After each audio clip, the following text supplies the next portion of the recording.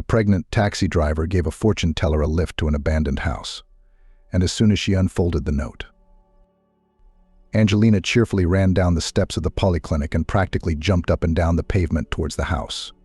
Passers-by looked in surprise at the running girl, who shone and charged the surrounding people with positivity. They, of course, did not understand the reason for the great joy, but just smiled looking at her. And there was a lot to be happy about. Angelina was pregnant. She had been dating Jonathan for almost 2 years and had been waiting for him to propose. But her lover kept putting it off and putting it off. But now they will definitely get married.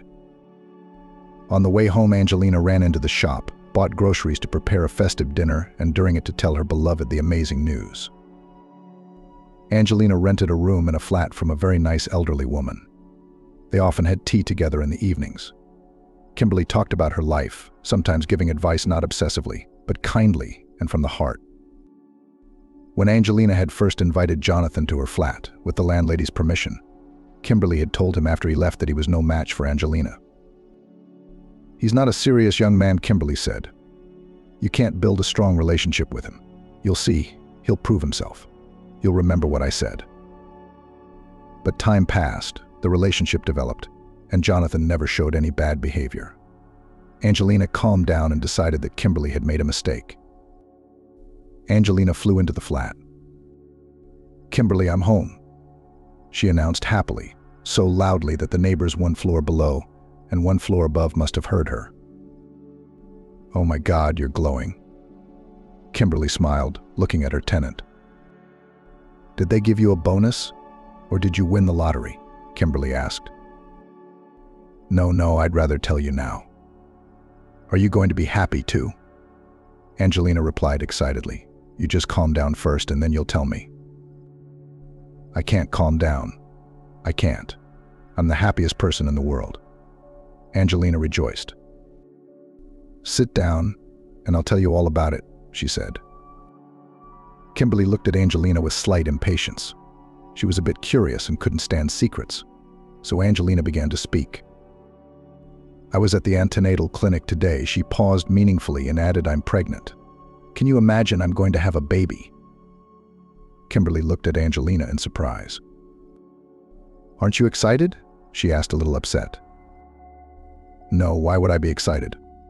A child for a woman is happiness and the meaning of life." "And who is the father?" Kimberly asked for some reason. "I mean, who is the father?" "Jonathan, of course," Angelina answered. "Oh yeah, why me? Don't mind me. Sclerosis is setting in." That's what Kimberly always said when she was trying to get out of a discussion about a situation she wasn't comfortable with. Angelina had learned her well over the past 4 years. "Kimberly, don't upset me. Do you still think Jonathan's not right for me?" she asked. "But we've been together for 2 years. In that time, has he ever behaved inappropriately or offended me in any way?" "But he hasn't." "Then why don't you love him so much?" Angelina asked the woman almost in tears. "I'm sorry, baby. I did not want to spoil your mood, but I do not like your chosen one, and all here. I don't have anything to pick on, but my gut tells me he's no good," Kimberly said. "When we marry him, we'll see what you have to say," Angelina retorted resentfully. God willing," Kimberly said cryptically and went to her room. Angelina's mood was frayed. She went to the kitchen, unpacked the bags, and confidently dialed her lover's number.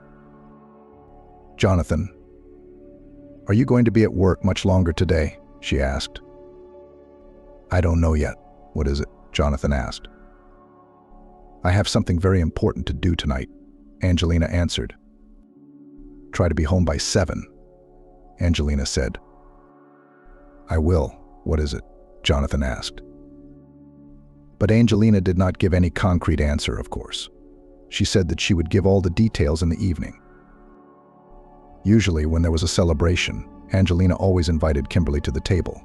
But tonight she asked her grandmother to have dinner in her room. "Grandma, Kimberly, please, I want it to be just the 2 of us," she said. "We can have dinner in my room, of course, but it won't be very comfortable. Can we have the kitchen for the evening? I'll bring dinner to your room." "We can, baby, we can," Kimberly replied. "Especially since it's my favorite movie tonight." Thank you so much. Thank you so much." Angelina hugged her grandmother. Jonathan arrived around 8 o'clock in the evening. Angelina was already nervous and called her lover several times to find out where he was and when he would be there. Jonathan strongly disliked such control and always reacted violently to the girl's calls. "What, are you calling me every half an hour again?" "I told you I'm coming," the young man said angrily. Okay, I'm waiting for you." "Don't be nervous," Angelina reassured him. Jonathan entered the flat in a bad mood. It was hard to understand why. He wasn't in the mood today. He was always in trouble at work, he said, and he often came home unhappy. Sometimes it was Angelina's phone calls that put him in a bad mood. "Hi, honey. I'm all set. Let's go to dinner," Angelina said. "I'll wash my hands," Jonathan muttered and went to the bathroom. Angelina was very nervous. She did not know how to start the conversation. Plus, Jonathan's mood was throwing her off balance. They sat down at the table, which was festively set, and Jonathan noticed it. "What did I miss? Is it someone's birthday today?" he asked. "No, Jonathan, we have another occasion." Eat. We'll talk later," Angelina said. "Tell me what happened." "I hate your secrets," Jonathan grumbled. His mood had not improved, even after the delicious dinner. Angelina tensed. Maybe I shouldn't tell him now. Why not? On the contrary, he'll be happy and cheer up, she thought. "Jonathan, I went to the hospital today," Angelina said. "Are you ill?" Jonathan interrupted her. "Not really. Not at all," Angelina answered. She paused for a moment and added confidently, "We are going to have a child." Angelina waited for him to take her in his arms like in the cinema, kissing her and wrapping her in his arms. But Jonathan sat motionless and stared at Angelina. "I'm sorry, what did you say?" he asked, barely audibly. "I said we're going to have a baby." "I went to the antenatal clinic today and the doctor confirmed the pregnancy," Angelina repeated. Tears came to her eyes. She was very offended by this reaction of her beloved. The worst thing was that he was silent and did not comment on what she had heard. "Would you please say something?" I asked the girl. "What do you want me to say?" Jonathan asked. "I don't know, for example, that you are happy too." "And if I'm not glad," he said. Tears ran down Angelina's cheeks. They had talked about this topic once before, and Jonathan had said then that he didn't see himself as a father and that it was too early for him to think about it, although Angelina is already 28 and Jonathan is 31. But that conversation took place a year ago and Angelina was hoping things had changed, but apparently not. "What are you crying about? What did I say? I told you a long time ago that I do not want to be a father." "I'm not interested." "Can I not want to?" Jonathan started to attack. "It's you women who dream of having lots of children and sitting around snotting and crying." "I don't like it. I told you that honestly, by the way. But we've been unprotected for the last 6 months. I thought." "You thought? Is it really your problem whether you use protection or not? Or rather, the consequences of it," he interrupted Angelina. "What do we do now?" she asked through her tears. "It's 9 weeks. You're like a little girl, honestly. Even I know that before 12 weeks you can easily solve this problem." "It's not a problem. It's a little live human being." "Are you suggesting I get rid of it?" Angelina exclaimed. "Look, let's skip the drama," Jonathan grumbled. "It's your choice." "I'm not a part of this," Jonathan said. He got up from the table and was about to leave the kitchen. Suddenly he stopped and turned round. "When you've solved the problem, call me. I don't want you with a belly. Sorry to be frank, but honest," he said and walked out of the flat, slamming the door loudly. Angelina sat in the kitchen. Her world had crumbled. In an instant, all dreams and plans had been destroyed by some 20-minute conversation. She had been so hopeful that a bright streak was beginning in her life. But alas, apparently being happy was not her lot. Angelina got up from the table, looked out the window and decided it wasn't too late to go for a walk. She took her jumper and walked confidently out of the flat. There was a small park near the house. and Kimberly sometimes walked through it before going to bed. But today the girl went for a walk alone and really wanted to be alone with her thoughts. Angelina sat down on a bench at the far end of the park and began to remember her life, starting with her childhood, which she remembered very well, although it would be better if she didn't remember at all. The girl had never had a father. Or rather, he was somewhere, of course, but Angelina had never seen or known him. How many times she tried to find out from her mother, but she stubbornly withheld information about him. She and her mother lived alone. To say that they lived poorly, nothing to say. Her mother worked 2 jobs, but still not enough money. At the age of 15, Angelina started to work part-time at the market. She received a pittance, but at least some help to their family budget. When she was 16, she was attacked, helped by Armin, for whom she worked. After that, she stopped coming to the market and got a job as an evening cleaner in a salon. The owner of the salon knew Angelina and simply took pity on the girl. After graduating from school, she entered medical college but left it in the 2nd year because her mother became very ill and it was simply not possible to study full-time. To get at least some profession, Angelina finished hairdressing courses. But all salons and hairdressing salons were staffed with masters, and it was unrealistic to find a job. Besides, she had no experience at all. Thanks to a neighbor, Angelina got a job as a shop assistant. This job was a salvation for her. Firstly, the salary was more or less normal. Secondly, the shop was in their house, and if necessary, the girl could always run home to her mother. Angelina had a friend, Molly, the only person close to her. The only one, because her mother always kept Angelina at a distance. Sometimes it seemed to the girl that her mother hated her and considered her guilty of living like this. Angelina felt it, but her mother never said it directly. The friends were very different. Angelina was calm, quiet, closed off to everyone. And Molly was the complete opposite. But despite these differences, the girls had been friends since the 3rd grade. Molly was from a normal family with parents and a stable average income. Sometimes she gave her friend her things, bought some food, sweets, and even taught Angelina to drive a car when the girls were already 19. Look, anything can come in handy in life. How hard is it for you to learn how to do that? How do you know what life has in store for you? What if you marry a millionaire? He gives you a car and you can't drive. What would you do? Molly smiled. Would you make one for yourself? What millionaire? Where would he come from? Replied Angelina. Well, I don't know. It happens in the cinema. That's in the cinema. I don't believe in such things in life. It doesn't happen like that. Well, we'll see. After a while, Angelina took a course and got her driving license. Molly made her do it. 6 months later, Angelina's mom died of cancer. The girl was left all alone. Except for her friend, she had no one. Angelina changed her job and began to live in hope for the future. She got a job in a private firm and worked as a courier. She was even given a car to use. So 3 years passed.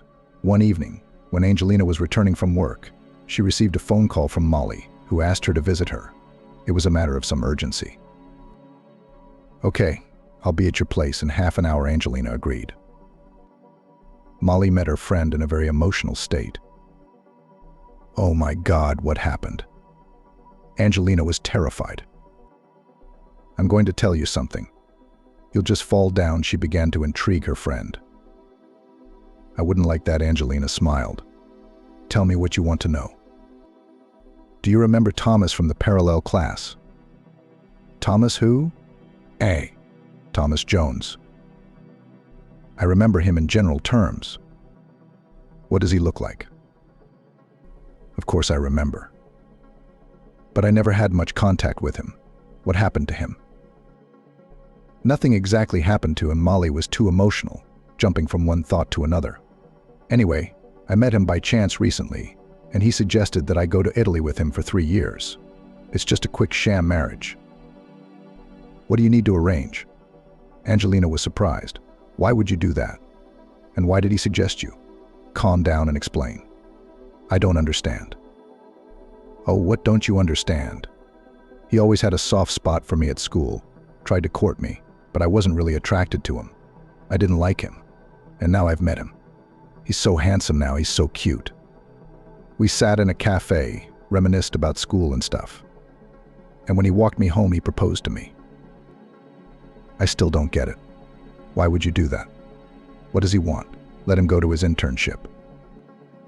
Really? It's Italy. When will I ever have a chance to live in Italy at the expense of some company he works for?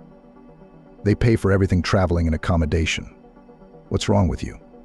It's great 3 years in a foreign, but so beautiful country at someone else's expense. And you'll just get high, Molly continued. It's like a jackpot. Well, I don't know. I wouldn't go, Angelina replied. You, of course, but I'm me. And I'm going. My parents even let me go already. Go, of course. It's your decision, your choice. Maybe I'd go, but no one would offer me that. Don't make it up. There'll be a holiday on your street. Yes, with my happiness it will be, Angelina grinned. You know, I was thinking of leaving this city. I want to try to change my life. In our city, where almost every dog knows you, it's unrealistic. Now that you're leaving, I'm definitely leaving. What am I going to do here? That's right. Why not give it a try? How will you sell the flat? I won't sell it yet. I don't know what the situation will be. At least I'll have a place to come back to if anything happens. It's all familiar and native here, and every dog knows it, Molly continued. And the friends laughed. 2 weeks after this conversation, Molly flew to Italy, and Angelina packed her things for departure to the regional center. There were more people and opportunities there. Arriving in the big city, the girl was very confused. She was not ready for so many people and competition in her work. In addition, she had not thought about where to stay for the night. After walking around the city, she found a small hotel. Thankfully, she had saved up some money over the past few years. And for the first time, she had it. She rented a room for a day and decided to start looking for a flat or a room in the morning, and then a job. In the morning, she called several advertisements and, having realized that it would be expensive to rent a flat, started looking for a room. Finding a good room with a female neighbor proved to be problematic. Either there were adverts of girl students who, of course, have a stormy personal life and parties, or grandfathers. Angelina walked through the city and didn't know what to do. She sat down on a bench and cried.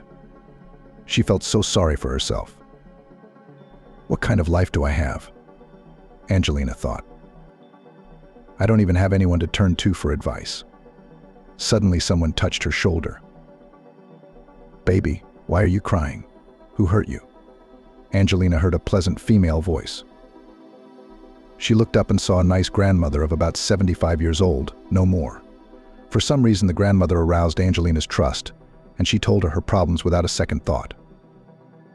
Wow, what happiness, exclaimed the grandmother. I'm looking for a roommate, a lodger. I don't want to take students there, too noisy. But someone like you, calm and kind, I'd love to have you as my neighbor. I have a big 3-room flat. There's plenty of room for everyone, but I have another tenant.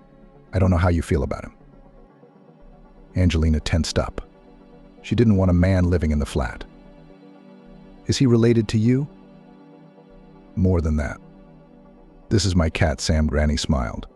We've lived together for 9 years, and my name is Kimberly. So will you come and live with me? Of course I will, Angelina said happily. Well, what's your name? Oh, my name is Angelina.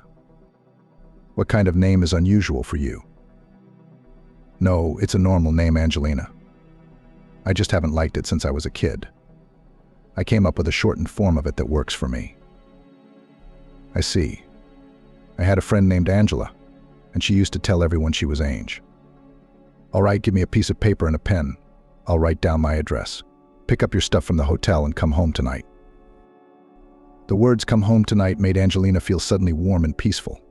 It felt as if it was her own grandmother, with whom she had quarreled, but now she had made up, and her grandmother was waiting for her at home. Angelina had never had a grandmother of her own. She died before her granddaughter was born.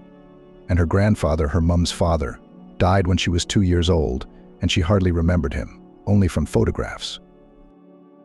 After picking up her things from the hotel, Angelina hailed a taxi and drove to the address. Kimberly greeted Angelina like a dear guest. She set the table, baked a cake, prepared the room, and laid out new bed linen. For For some reason, Angelina really felt at home. She felt very comfortable and warm in this strange flat with a complete stranger. She did not feel so calm and good even at home, in the company of her own mother. And Angelina stayed with Grandma Kimberly for many years. Angelina's memory was interrupted by her grandmother's familiar voice. "Baby, I need to remind you that I have blood pressure. I can't be so worried. Where did you run off to so suddenly? What happened?" Angelina looked at Kimberly. The look of a dog that's been punished and kicked out into the street. "Grandma, Kimberly, you were right. He's a traitor. He doesn't want the baby or me. He told me to have an abortion. That's the only way he'd come back to me." "He's such an arsehole," Grandma scolded. "I hope you won't do something stupid like that." "Of course not. I'm 28. What abortion? For what and for whom should I get rid of my own child? I guess I'll be like my mother. I'll raise him alone.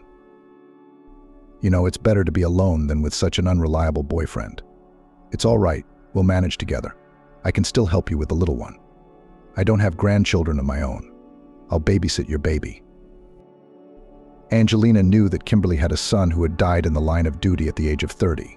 He'd been married, but never had children. The former daughter-in-law sometimes visited her former mother-in-law, but not often. She had another family and children. Kimberly sat down next to Angelina on the bench. "You know, I'd rather he found out he was a scoundrel now than when you two got married.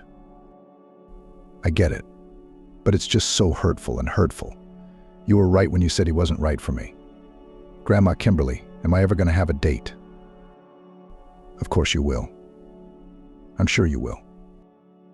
"Somehow I believe you," Angelina said, and added quietly, "or want to believe. Let's go home, baby. It's cold. You can't be cold tonight. Neither can I. Let's have some tea, go to bed. The morning's the wiser."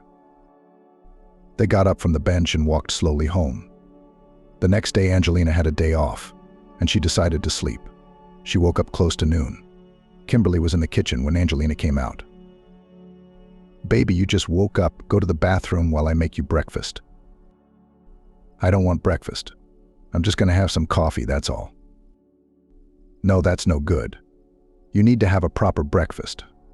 I made cottage cheese casserole. You're forgetting that you need to eat for two and not coffee and sandwiches."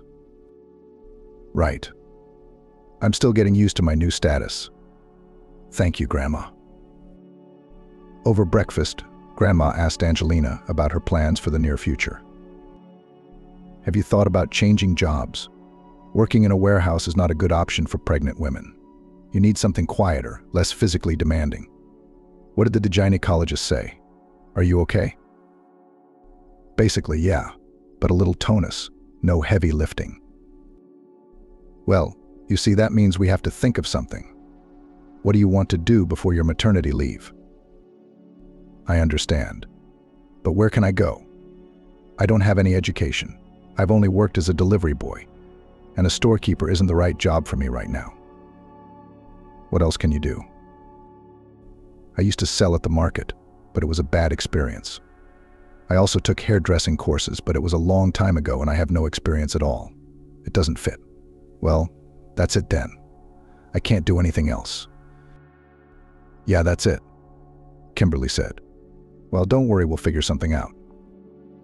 After breakfast, Angelina decided to take a walk and go to the temple. She wasn't a deeply religious person, but sometimes she went to pray and ask for help or a clue as to what to do next. After placing a candle for her mother's repose and Kimberly's health, she walked out of the temple and came across a taxi car at the entrance. The sign on the car was brightly colored and eye-catching ladies' taxi, and Angelina was electrocuted. "That's genius. I know how to drive and I have a license and about 4 years' experience. It's not hard work. You can try it for the first time as long as your stomach doesn't rest against the steering wheel." She approached the girl behind the wheel. "Excuse me, but is it realistic to work for your firm? Do you have any driving experience?" "Yes, almost 4 years." "Can you prove it?" "Yes, I have a record in my employment record." "Then no problem. and the girl handed Angelina a business card. Call the bottom phone number and tell them you're interested in the driver's position. We're just recruiting a team. Thank you very much. Angelina was delighted. She stepped aside and dialed the right number. A pleasant female voice confirmed that there was a vacancy and gave Angelina an appointment with the manager for tomorrow at 10. Satisfied, Angelina immediately ran home to share the news with Kimberly. Kimberly wasn't too happy about this venture, as the job of a driver only seems easy. It's actually a lot of strain on the lower back, which is not good for a pregnant woman. I'm not going to work until I'm 9 months pregnant, but at least 4 or 5 months so I can save up some money. I've been saving all this time, of course, but soon I'll have to start spending it, because things will be small and then there will be nothing left. And I'll have to live with a little baby on my hands, Angelina argued. Kimberly agreed. The taxi interview was successful and Angelina was hired. The girl was happy. The first shift in her new role was scheduled for tomorrow. Angelina was very nervous on the first day. She wanted to be very polite and wished all the passengers a good day, good luck, or a pleasant evening. Someone left a tip, someone looked surprised, but there was no negativity. And that pleased Angelina most of all. A month went by like that. Then another. Angelina's stomach began to round out. Angelina's stomach began to round, and she was worried that her bosses would notice and fire her. And she loved her job as a taxi driver. This morning, Angelina had a strange mood or feeling. She didn't understand. It was as if something was going to happen. She told Kimberly about it. She smiled in return. You're just becoming a mum. It's normal for a mum. Don't worry, everything will be fine, she reassured Angelina. But the uneasy feeling didn't leave Angelina. And then there's this weird order. They gave me to pick up a client from one address and take him to a distant neighborhood where taxi drivers didn't like to go because it was considered to be dysfunctional and criminal. Maybe it's this order that's giving me this feeling. Angelina worried as she drove up to the address. A woman approached the car and opened the front door. Angelina didn't like it when passengers sat next to her. She was a little uncomfortable, but the girl could not say anything. The customer was always right. The woman looked quite strange. A long dress, a hoodie of some strange color, strange bracelets on her hands and beads on her neck. Lots of rings on her fingers. She looked a bit like a gypsy, but it was clearly not a representative of this ethnic group. Good afternoon. The woman said hello. Her voice was incredibly pleasant and even mesmerizing, and her gaze was heavy and penetrating. Hello, please sit down and fasten your seatbelt, Angelina said politely. The woman obediently fastened her seatbelt. Aren't you afraid to drive like that? The passenger suddenly asked. It's not the best job in your condition. In what position? Angelina pretended not to understand. You think you can fool me? The woman smiled. No, I just don't really know what you're talking about. Angelina stood her ground. Well, why are we ashamed of our name? Do you think it's worse than the others? That's where Angelina was really surprised. She did not believe in psychics, fortune tellers, and other miracle people. But you can't just randomly come up with something like that. I wonder what else she can say, she thought. And then she heard it.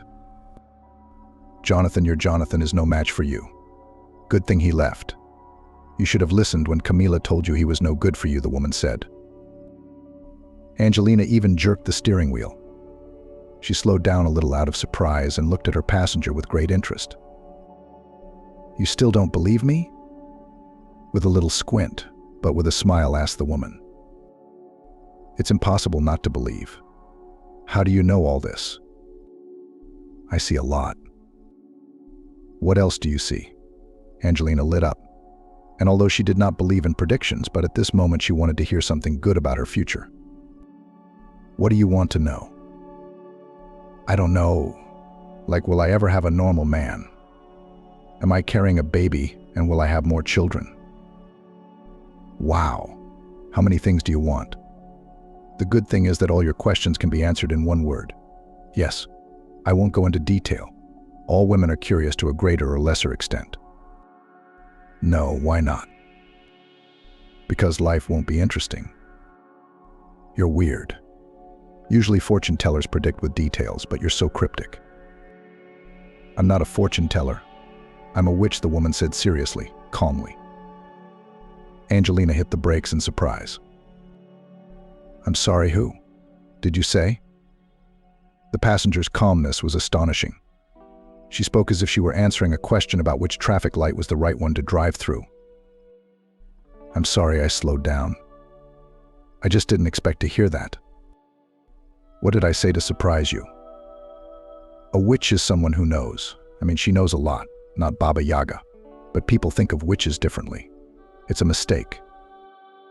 What's your name? Angelina asked for some reason. Sharon. I'm Angelina, the passenger finished for the girl. Excuse me, can I ask you a question? Sure. Aren't you scared to live like this? I used to be scared, but that was a long time ago, in a previous life. But now I can't live any other way. It wouldn't be interesting. I don't think I could carry that kind of weight. Do you think God doesn't give us things we can't bear or handle? Sharon asked. Are you a believer? Angelina asked in a daze.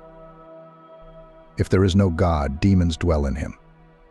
And I don't make friends with those things. Angelina looked at the passenger again, but now with different eyes. Sharon was very interesting and pleasant to talk to, and she was even upset that they had only a couple of minutes to go. They drove into the street of the private sector. The atmosphere around them was really unfavorable. Do you live here? Angelina asked Sharon. No, there's a nice man who lives here who is in trouble and needs help. So maybe I should wait for you. No, that's okay. Stop by that abandoned house over there, Sharon asked. Angelina stopped. How much do I owe you? It's nothing. It's been a pleasure just chatting with you. Do you have a pen and a piece of paper? Sharon suddenly asked. Yes, right away Angelina opened the glove compartment, took out a notebook and a pen and handed it to the witch. She wrote something down. Then she tore out the sheet and folded it several times. Read it when you get home. A promise not to open it before time is good. Well, be happy and take care of yourself. The wish sounded meaningful, but not threatening. Thank you, too. Have a good day. Sharon closed the door and disappeared into the darkness of the abandoned house. Angelina barely made it to work for the rest of the day and ran home impatiently. Curiosity was tearing the girl up inside. She was so eager to read the note, she flew into the flat, threw her bag on the floor in the corridor, and took out a piece of paper from her pocket. On it was written the address, or rather the name of a small town about 150 kilometers from the regional center, and personal details Oliver's.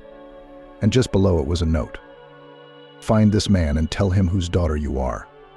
He will help you. Angelina stared at the piece of paper and tried to figure out what it meant. She didn't understand how she would come to a stranger's house in another city and just tell him whose daughter she was from the doorstep. It looked strange and stupid, and the girl decided to seek wise advice from her grandmother.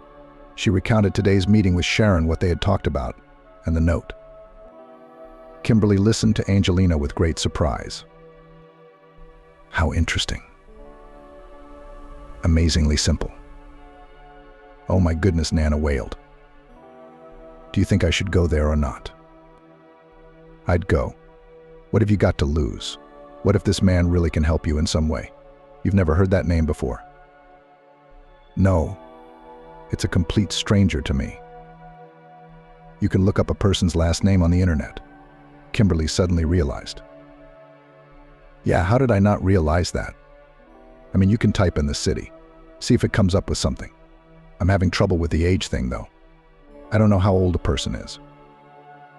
Angelina took the laptop, opened the search engine and typed in the city, surname, first name, and patronymic. She was immediately stunned. There was only one person in this town with that information, Kimberly's grandmother. Look who it was. She unfolded the laptop and showed her grandmother a picture of Oliver with his job title. He was the mayor of this very town. What a twist. Kimberly stretched out in surprise. How are you going to get to him? That's a good question. But why? Well, that's a problem. That's a problem. Do you want me to come with you? Grandma offered. Oh no, with your legs you'll only go to other cities to get mayors. I'll manage on my own somehow. I have the day after tomorrow off, so I'll go. The next day in the evening, lying in bed, Angelina tuned herself for the trip and tried with all her might to understand who this man was and how he could help her. She had no idea how she would get to see him and how she would tell him whose daughter she was. She ran through different scenarios in her head and laughed herself out of it. Hello, I'm Angelina, my mom is Camila. Oh, why aren't you excited? That's rubbish. Maybe we shouldn't go anywhere at all. Angelina asked herself a question. I think this Oliver is living just fine without this stunning news. Whose daughter? Why does he even need this valuable information? She fell asleep like that in thought. In the morning, a colleague came to pick her up. Angelina arranged for Maggie to drive her to the bus station early, taking a ticket for the nearest bus. Angelina sat by the window and began to think about what she should do when she arrived in the city. She had two options: go to City Hall and wait for him there, hoping he would leave the building during the day, or find his home address on the internet and wait outside his house.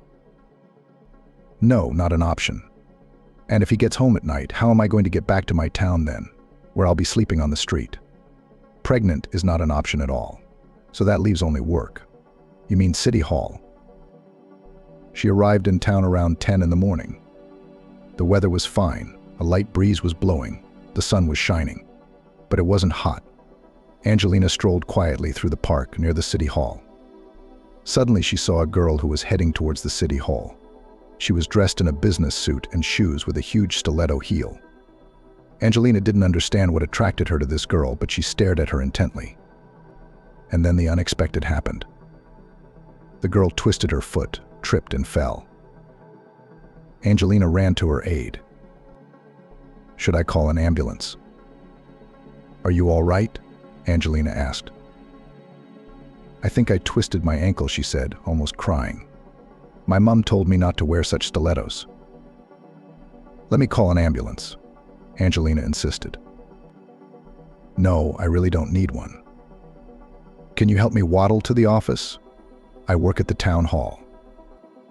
Sure, Angelina was glad to be able to get inside the building.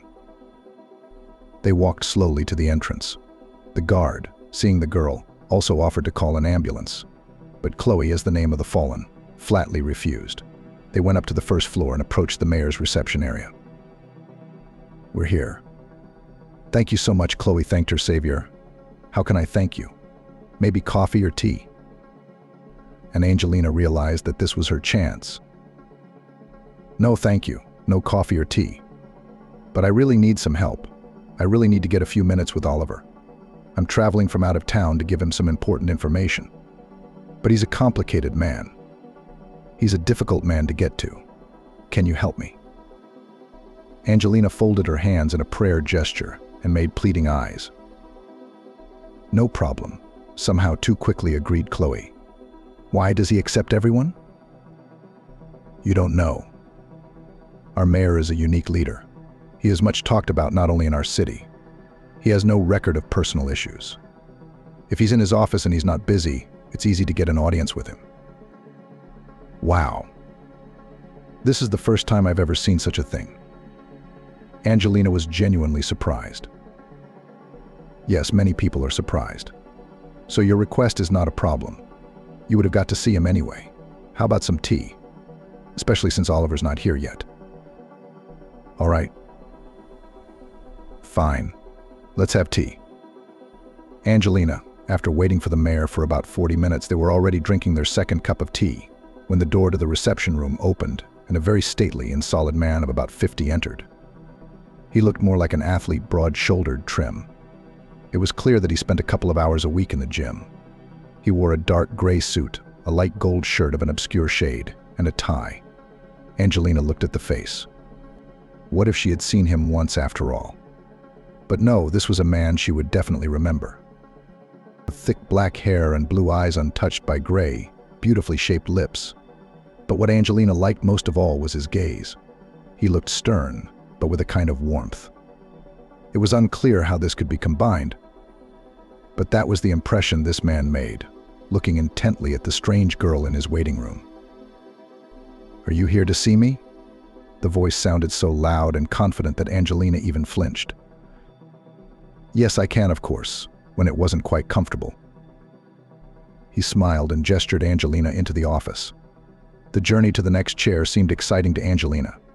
She realized that she had nothing to fear, but she was still scared. Angelina didn't even notice that she had been sitting on the chair behind the desk for a long time, and the mayor of the city was sitting opposite her and waiting patiently. Yes, he was not delicate. He obviously saw the girl's excitement and did not want to prevent her from tuning in. But he couldn't wait indefinitely for her determination either. "I'm sorry, but I have a lot to do. You could get to the point more quickly. Do you need my help?" "Go ahead, I'll write it down," Oliver said. "I'm sorry to interrupt you, and please don't be surprised. I don't understand much of what's going on, but I was told to find you and give you some information."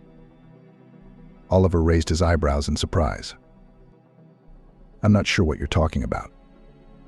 Who told you to do that? What kind of information are you supposed to give me?" Angelina thought about it for a moment and decided to be honest about what really happened. At first, the mayor looked at her with distrust and suspicion, but then with interest. And when Angelina finally said what she had come for, the mayor felt unwell and clutched his heart. "Are you sick?" Angelina was genuinely frightened. "Should I call an ambulance?" "No, I don't need an ambulance. Can I have some water, please? It'll make you feel better." Angelina brought a glass of water and stood next to the mayor. "Excuse me, please, but can you at least tell me why you're doing this? Because I've been racking my brain thinking about it." "Excuse me, how old are you?" Oliver asked me out of the blue. 28. "Why?" The mayor covered his face with his hands and laughed. "Why are you laughing?" Angelina was surprised again. But suddenly she realized he wasn't laughing. "Crying? Oh, what are you doing? What did I say? Don't cry, please. Oh my God, what a load of rubbish, honestly. If I had known that I would bring this respectable uncle to tears, I wouldn't have come here at all," she thought. The mayor calmed down a little and looked at Angelina with a different look, as if he were studying her. "Can you explain anything to me?" "I don't understand anything Oliver said." Angelina added, "I can't worry, I'm pregnant." "I can't worry, I'm pregnant."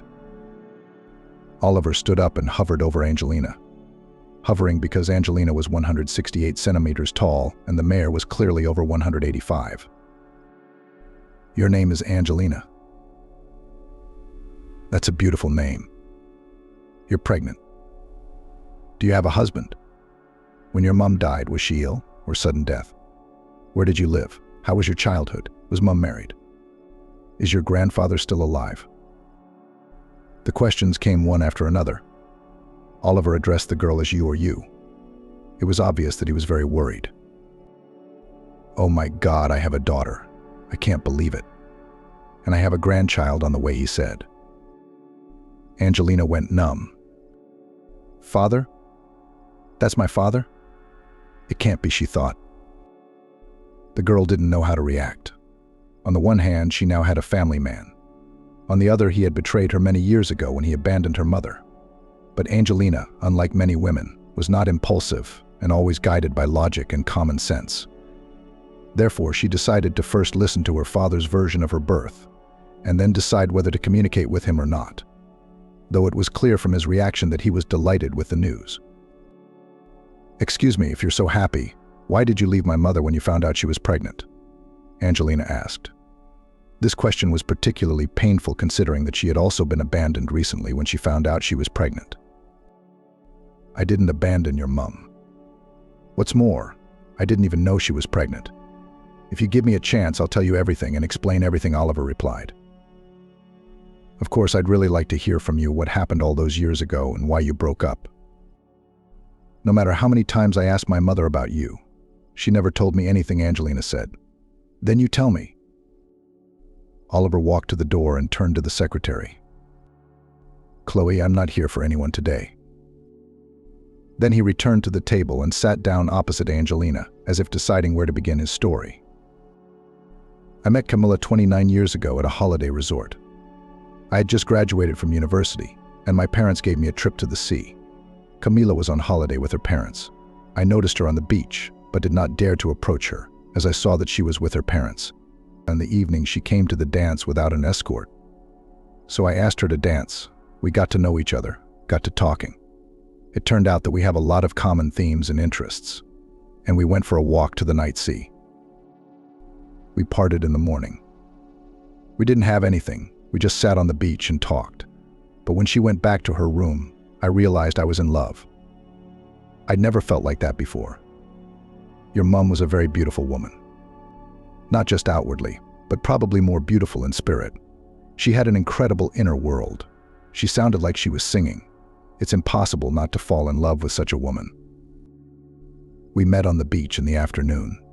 We exchanged a few words and agreed to go to the cinema in the evening. Camilla said that she had been punished for coming back late and that she would have to come back early today. I was a little surprised by this kind of control, as she was already 20 years old. Quite a mature girl, but she was afraid of her parents, especially her father. You could tell. We did go to the cinema in the evening. I don't know what she told them, but her parents let her go. After the cinema, we went to the beach again. That's when I kissed her for the first time and realized I was lost. I didn't know what to do. Asking for the hand of a girl you'd known for 2 days would be ridiculous and stupid. No one would believe in the sincerity of my feelings and intentions. But they were, both feelings and intentions. We sat on the beach until 2 a.m. and I walked her back to her room. The next day, Camilla was not on the beach, nor did she appear in the dining room for dinner. I noticed that Camilla's mother had taken her portion with her.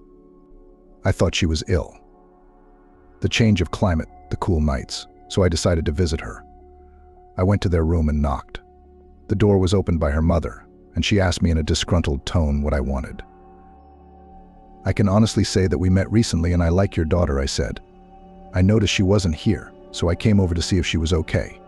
Maybe she was ill. To which I received a very specific answer.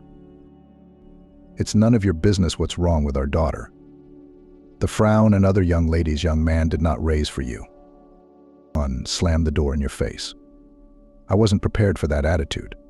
I'll be honest, I was surprised by the behavior of parents, such a rigid framework in relation to an adult, which was already Camilla. 2 more days passed. Camilla finally showed up on the beach, but she was different. It was as if she'd been replaced. Even the sparkle in her eyes was gone. I had to talk to her. I got a boy about 9 years old to carefully hand her a note that said, "I'll be waiting for you tonight." Camilla arrived almost an hour late, but I would wait until morning. To be honest, I was really looking forward to this conversation and wanted to find out what was going on. "Oliver, I can't explain everything to you because it's hard for a normal person to understand," she began. "And you and I can never be together." "Why don't you like me?" I asked Camilla. "I like you. I like you a lot. But my father doesn't like you. He doesn't like you very much. And I would never go against my father's wishes." Oh my God, what is this medieval stuff? I wondered. "Do you really let me decide for you who you should live with and marry?" "I don't want to, and I won't discuss it with you," Camilla cut her off. "I'm sorry, but I really can never be with you," Camilla said, crying. I could see that she was crying from resentment and despair, from this wild injustice and stupidity. I put my arm round her shoulders, and suddenly she turned her head and kissed me on the lips, really, and with such desire that I couldn't resist. And it happened. It was the first and only time. I never saw her again. In the morning, when I got to the beach, they were gone. Then I found out they'd left at dawn. Apparently as soon as Camilla got back to her room, because we didn't break up until the morning. That was the story Oliver sighed. I wanted to find her. I knew her last name and the city she came from, but I didn't dare. A year or so later, I happened to be in that town, and I even found her address and went to see her. But my father opened the door and just threw me down the stairs, said he'd kill me next time. Angelina listened with bated breath. That her grandfather was strict and tough, she knew, and from her mother's words. But to be so. But that her mother had broken, that was obvious. Knowing the whole story now, Angelina understood why her mother had become so callous and rude. She felt sorry for her. But why did she do that to me, then Angelina wondered. Why, on the contrary, did she keep me away from her and behave to me as her parents did to her? She must have understood, as no one else could, how hurt and offended I was. But apparently the pressure that she has experienced all her life squeezed out of her all the good that still remained in her soul in her youth. "Are you married?" Angelina asked Oliver. "No," he answered. "I've been going through this love for a long time, trying to forget Camilla. Then I went out with other girls, but it wasn't the same. Emptiness in my soul. I'm so used to being alone that I don't care anymore. But your appearance in my life is a breath of fresh air, a ray of sunshine in a dark kingdom," Oliver said. "I don't know what other epithets to use in honor of your arrival. And with a grandson, jackpot, as the young people say. I'm really glad I have you now. Tell me about yourself, please. Where do you live? What do you do? Do you have a boyfriend? I'm interested in everything." And Angelina told her father everything she remembered about her childhood, about her relationship with her mother, which could hardly be called warm, about her illness, death, about moving to another city, failed relationship with Jonathan, and about the brightest and wisest person, Kimberly. "I want you to live with me," Oliver said. "There's so much to catch up on. I can't leave Kimberly. She doesn't have anyone else but me, you know. Let's use the first name. It's not like I'm a stranger to you.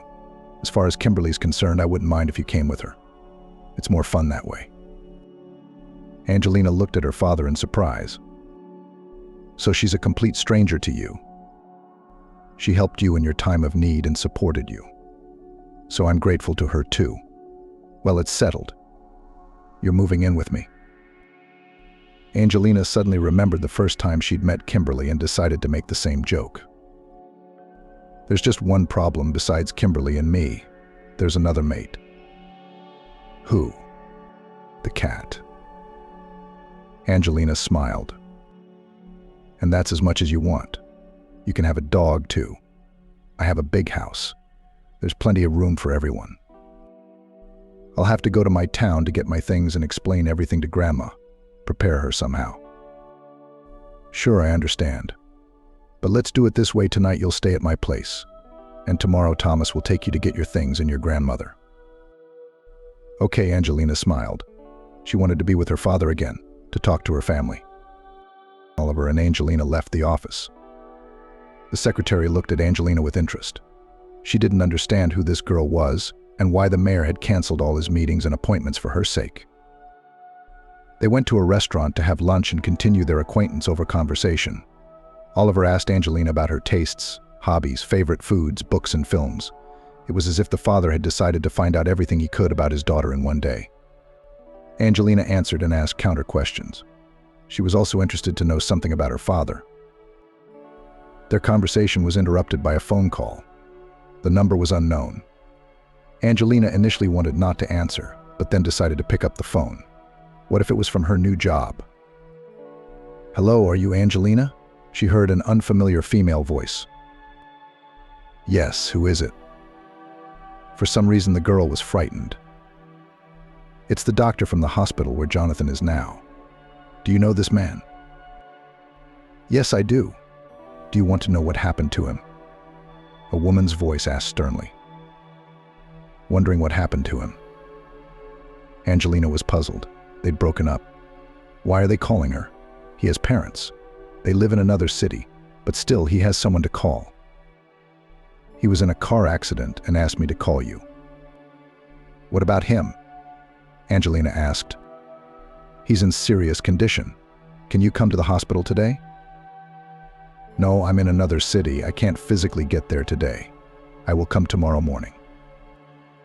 Angelina checked the number of the hospital and that Jonathan was in the intensive care unit, not the ward. "Was something wrong?" Oliver asked. "Do you need help?" "You know, I don't even know how to act or what to say." Angelina explained the situation. "I think you should go and visit the man. I'm not saying you have to forgive him and sit in his room, Absolutely not. But you should go and see him. You've been in a relationship for 2 years, so he's not a stranger to you. Yes, you're right, Dad. Angelina called him Dad for the first time, and Oliver had tears in his eyes. It was so surprising. Such a serious grown man was so sensitive. Thank you, the father said, and took his daughter's hand. For what? Angelina didn't understand. For calling me Daddy. They left the restaurant and drove to his house. The mayor's house stood out among the other private properties. Angelina looked curiously at the huge house, which looked more like a castle. Oliver caught her gaze and realized what she was thinking. Don't look at it because it's so big. I used to have a construction business. I built this house before I got into politics, so it's fair and legal. I didn't think anything of the sort. Angelina felt embarrassed because that was what she had thought at first. All right, her father smiled and pretended to believe her. Angelina entered the house and was stunned. She had never seen such beauty, except in the cinema. Everything was competently and originally organized. It was obvious that a very good designer had worked here and thought over every detail of the house. Angelina walked around and looked at the furniture, paintings, statuettes, vases, crockery. She was very interested. Come on, I'll show you your room, Oliver said. They went up to the first floor. There were several doors. One of them led to a room. The father opened the door and gestured for his daughter to come in. The room was decorated in a soft green color. It was so delicate, barely noticeable, and incredibly pleasing to the eyes. In the center of the room stood a huge bed. Along the wall was a snow-white wardrobe. On either side of the bed were the same white-colored nightstands, and on them stood small lamps. Everything was so beautiful, so perfectly clean and shiny that Angelina was afraid to touch it all, lest it get dirty and leave marks. Her father looked at her and smiled. He understood perfectly well in what conditions his daughter had grown up, and now by all means he wanted to compensate her for all the emotions she had not received and provide her with a decent standard of living. "Do you want to rest?" Oliver asked. "Honestly, I do. It was only when I saw the bed that I realized I was tired," Angelina admitted. "Then rest. I'll go make dinner arrangements. What can I make you? Fish meat?" "Oh, I'd love some fish. I really like fish." "That's great. And fish is very good for pregnancy. I'm going to go and you rest." As soon as her father closed the door, Angelina lay down on the bed, and in a matter of minutes she passed out. She was really tired today. At dinner, her father told Angelina that his driver Thomas would arrive at 8 tomorrow morning and take Angelina first to the hospital, then to Kimberly's flat. Then he would bring them back with the cat and Grandma. "Oh, I'm sorry to burden you like this, to be honest," Angelina said. "What do you mean, burden me? I'm your father, and it's my duty to take care of my daughter." Especially in a situation like this, he was quiet for a moment and added, "Let's make a deal. If you need anything, you tell me straight away." He took a bank card out of his pocket and put it in front of his daughter. "This is your card. There will always be money on it. And don't you dare argue, it's useless. The PIN code is your mom's date and month of birth." "I've got the money." "Thanks, Dad. No need," Angelina tried to refuse. "That's my girl. You don't think I'm going to let you work in your condition. And girls always need money for stuff. Also, take only your most precious and essentials, and we'll buy everything else here. Kimberly, too." "Thank you. But I think I'm a darling." "I think you think, and I think we've agreed it's useless to argue with me. I suggest we take a walk before we go to bed and get some rest. You have a busy day tomorrow. You need a good night's sleep." They walked round the garden, walked down the avenue, sat on a bench for a while, and returned to the house. Angelina said goodnight to her father and went up to her room. Before she went to take a shower, she dialed Kimberly. "Baby, how are you doing in there? How is your father taking you?"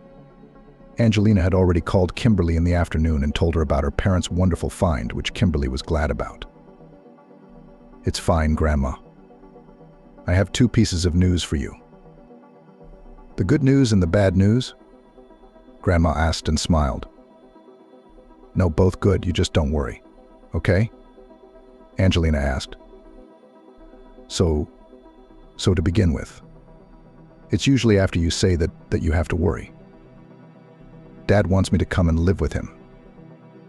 That's really good news and absolutely the right decision. You should live with your dad. What's the other news? Grandma, Kimberly, I really want you to come with me. Please, please, please, please. Daddy personally invites you to come live with us. He doesn't want to leave you alone. There was silence on the phone. Angelina was afraid for Grandma and shouted, "Grandma, are you all right?" Yes, Kimberly answered through her tears. It was only now that Angelina realized she was crying. Why are you crying? Why are you crying? I'm not leaving you. On the contrary, I want you to come with me. You're coming. Okay. Thank you, baby. But I don't think it's a good idea. I'm a stranger to you, especially to your father. Why would you want me as a burden? Oh, how can you say that? What burden? You're very much my own person. You practically saved me. I can't leave you. Then I'm not going either. Okay, I'll think about it till tomorrow. You're coming tomorrow, right? Yes, I'll come to see you. The hospital called. Jonathan had an accident and gave the doctors my number for some reason. I'll have to pop round to the hospital and see what's going on. And then I'll come straight to your place to pack. Okay, baby. Well, good night, and I'll see you tomorrow. Good night. Shh. Angelina showered, went to bed, and fell asleep with a happy smile on her face. In the morning after breakfast, Angelina got ready for the road. Annie, her father's au pair, made her sandwiches, put biscuits and water in a small basket. Take these in case you want a snack on the road. You can't go hungry, she said thoughtfully. Thank you very much, Angelina said. Angelina and her father went outside just as the car pulled up. Thomas, her father's driver, got out. Angelina saw him and froze in place. He looked incredibly like her favorite actor. Come on, it doesn't work that way for such a handsome man to work as a simple driver, she thought, and quietly asked her father. Is this your driver? Yes, but Thomas is not just a driver, he's also a security guard. He's a master of sports in Sambo. There was a small injury, and he had to retire from professional sports. He's a very nice and educated guy. When you talk to him, you'll understand, Oliver replied. How interesting, Angelina said with burning eyes. Thomas, I trust you with the most precious thing in life, my daughter. Keep an eye on her, you answer with your head, Oliver said in a serious tone. You have a daughter? That's the first I've heard of it, Thomas said in surprise. You wouldn't believe it, I just found out yesterday. You see how miracles happen in life. Don't you believe in miracles? Oliver smiled and repeated, don't drive. Drive carefully, as if you had a crystal vase in the car. Don't worry, everything will be fine, the driver assured her, and took a small basket of groceries from Angelina's hands. Angelina hugged and kissed her father and got into the car. For the first 10 minutes they drove in silence. Angelina felt uncomfortable because Thomas looked so much like a famous actor, and she was embarrassed to even look at him. Thomas looked at the road and waited for his valued passenger to want to talk. If she didn't, then so be it. Angelina made up her mind and spoke first. Thomas, do you know that you look like the actor Thomas Clinton? And Thomas laughed. How do I look like him? Except for the name. And very much like him, Angelina insisted.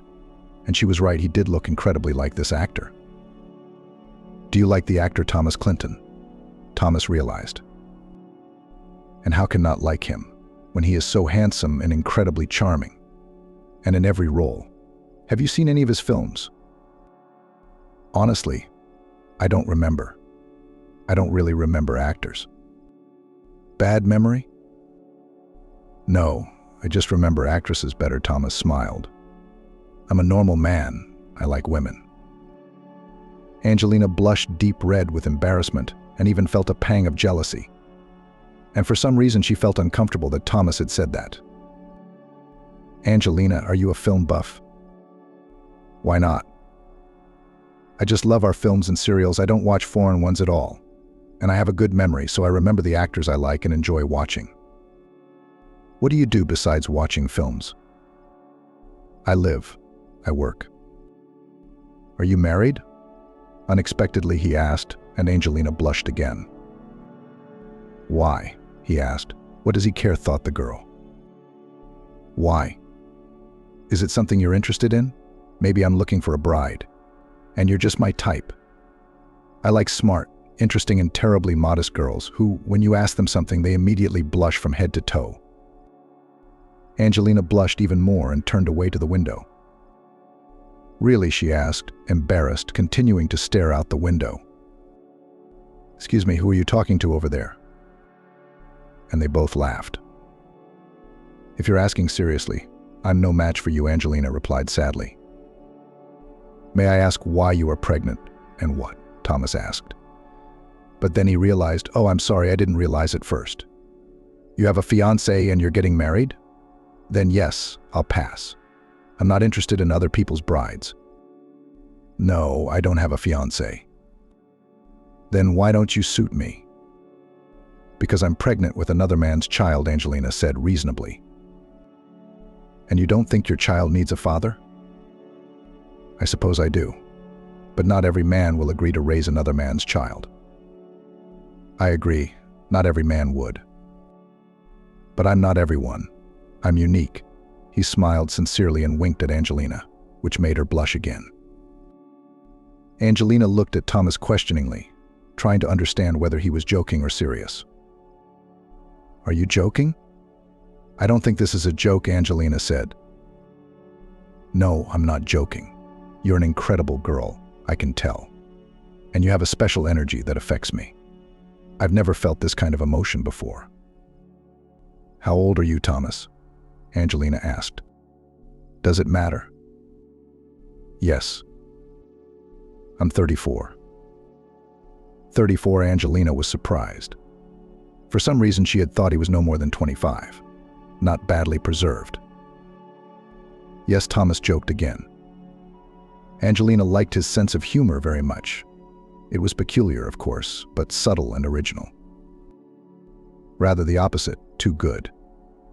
I thought you were no more than 25, the girl said honestly. Come on, really? Yeah, it's great. It's probably because of my resemblance to Konstantinov, Thomas joked again. And they both laughed. Angelina didn't notice how they arrived in the city. She enjoyed talking to Thomas so much that she didn't want to part. She gave him the address of the hospital and told him to stop by there first. As Angelina got out of the car, she suddenly yelped and clutched her stomach. What's wrong? Are you ill? Thomas was frightened. There's no doctor. I think the baby moved, Angelina smiled. It's the first time. Yes? Can you imagine how good it feels? You can see what an important moment I'm witnessing. And you say the baby is a stranger. Can I touch it? He asked, and without waiting for an answer, reached out his hand to Angelina's belly. Yes, Angelina said, and was embarrassed again. But the baby was quiet and Thomas didn't feel anything. Don't be upset. The first time is always like this, I've read. The bigger the belly gets, the more often and better it will feel. You have given me hope now, Thomas smiled. Angelina smiled back, but said nothing. She really liked Thomas, but the possibility of them being together seemed very remote. I won't be long. Please wait for me in the car, Angelina asked and walked towards the hospital. She easily found the intensive care unit and learnt that Jonathan had been transferred to the ICU. Can I visit him? She asked the doctor. Yes, you can. I'll take you there. Angelina entered the room, which was empty except for Jonathan. He was lying against the wall and staring at the ceiling, but when he saw Angelina, he became animated and even happy. He had fractures in his arm and leg on his right side. There was a large abrasion and bruise on his face. Hey, Jonathan, what happened? Angelina asked and sat down next to him on a chair. Hello, darling. It's so good to see you. Jonathan said almost sincerely. Don't ask me what happened. We were in such a mess with Andrew. Is he alive? He's alive, but he's worse than I am. He's got a problem with his spine. That's too bad. I'm sorry, what about you? Fractured arm, leg, and some other problem with my foot. We need to operate right away. I see. How are you doing? How are you doing without me? I'm fine. I live. I work. Do you miss me? Jonathan asked hopefully. Not anymore. I'm used to it. Or rather, I'm used to you. You hurt me too much. I'm sorry, please. Angelina wondered, did he really want them to be together again, and was he ready to raise a child with her? Maybe the accident had changed his outlook, and now he would ask her to marry him. But the reality turned out to be completely different, and what Angelina later heard shocked her. I'm sorry to you, of course, but you haven't exactly been fair to me either. I told you I didn't want kids, and now, surprise, surprise, I'm pregnant. How am I supposed to react? I don't understand. Are you apologizing or blaming me? Angelina clarified. Apologizing in a very peculiar way, I must say. I need your help, obviously. I need money urgently, and a lot of it I have to have an operation. My parents don't have that kind of money. And I just bought a car. I don't have any money either, Jonathan said. I don't have any either. Don't you know that? You have a flat and you can sell it. Angelina hadn't expected such insolence. I'm sorry, I have to sell my flat and pay for your operation. Did I get that right? She wondered. Yes, we are not strangers, and we should help each other in a difficult situation. And I have a very difficult situation, and I have no one else to turn to. Don't you think that's a bit much? No, I don't. Did you have an abortion? No, of course not. Okay, so you're carrying my baby, and in order for it to be yours, you have to pay me as a donor because you fraudulently obtained my material. I didn't give my consent. You owe me a favor. Angelina was numb. She was prepared to hear anything, but something like this. She was so dumbfounded that she didn't know what to say. After recovering a little from the shock, she asked, "Tell me, did you hit your head in the accident? Did you have a neurologist look at it?" No, there's nothing wrong with my head. That's a very controversial conclusion because you're sick. Not a penny, you hear me? Not a penny you're getting from me. I thought you really wanted to apologize and raise our child with me. I was even prepared to ask my father for help. But after what I've heard, don't even get your hopes up. She got up from her chair, walked to the door, turned round and said, "Don't you ever dare call me again or come within a kilometer of me, or my father will." You, my future husband. Angelina smiled enigmatically. Get well, sweetheart. She turned round and with her head proudly raised left the room. In fact, the girl could hardly hold back her tears. But when she left the hospital, she did cry. Thomas waited patiently by the car. When he saw Angelina crying, he rushed to her. "What's wrong? Did someone hurt you? Did something bad happen?" Thomas asked worriedly. "No, nothing happened. It's just that my past is worse than I thought it would be. So much worse that I feel like taking a shower right now. Like I'm covered in mud," Angelina said. "Maybe we should talk to someone ... without fists. Just man to man," Thomas suggested. "No, we don't. There's no use talking. It's a very bad case. Let's go home. To your father's house or to the flat?" "The flat, of course. We have to pack and pick up Grandma." Angelina asked Thomas to go up to the flat with her to help her carry her things out, since she can't lift heavy things, much less Grandma. Kimberly was baking pies. The smell could be heard even in the entryway. Grandma was making pies. "She's such a good cook," said Angelina and opened the door with her key.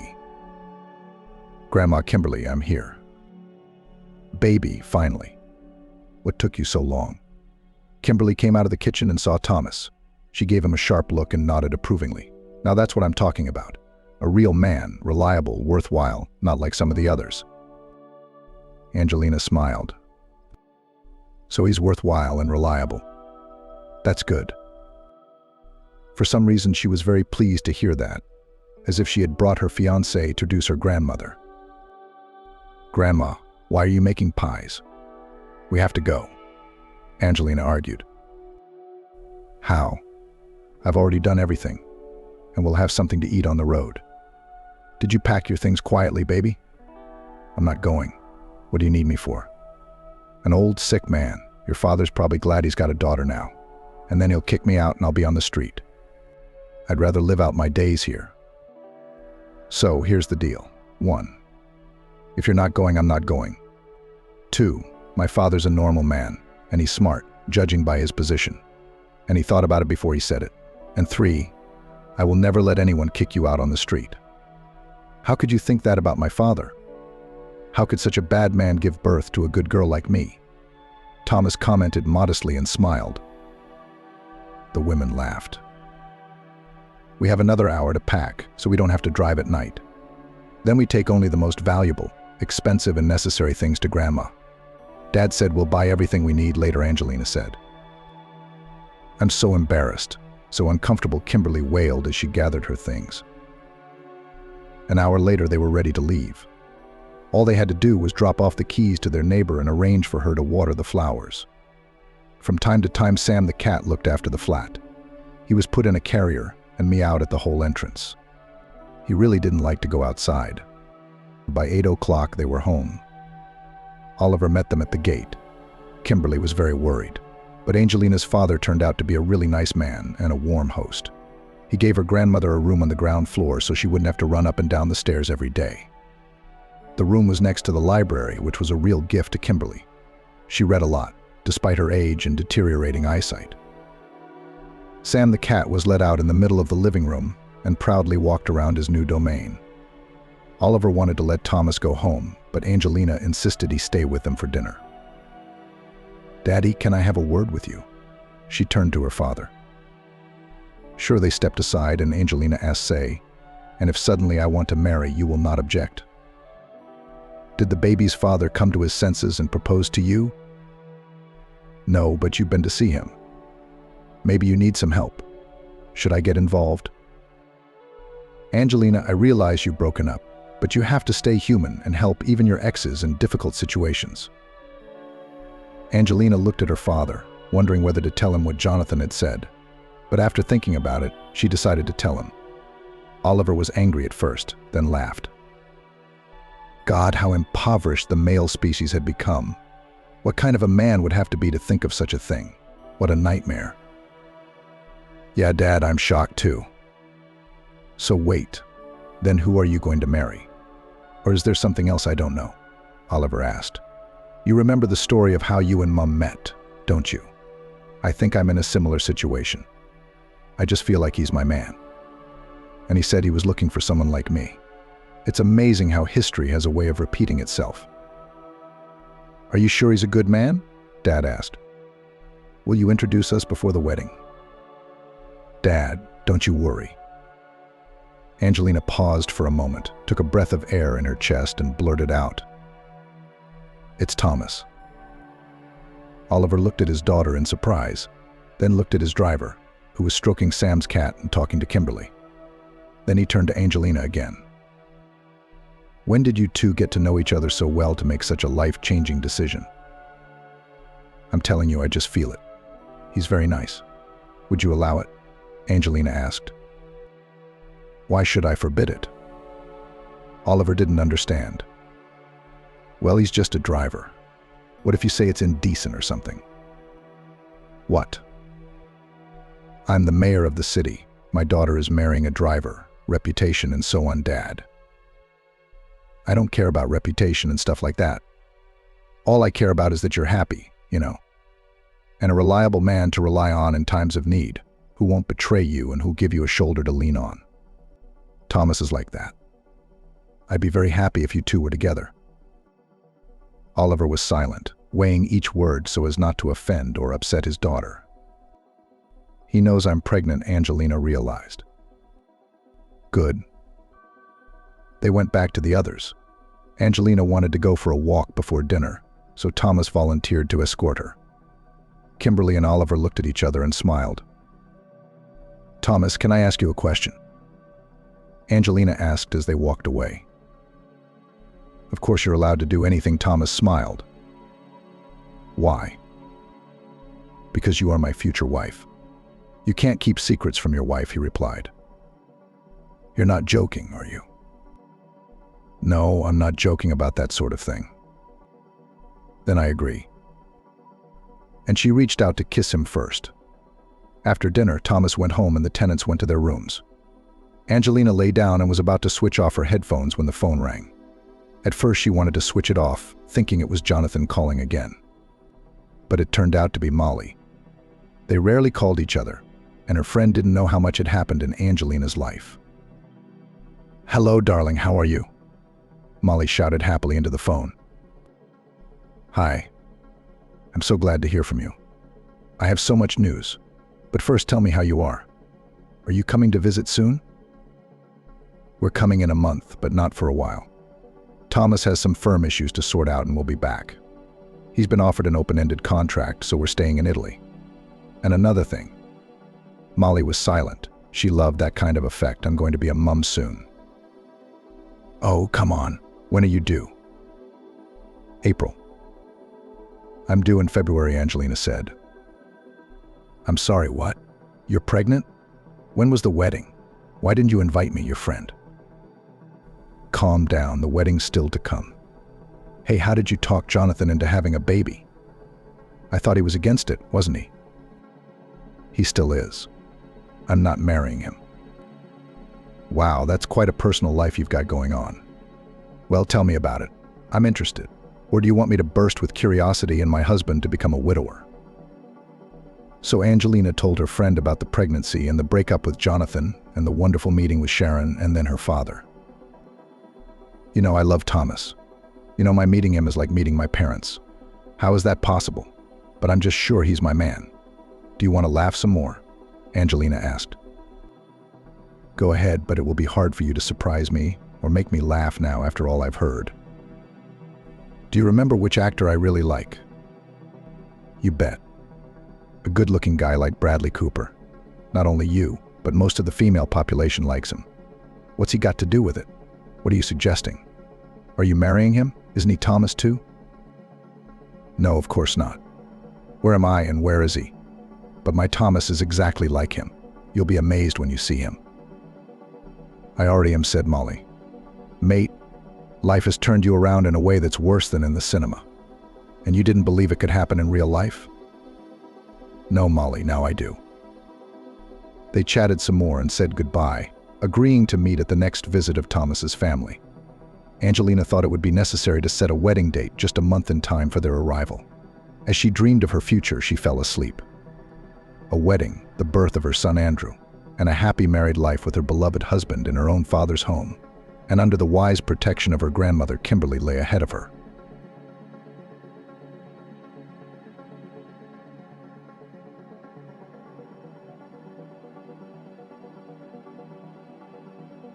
Laurel looked out the window where the other children were playing and envied them.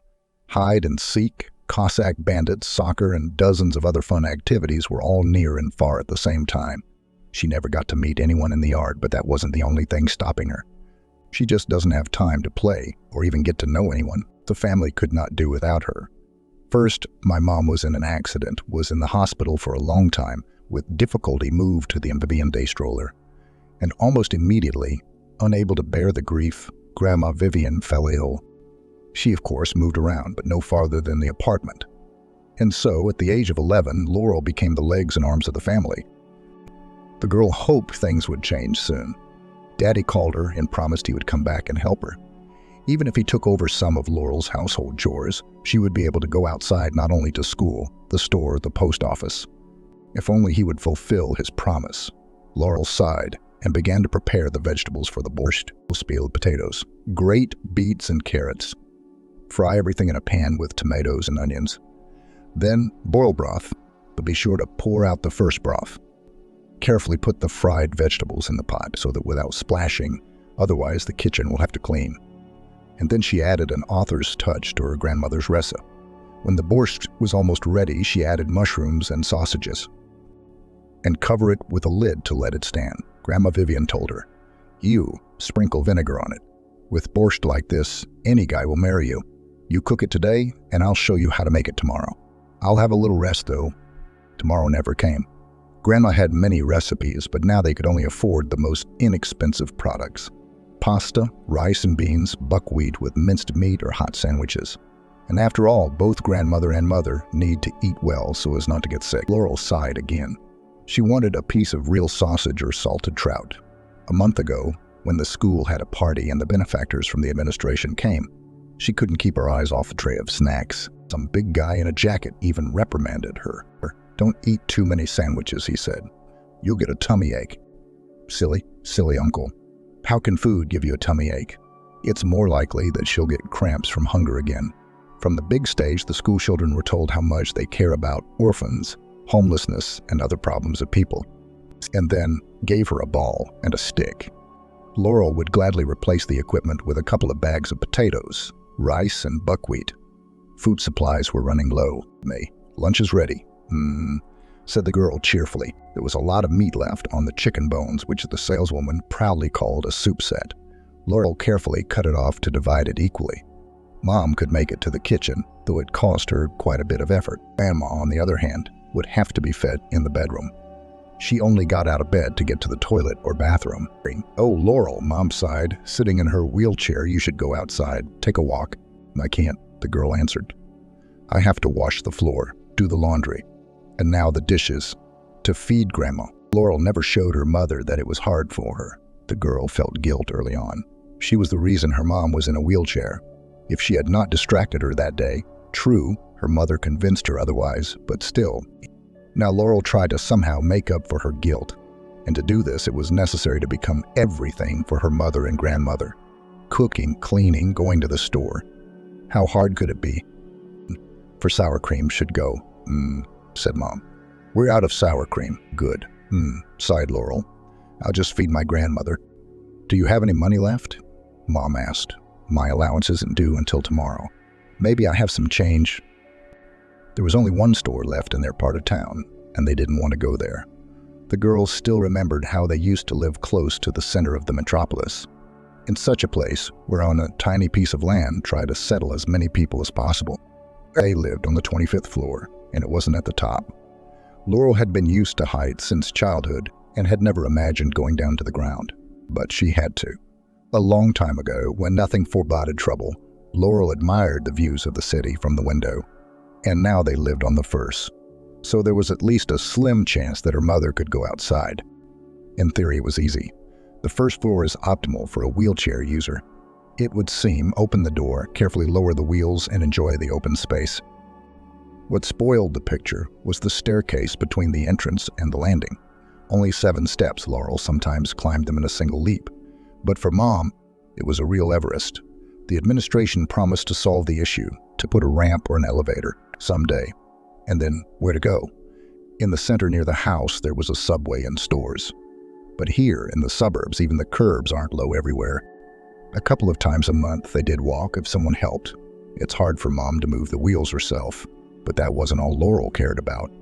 Looking at her mom, she realized that she was giving up.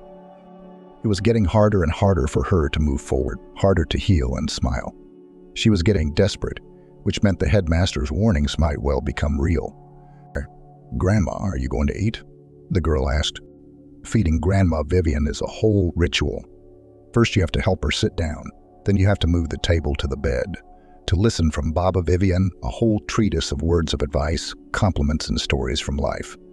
Then she would take a spoon or fork in her hand, peck at the dish her granddaughter had prepared, and plunge into reminiscence. "Peggy, when are you going to get married?" Grandma Vivian might ask in the middle of the meal. Laurel sighed. That her grandmother confused her with her mother was half the problem. Such questions were clearly connected to something more serious. Even with her childish mind, the girl realized that Vivian was going deeper and deeper into her own world. It was beginning to confuse not only people, but times as well. Her grandmother was pitiful. Laurel somehow could not remember her young. It felt like she had come into this world as an old woman. "Grandma Viviane, is the borscht tasty?" asked the girl to change the subject. "Yes," nodded the old woman. "Only you forgot the potatoes." "Hey, how?" Laurel was surprised. There it is, floating. "What kind of potatoes are potatoes?" Grandma Vivian lamented. Then came a monologue about how in her youth she had worked on the collective farm and spent time in the fields.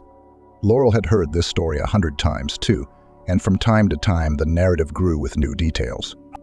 Over the years, the heroism of rural laborers increased, and the potatoes in her grandmother's stories became the size of watermelons.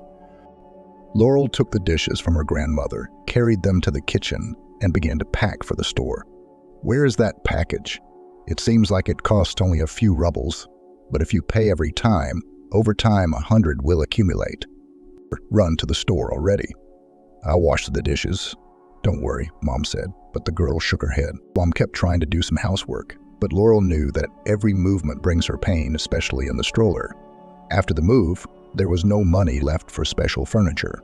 The regular kitchen set didn't fit Mom. If she could reach the sink, it was with great difficulty. "May I save your strength, Mom?" Laurel said. I'll wash the dishes and go to the store." The girl delayed the grocery shopping as long as she could, and it was not just a lack of money. On her grandmother's pension and her mother's allowance, they could survive. The money was distributed by Mom, first of all, for the most necessary things. At least they weren't in danger of starvation. It was the saleswoman who seemed to have taken up residence in the pavilion. Her razor-sharp words really hurt. "We could have walked to the supermarket. But first of all, it's a half-hour's walk. Secondly, then I'd have to carry the heavy bags home. And thirdly, the prices are too high. They could afford a store with a sharp-tongued saleswoman, a supermarket. Do you want me to go to the store with you?" Mom suggested it. She knew very well what was embarrassing her daughter. "No, you what?" "You," replied the girl. "What a wind. You'll get cold feet again." "You just don't listen to her," said her mother. "Take the groceries, give her the money, and that's it." "Do you want me to file a complaint against her?" "There must be someone to take care of her." "Mom, relax." "It's okay." Laurel's cell phone screen lit up. She looked at it and hurried to turn it over. "You didn't notice?" Mom didn't seem to see anything suspicious in her sudden movement. That's good, otherwise she would be angry. The girl has her own secrets that she didn't want to tell her mom or grandmother about yet. Many years ago, talented managers derived a formula for success that allowed tiny stores to compete with huge supermarkets. To do this, there should have been no more than 2 people left there, and the working day to grow to obscene values. This, however, should not have any effect on the salaries of employees. Only the most desperate people could endure such conditions. One of them is firmly attached to the store with the poetic name Divney. "Look who's here," shouted the saleswoman. "Our heroine, a Spartan girl." "Well, do you want to choose the potatoes on offer?" There was nothing marvelous in the store. Laurel thought they should put another sign on the front, mean. It was the sales girl who was constantly humiliating her. One day, the 2 of them came in here with her mom, and the wheelchair user's affliction became a source of inspiration for the mean woman. She didn't miss the slightest opportunity to say something mean. Thank God there was no one in the pavilion at that time. There was no escape from the sharp tongue of a woman of indeterminate age. She seemed to take pleasure in the fact that she could treat customers as she pleased. There was simply no second store in their neighborhood. A mystery. Laurel put sour cream, tasteless cookies, and bread in her basket. She thought, and added glazed cheese, the cheapest. "Oh, what's the holiday?" The saleswoman splashed her hands in a martial arts way. "Birthday. Are you going to spread cheese on cookies?" The girl was silent. Such jokes could still be tolerated, although she gave it with difficulty. But sometimes the saleswoman crossed the boundary of all decency and said really hurtful things, bringing Laurel to tears. Why she would do that is unclear. Couldn't Mom run away? The woman continued. Laurel's lack of response was getting on her nerves. The faker. I've seen her move her leg. She's playing the part for the benefit, isn't she? How much do I owe you? Laurel asked as she put her purchases on the counter. I won't tell you, the saleswoman replied. Not until you answer my questions. The door slammed and another customer entered the pavilion. And since he was unfamiliar to Easy, she preferred to keep silent. She practiced her barbs and witticisms only with regular customers. The newcomer seemed to have been here a couple of times, bought bread and cigarettes, but he didn't look familiar enough to be her victim. And he looked too serious for that. All right, said the saleswoman. 290 rubles, and no change. But in Lydina's purse there was nothing but change anyway, so she easily counted out the necessary amount. Quickly putting the purchases in a bag, The girl hurried out the door. Ugh, that was the last time. She would never come here again, and now home. After all, in addition to her chores, she still has homework to do. And school was not going well. The store is just outside the house, just a 5-minute walk. Just in time to call her daddy. He sent her a smiley face in Messenger. To prevent her mother from finding out about their communication, she signed it as her classmate, Nadia Ivanova, and in the correspondence, only funny pictures and funny videos. It's like two girls exchanging humor. The precaution was unnecessary because her mom didn't touch her smartphone anyway and didn't control her in any way. No. Hi, Laurel said. How are you? I'm fine, Dad replied. His voice was tired as always. It's been a whole year since they started communicating. Now Dad is far away, somewhere in Africa, but he will surely come back. Laurel believed that for some reason. Every conversation ended with his promises that he was going to his homeland, but for some reason he never gave any exact dates. No, I have good news, the Dad said. I think 2 more weeks, and that's it. No, to us. URL asked hopefully. Dad didn't say anything. Then he told her about his work. He described with enthusiasm how many different buildings they were building in a foreign, distant land. He told her how interesting his work was and how strange the rules were in the African country. Petri sends money, but his mother refuses to receive it, and she wouldn't answer her phone. Laurel believed it. What else could she do? Don't tell your mom I called. Dad told her goodbye, or she'll get angry again. Okay, Laura answered. Oh, I'll come back, and then everything will be fine. I will. Just hang in there. No one knew they were calling each other. Her mother had strictly forbidden her to talk to her father at an early age. Laurel cried at first, but then she got used to it. Both her grandmother and mother said only bad things about him. Up to a time, the girl believed it all. But the situation changed after that very accident, when her blossoming and successful mom was in a wheelchair. Mom, I'm back, Laurel announced. Good for you. Are you okay, or is something wrong? Peggy always noticed her daughter's mood swings. Now she came in, not quite herself. She must have been listening to that sales girl again. Peggy wondered why a woman from a tiny store would talk to customers like that. But here, on the outskirts of the city, where they were forced to move from the center, their own rules make. Well, Mom, Laurel replied. All in all, it's fine. Let's talk about it, Peggy suggested. The hardest thing in the life of a disabled person is isolation. Not being able to go to work, not being able to pick out clothes at the store, not even being able to go to church. You can't mop the floor. You can't get something from the top shelf of the closet. You need a helper all the time. Your daughter, the youngest and only one, became your helper. And then Mom got sick, as if she didn't have enough to deal with. Peggy felt remorse all the time. She was ashamed of her own helplessness, of the pain that accompanied every movement. It had been 3 years since her accident, and there was little hope of recovery. Yes, Mom, Laurel said. There's something I wanted to talk to you about. I don't know how you'll feel about it. Suddenly, they heard some noise from Grandmother's room. Vivian watched television almost all day long, but now was the rare moment when the box was silent. That's why the rumble seemed especially loud. Laurel froze in a daze. Clinging to the wall, Peggy moved slowly toward her mother's room. She crossed the hallway and pushed open the door. Laurel. The woman shouted. Hurry up and get in here. Grandma's not well.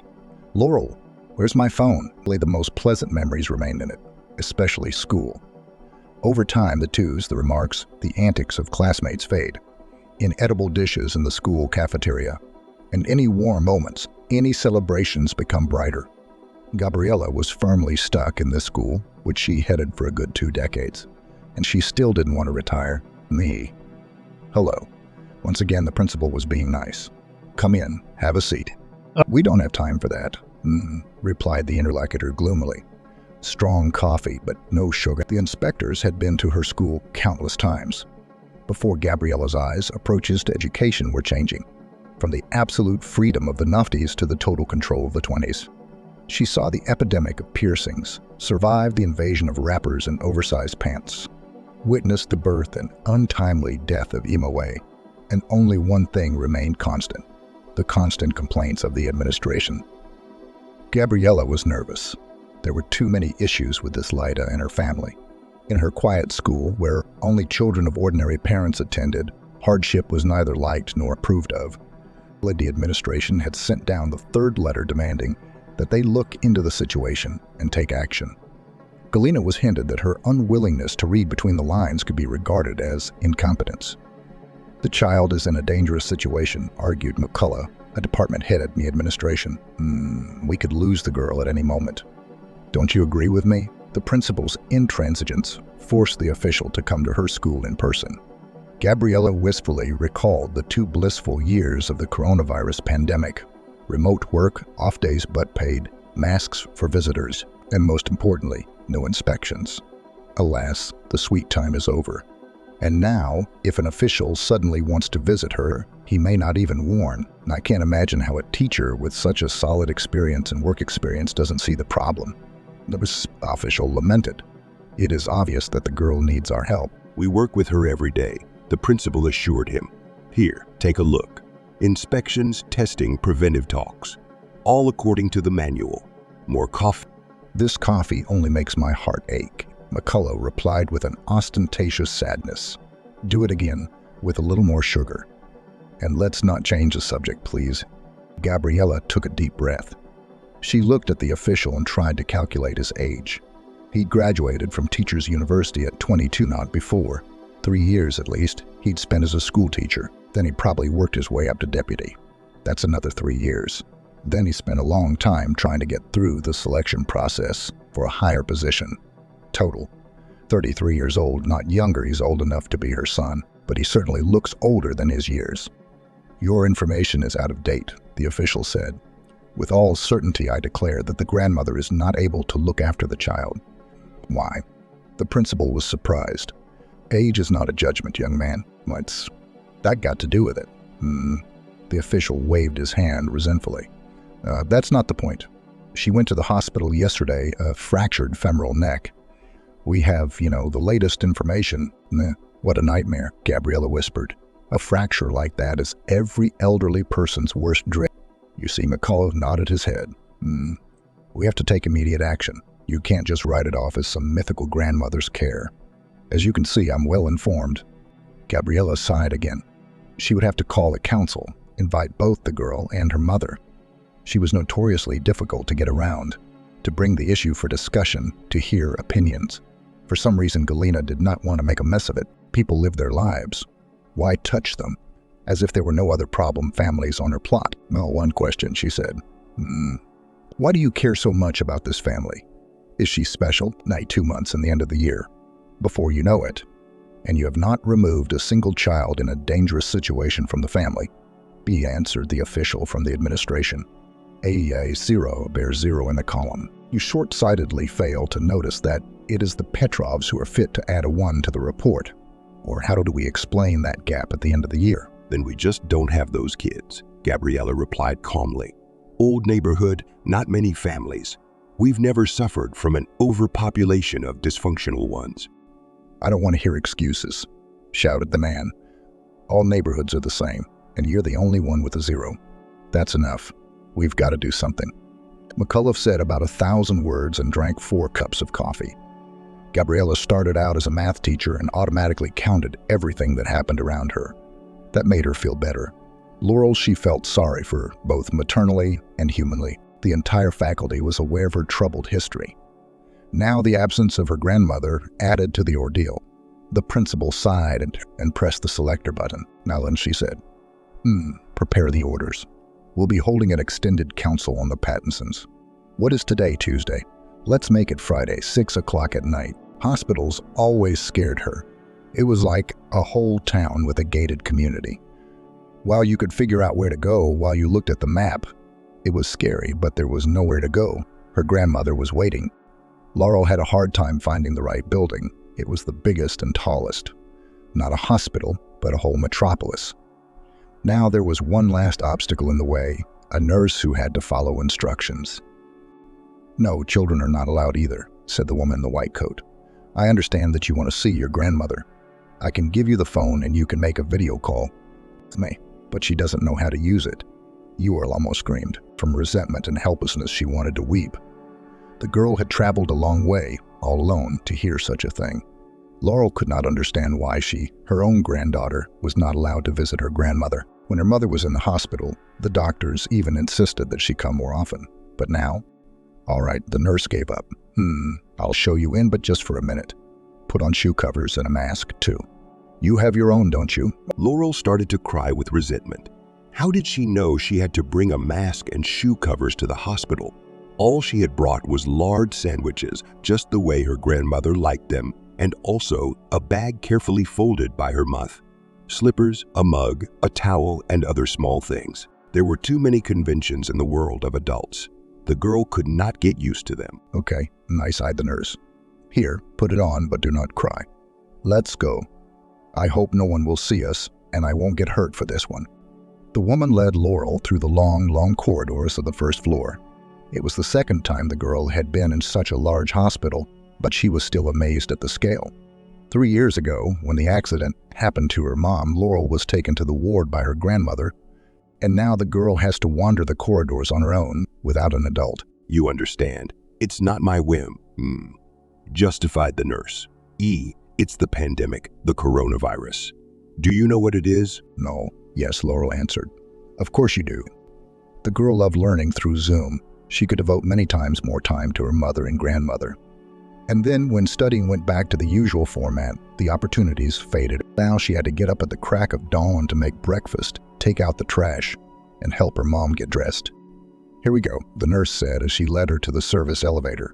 Come on in, baby. They're charging us 3 hides for this coronavirus. You're lucky you're right next to the elevators. The rounds are over, no one will see us.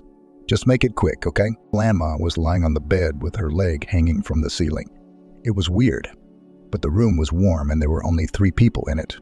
Grandma Vivian turned to her granddaughter as if she sensed her, and the smile immediately appeared on the old woman's gray face. What she had been through. Oh, Peggy, she said. Can you imagine? I twisted my ankle. Grandma, it's me, Laurel, the girl said. I brought sandwiches. The nurse let them talk for a few minutes and went to check on the other patients. She would adjust someone's pillow, give someone a bottle of water. Laurel thought what a hard job it was. She didn't want to work in a hospital. She had a dream, a completely different dream. Grandma, does it hurt a lot? The girl asked. Well, the old woman waved her hand. It will heal. And when I saw you, I thought of Peggy again. How is she? As Laurel walked toward the subway, she felt very tired. She had homework to do, and then she had to give her mom a massage. If she didn't exercise her legs, they wouldn't work. Suddenly her cell phone rang, and a familiar number popped up. Laurel, don't worry, the teacher said. Gabrielle's having a big council meeting Friday night. You should come with your mom. But you know that, the girl sighed. She was tired of telling everyone that a wheelchair was not an all-terrain vehicle, and therefore her mother would not be able to climb up to the 2nd floor. L'Oreal, don't worry, the teacher continued. Gabriella knows. We'll be meeting on the 1st floor. She told our men to help. Mom's going to be there for sure. I'll call her too, okay? It's hard to live without a dream, and Laurel had one. When the girl got off the subway, she suddenly froze in front of a billboard. On it were 3 ballerinas, frozen in the most graceful movement imaginable. For a few minutes, Laurel stood admiring them, unable to move. She wanted to be a ballerina too. She had everything she needed for that. Long legs, a slender body, excellent stretching. But when would she go to class? The school advertised various clubs and sections, and ballet also called, but warned that the selection, very strict. Of course, Laurel would have passed, but where would her family find the money to buy her special shoes and skirt? Who would drive her to the other side of town? Apparently, the dream would remain a dream. Laurel could only put her feet up and stretch in her room, imagining she was studying ballet and admiring ballerinas on her phone. The drive to and from the hospital took over 3 hours. It was already 9 o'clock at night, and there was still so much to do. Peggy tried not to show her despair to anyone. At some point, she'd pulled the black card, and her life had been a mess ever since. Trouble started with Vincent, swearing his love for so many years and then running away. Then the accident. She still couldn't believe that such a ridiculous accident could wipe out all her plans and hopes for the future. Now her mother was in trouble, and there was nothing she could do to help. Peggy felt like a doll with something broken. She couldn't feel her legs at all, despite such prolonged treatment. But problems, as it turns out, were enough. So it was today, a call from school. Instead of helping her, instead of caring for her, they want to take her child away from her. You could hear it on the first floor. The key turns in the lock. Her daughter is back. Finally, how is she? Peggy asked when Laurel appeared in the doorway. She's lying down. The girl shrugged. Did you talk to her? Did they let you in? Yes, Laurel said. But it's a secret, don't tell anyone, since the woman laughed. Laurel was the only joy in Peggy's life. Looking at her, she knew that everything was worthwhile. But now she was her only support, too. Who would try to keep them apart is beyond me. I got a call from the school, Peggy said. They say they can't live without me. They're expecting me to come over Friday night. You think about it. It's like the weekend is starting, and I have to go home. And they decided to take me out. I know, Laurel replied. Are you going to eat pancakes? I'll make them real quick. Peggy watched her daughter kneading the batter and couldn't get enough of it. Yeah, the kid had to grow up fast. On the other hand, she's so independent. She can cook, clean, do her own laundry. If they had a little more money, it would be possible to order ready-made food right at home. At least the girl was understanding of all of the trials that fell to her lot. Did you do your homework? Peggy asked. Do you want me to help you? No, Mommy, don't, Laurel answered. I can do it all by myself. This independence, on the one hand, please, but on the other, be frightened. It wouldn't be long before she'd be out of the house. And she has to think about how to prepare for this time. Just recently, she was a strong and independent woman. She worked as a deputy director of construction, personally traveled to the sites and controlled everyone and everything. And now she can't even control her own limbs. Oh, Mom, they won't take me away, will they? Laurel suddenly asked. What do you mean? Peggy was surprised. Who will? Those people at school. The class teacher told me you can't do parenting. Don't worry, sweetie, Peggy replied. You gotta fight till the end. You can't give up. Put the pancakes over here and I'll wrap carrots in them. The tricky thing about her injury was that any careless movement could cause unbearable pain. Now she had raised her arms too high and a pulse pierced her entire body. Even her legs hurt, though she couldn't feel them at all. Peggy was instantly pale and sweat appeared on her forehead. Reese. Mommy, come on, Laurel said. I'll wrap it myself. Okay, Peggy agreed. Hand me my pills. If it weren't for the painkillers, she'd have gone crazy a long time ago. Peggy swallowed one pancake with difficulty and then turned around and went to her room. When she bought this apartment, it seemed to her luck. 3 rooms, first floor, not the worst neighborhood. But now, after a year of living in the suburbs, the dead end was more and more clearly visible. The money was spent on medical treatment, not even enough for a normal stroller. Oh, Mommy, I need to massage my legs, Laurel said. Nah, don't, Peggy sighed. Why don't you get some rest? Mom, you're not giving up, are you? Seriously asked her daughter. Of course not. Okay, come on. She had never asked Laurel to help. But the clever girl had watched carefully the expensive resuscitator who had come a few times a year ago and had memorized his movements. He kneaded her legs as she lay on the bed, rubbing her muscles. It wasn't easy for the girl, of course, but Laurel tried. Now she was visited only by a free doctor, and from him she heard only regrets. But she was grateful for that. It was 11 p.m. was another shift coming to an end. Easy walked to the entrance to flip the sign to closed and lock the lock. Suddenly, someone yanked the door open sharply, so sharply that she couldn't hold it. Night visitors, come to think of it. No, darling, you'll have to find somewhere else to have fun. It's closed. You, she said in the nastiest voice she could muster. No, my princess, the tipsy man replied snidely. 1 more minute. We have to work until the last customer. Get out, the princess is not in the mood today. Replied Easy, pushed the uninvited guest and quickly closed the door. She felt better immediately. Doing bad things to people was a wonderful thing. It was only at times like this that she forgot for a second how worthless and miserable her life was. But there was no one to blame for that. She had backed herself into a corner. Easy loved trading, but there was nothing else she could do. Since she was 16, she'd been behind various counters selling beer and kayaks, gloves and eyeglasses, moving further and further up the sales career ladder. But in this stall, proudly called a pavilion, she was stuck. Why didn't you serve me? I asked a fat man standing behind her counter reproachfully. She hadn't even noticed he'd come in. Quiet as always, just before closing time. How does he manage to do this every time? I'm closed, Easy answered, but in a less confident tone. 11 o'clock at night is closed. I'll give you that, closed. Go get him. Come on, Adrian demanded. The shop girl had no choice but to rush to the entrance, open it, and go out into the street. In the street, illuminated by lanterns, easily recognized the wobbling figure of the guest. He had not gone very far. Come back, she shouted. The princess changed her mind. He moved slowly, wobbling, but did not even turn around. He only waved his hand, saying, "Leave me alone." Maybe he was afraid she'd beckon him to close the door. Yeah, she's in for a world of hurt. So this is how we pay our debts. Adrian yelled at her when she came back alone. I forgive you for everything, by the way. And you, well, I'm sorry, Adrian. I'm sorry. Izzy answered him and even smiled. At least he didn't hit her this time. The old bruises on her face had just healed, and she didn't want to get new ones in their place. Look at me, said the owner and delved into the receipts. He came every 3 days for the proceeds, trusting no one else to handle the money. I'll forgive you this time, all right?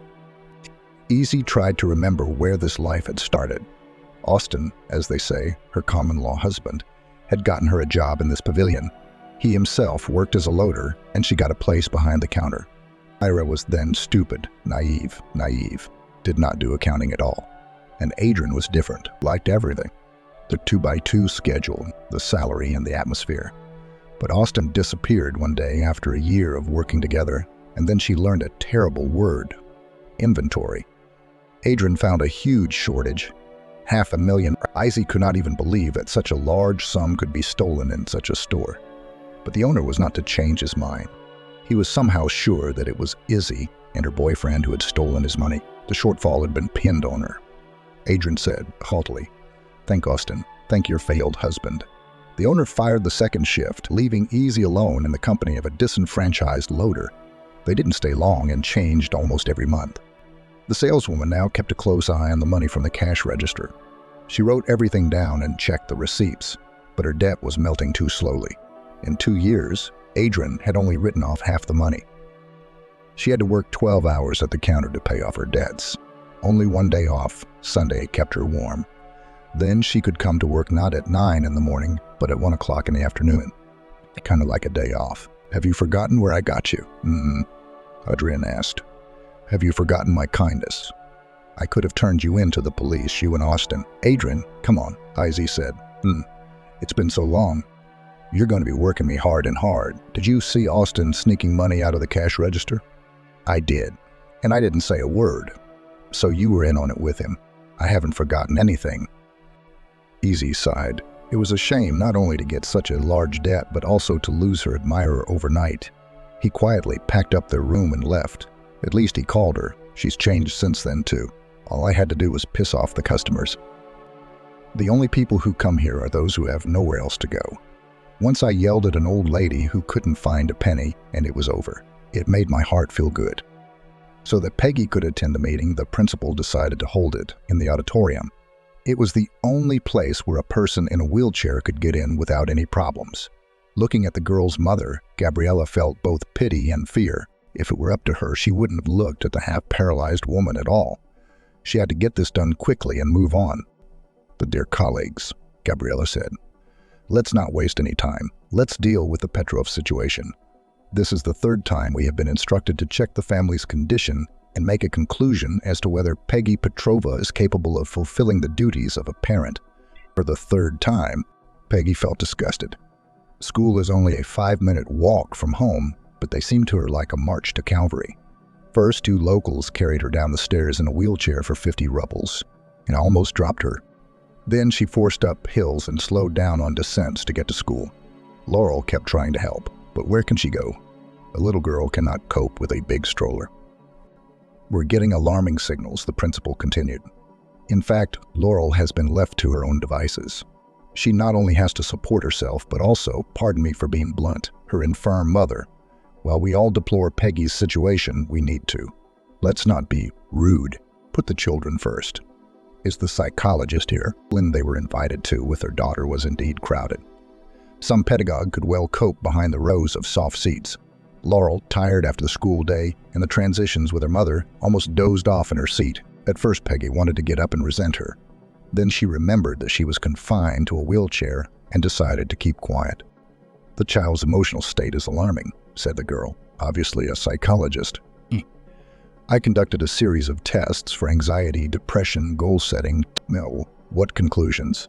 Suddenly asked a full man in a jacket who was sitting on one of the chairs. The psychological state is extremely unstable, answered the psychologist. The child is obviously under great stress, which can be explained by the situation in the family. There is a complete mismatch between age and behavioral roles. The psychologist said a lot of other clever things, the general sense of which was that Peggy had put too much responsibility on her only daughter, and that she herself, therefore, was enjoying the situation. It was outrageous, but Peggy knew how to keep her emotions in check, especially in a situation like this, where she had to be patient. Then the class teacher, who had not been particularly fond of Laurel from the beginning, spoke. Then the representative of the PA made a denunciatory speech which surprised Peggy. She continued to keep silent, though it was getting harder and harder to hold back. Finally, Laurel got a word in edgewise. "What's going on?" the girl asked. "Why are you guys talking about us like this? My mother and grandmother and I are doing just fine. It would be better if you helped." "Laurel," interrupted the principal. "We don't think your mom is capable of parenting." "But Gabriella," objected the girl. "She's getting better. She's doing much better. Mommy's been practicing every day. Yes, it's hard without grandma, but we're not going to give up." "Why are we listening to her?" Slammed his fist on the table with a full man who had been silent until now. "As we decide, so it will be." There was a murmur in the hall. The teachers were arguing. Obviously, they had to solve such cases not often. It's one thing when parents abuse alcohol and don't take care of their children. It's quite another if the mother is just in trouble, and she's reacting so calmly. "Nay, can I say something?" Peggy finally asked. "Do I get a defense or not?" "Yes, please," Gabriella nodded. "We are listening attentively." "I'm going through a difficult time right now," Peggy said. "You can't prepare for something like this. There are so many problems. But I can tell you one I'm not giving up hope. I'm not giving up. I have a plan to make things right." Petrova, the man in the jacket, interrupted her. "You tell us one thing. Are you taking those drugs now? Don't make me say that word out loud in front of the children." "No," Peggy replied. It was getting harder and harder to stay calm. "The very drug you don't want to say has been out of stock for 6 months, and I've decided to give it up myself." The man was embarrassed. He was quickly going through the papers on the table in front of him. He rubbed his head with both hands and looked from Gabriella to Peggy. He opened his mouth to say something, but then he was embarrassed. "I'm asking one thing," Peggy said, "to build on the success. Give us some time. I'll get a nurse, and Laurel will get an assistant. I'll knock on every door to get us help." "It's just," the man in the jacket started to say, but the principal interrupted him. 2 weeks, Gabriella said. 2 weeks to correct the deficiencies. Otherwise, the removal of the child is inevitable." All the teachers raised their hands, almost unanimously. "Unanimously," the principal said in a satisfied voice. "The board decided to recognize the family as a dangerous situation, to give a period of 2 weeks to eliminate the shortcomings that have been pointed out. So the Petrovs are no longer detained. Help Peggy up or get out in the hall. On to other matters, colleagues." "Mommy, don't cry," Laurel pleaded as they stood in the hallway. Don't cry. Let's go. You and I have a lot to do. We need to stretch your legs." "Wait," Peggy said, wiping away her tears. "Wait a couple more minutes. I haven't said everything I need to say yet." Just then the door to the schoolroom opened, and the principal came out. She walked briskly, not looking back, but it was impossible to keep up with a wheelchair in the narrow hallway. Peggy moved nimbly toward her, working her arms vigorously. She must have never moved so fast in a wheelchair before. Gabriella saw her and tried to change her trajectory, but it was too late.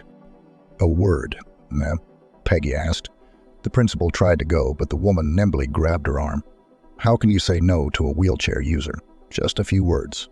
"No, okay," Gabriella gave in after a brief maneuvering. "I'm listening." "What kind of show is this?" The woman was outraged. "I will complain. I'll go all the way to the top. You'll all be fired, do you hear me?" Surprisingly, the director reacted calmly to the threat. She adjusted her jacket, looked at Peggy expressively. "Listen to me, please," Gabriella said. "A child should have a childhood. It's not just about her becoming your nurse. It's about you two, You know what we're talking about, don't you? Her hands were tired, and her palms were blistered. She'd noticed that experienced strollers wore gloves, but for some reason she didn't. She just hadn't quite gotten used to the idea that infirmity was permanent, and you have to live with it. The girl just felt devastated. Teachers so mundanely decided her fate, as if it was a car or another inanimate object. Look, we're out of oil, Peggy said. It might be a good idea to go to the store. It's on the... No need, Mom, Laurel said. There's that evil woman.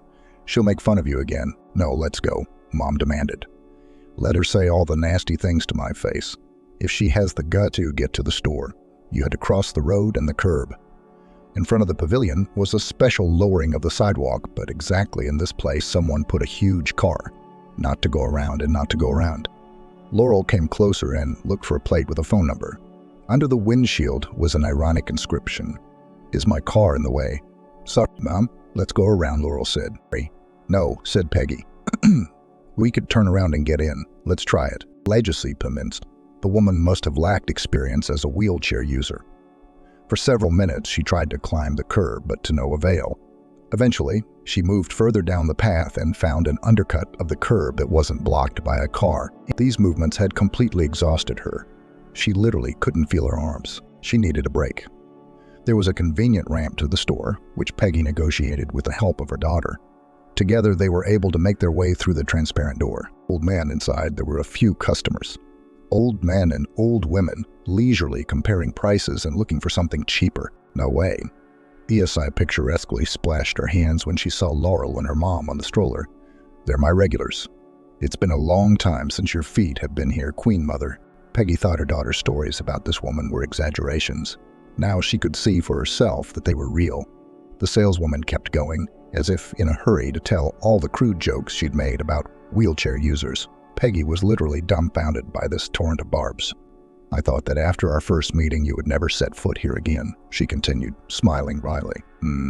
Oh, I'm sorry. There are legs, but they're kind of gone. The crude jokes, which she could have just ignored, were suddenly painful to Peggy.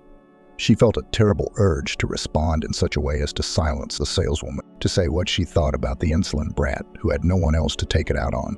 But I didn't have the strength. Even a small line of customers could not stop the flow of snide remarks. She was both punching out the goods and humiliating her customer at the same time. Now, dear Peggy said instead in the calmest voice she could muster, you can see that this is a person with a disability. I need a packet of butter. Show a little respect. Who's going to respect me? Azee replied sharply. She wants the butter. I've been standing here for 12 hours a day. I don't even have time to go to the bathroom. Because of the saleswoman's behavior, the line in front of the counter began to accumulate. The small pavilion could hardly fit 10 people. In the evening, there were many visitors, and there might even be a queue. For some reason, Peggy wanted to demonstrate her legal awareness. After all, people with disabilities should be served without waiting in line. Why not demand that the slut obey the law? No, dear, she said. I have the right not to stand in line. You must serve me on a priority basis. Come over here and sell me butter, only not to stand in line. Azee acted surprised. I wondered why you were always sitting. If you don't want to stand in line, don't. It seems to me that if you wanted to, you couldn't. The few customers looked at Peggy. She couldn't take it anymore and cried. The saleswoman had hit a sore spot. The woman would never really be able to get out of her chair, no matter how much she wanted to convince herself otherwise. She could hire the best doctors, buy the most expensive medications. It wouldn't help. Her daughter approached the counter and looked at the saleswoman defiantly. You know what? You're actually the one who's never going to be able to get up. Me, Azee marveled. Look, I'm standing. And she took a few steps forward and backward to dispel any doubts. You think you're standing. You're not really standing, you're lying down. At the bottom. At the bottom? Azee asked. The girl who never responded to her barbs, as if she were cutting her without a knife. You've given up, Laurel said. That's why you're acting like this. And you can't give up. Never. Me. Azee snapped. Surrendered. What do you know about it, you little thing? Yes, the girl nodded. I can see you don't like working here. I can see you're like a fly behind a glass, fighting and fighting. My mom's strong. You're not even close. Choke on your butter, we're leaving. The girl turned around, grabbed Peggy's stroller by the handles, and started pushing it toward the exit. There were claps at her back as the few customers applauded. They must not have liked Easy and her jokes either. The saleswoman herself stood frozen with her hand outstretched toward the refrigerator. The girl's words, harmless at first glance, hurt her deeply and deeply. "Why are we clapping?" "Well," she said after a pause, "I have no flies here, not a single one. Only bees fly to honey, you know." The 7 steps leading to the first floor were her Everest. How do you climb them if your legs won't obey you? Because they were late for a meeting in the store, there were no one willing to help her climb them for a reasonable fee. After the humiliation of the last hour, Peggy wanted to show her strength of character. "May, can you lift the chair?" She asked her daughter. Bring it into the apartment." "Yes, but..." Peggy didn't listen to the girl, grabbed the handrail against the wall and began to climb up. It was clumsy, but what can you do? You had to get used to it sometime. There was a flaw in her plan. Once on the platform, she was completely exhausted, and now she had to get back into the chair. Laurel couldn't lift her crippled body. She had already struggled to get the stroller in. "We're out of oil," said Peggy, lying on the platform with her head up. She smiled. "Mommy, why did we move here?" the girl asked. "It's not a good place for a handicapped person." "That's true," agreed Peggy. "We moved here because Mommy ran out of money. Give me a hand. I'm gonna storm my wheelchair." With great difficulty and with her daughter's help, she managed to climb back into the wheelchair. She was sweating from the exertion. Peggy expected her body to respond with pain to such an ordeal, but today her body was responding calmly to all the challenges and hardships. When she sold her previous apartment and paid off her debts with the bank, there wasn't much money left, and the first floor seemed like a great option to her. "Mom, what did you say about a nurse?" Suddenly asked the girl, opening the door. "Where are we going to get the money for her?" "That was just a figure of speech," Peggy said. "I've bargained for 2 weeks. I'll think of something. Your mom used to be good with people, you know." The girl sighed. She seemed to take the situation more seriously than her mother. It was only now starting to dawn on Laurel that they might be separated. Who would take care of her mother? Who will stretch her legs, cook breakfast and dinner? The girl became very sorry for herself and her mother. But you cannot give up. You need to think. She just taught the sales clerk, who is 3 times her age, not to "Let's ask Daddy for help," Laurel suggested. "I wish he was with us. Or get a room somewhere nearby. You don't have a father." Peggy was angry and her cheerful mood faded. He left you. Don't you dare say his name in my house." "But Mom, they won't give up," the girl continued. "They won't give up." Peggy thought her daughter needed some kind word of encouragement, to encourage, to help, to participate. But the words just wouldn't make sense in her head. How could she explain that her worthless father wouldn't help her, not even by crawling to him on her knees? That was exactly what Peggy could theoretically do for her daughter. "Tomorrow's the weekend," Mom said. "We'll sit down together and figure out how to get out of this. And we have to go to Grandma's house too. Can you do that?" "No, of course," said the girl. "But go on, take a break. I'll make sandwiches. I have some inspiration." Of course, the woman was lying. Her arms were very tired after the physical exertion, but she wanted to show herself that she could still do something, that she was a mother, not a burden. With the board on her lap, Peggy could cook something, like slicing bread and buttering it. It took effort to stretch it over 4 slices of bread. There was no meat either, so Peggy finally chopped 2 sausages she could reach in the refrigerator. At times, the pain receded, and Peggy could even hope for the best. And on this night, when her maimed body wasn't giving her any trouble, it was her soul that decided to suffer. Who was she kidding? She can't hire a nurse for herself or a babysitter for her daughter.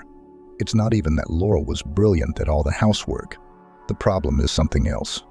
Poverty is her biggest ailment. As soon as you fall out of the world of successful people, poverty is. If you're young and healthy, it can be cured. But for the infirm and the elderly, Peggy thought about the fact that winter would soon come, and she didn't have the money to buy her daughter a new jacket and boots. Maybe she really should give up. They say that everyone should help the infirm. On paper, maybe that's true. But in life, it's the other way around. Agree with that soulless principle and ask her for help. Maybe there's a boarding school where children can stay with infirm parents. Laurel. Peggy called out, chasing away her bleak thoughts. "Come and have some tea." Laurel hated the subway. Every time she went down to the subway, the girl felt an incomprehensible fear. Before the accident, her mother used to take her by car. She is an excellent driver. Together, they would go to the swimming pool or to the supermarket, where you don't have to talk to the salespeople at all. Sometimes their grandmother joined them. The three of them had a lot of fun. Once again, the girl remembered that fateful day. How her mom sat her on the booster, buckled her in, pressed the gas. According to the rules, children are forbidden to travel on the front seat. But she and Mom were so inseparable, they ignored that requirement. My mom had a big French car which she affectionately called Ducia. Laurel's fondest memories were associated with this car. How they went to St. Petersburg for a weekend and wandered along the beautiful streets, admired the embankment. How they went to the ice arena and watched hockey, and then a long wander around the floors of the parking lot because they forgot where they left their car. How we went to the water park together, where we rode down the high slides together on a cotton candy. Now it's all in the past. To Laurel's daily worries was added a trip to the hospital. But simply put, a trip. First, to boil Grandma's favorite borscht and pour it into a jar. Then to ride the third trolleybus to the subway. Then another 20 minutes of shaking deep above the ground. And then, finally, the hospital. But no one is allowed inside. Quarantine. In the car, Laurel dozed off and saw the day again. The crossroads that took Ducia and her mother's health. The girl knew that the car was an automatic box. It means that you only need to press the pedal, and you don't have to pull the lever. Why did she then tell her mom that it was okay to drive? When the girl got out of the subway and walked towards the hospital, she remembered well where the building she needed was. She tried to give herself a cheerful and carefree look. Downstairs, Laurel met the same kind-hearted nurse who had taken her to her grandmother's room, despite her inhibitions. "Hello," she smiled. "I'm here to see Vivian. Remember me? I wish I could go up and talk to her. My mom and I miss her terribly." "You can't," said the nurse, checking the list and sighing. "No way." "Nay, should I pass the soup?" Laurel asked and picked up her bag.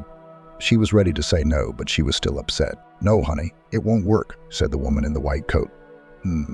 Here, there's a thing, What's wrong?" "Your grandmother's gotten worse," the woman said. "Tonight she was transferred to the intensive care unit. But don't worry, and don't worry. It has nothing to do with the trauma." "Bish, what does it have to do with?" Laurel asked. She felt the floor go out from under her feet, and then the nurse took her by the shoulder. "Coronavirus be damned," she sighed. She tested positive. Her SATs are low. "You know what it does to old people?" "And you're not mistaken." Laurel asked, hopefully. "Maybe you're confusing my grandmother with someone else." "If only," replied the nurse. "Do you know how good my memory is? And her name is so rare, Vivian. That was my grandmother's name too. But you hang in there. God willing, she'll pull through. Me. What am I gonna do?" "I'll write your phone number right now." The woman in the white coat took a piece of paper and scribbled a few numbers on it. "Here.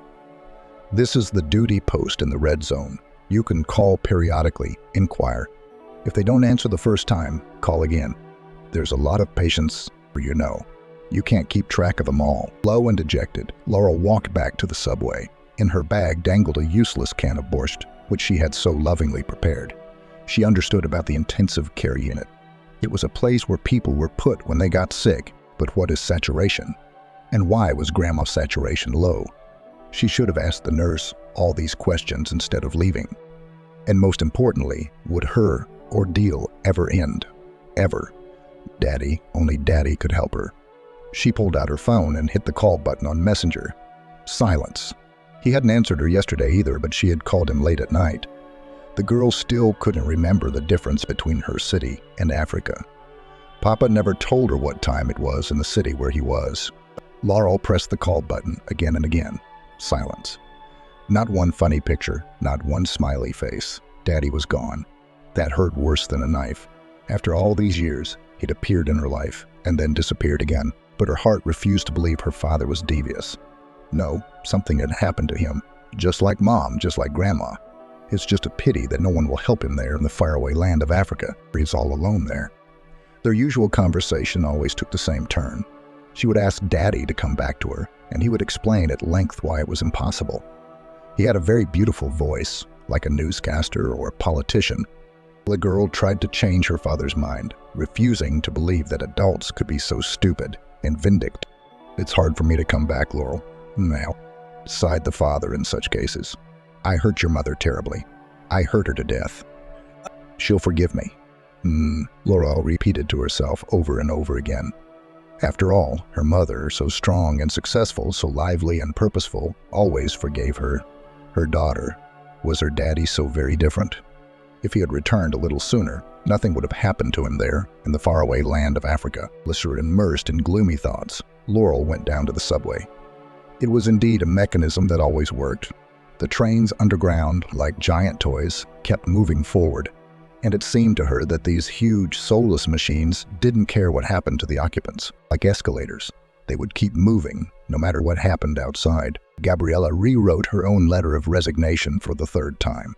The calculation did not allow her to resign just like that.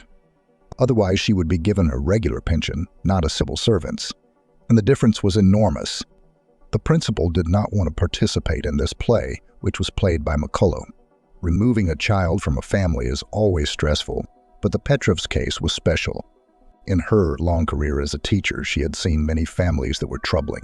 She was impressed by the mother who left her young schoolchildren at home alone, while she herself organized multi-day trips to guests, or a father who, for some reason, decided that his son should eat sunshine and vegetable broth. But these were all extremes, inevitable in huge cities. The Petrov situation seemed to demand a very different approach. Not the kind of formal approach that the administration suggested, but a creative one, raised on the ideals of the Soviet Union. The principal struggled to remember what could have been offered at that time. Perhaps an apartment would have been found for them, and they would have found the crippled mother some work.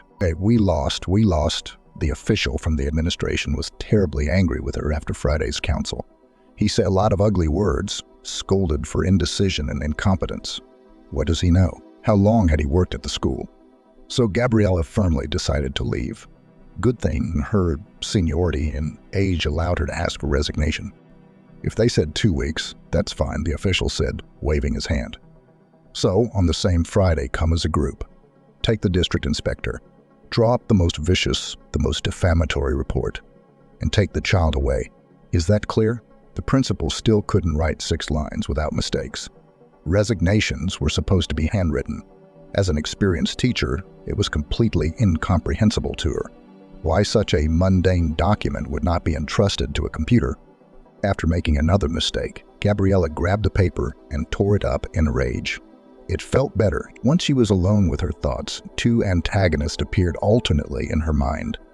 McCullough, the administration official for whom numbers were the most important thing, and Peggy Petrova, who demanded human feelings and participation from her. Each of them is right in their own way.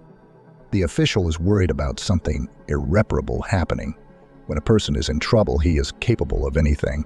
And in this case, it's better to be reassured than to rely on risk. A woman in a wheelchair wants to be helped. She has every right to be helped, but by a strange coincidence, Gabriella can't give her a hand. The petition kept failing. This time she cut off on the first line, writing forgiveness. Very symbolic. She really needed forgiveness. What should we do? The girl must have relatives. She has to. At least a father. If McCullough wants her to bring in a policeman, why not ask him for help? These cops have a lot of options. The duty officer patiently told her of no change in her grandmother's condition. The weight was weighing on Laurel, but it was even more difficult for her mother. She called the hospital too, but it looked different. She dialed the numbers and stared at the screen for a long time, hesitated to press the green button. Laurel stood at the entrance to the divine, waiting for one of the adults. In front of strangers, this rascal will certainly not dare to exercise in wit. Although the girl vowed not to go to the store with an angry saleswoman, there was nowhere to go. They had too many tasks for the weekend, and in the evenings Laurel practiced pass in front of the mirror. So going to a normal store in the neighborhood would mean giving up the class. And today it was vital for her to do stretching, followed by port-de-bras, plies, and battements. It would help take her mind off her thoughts because of Daddy's silence.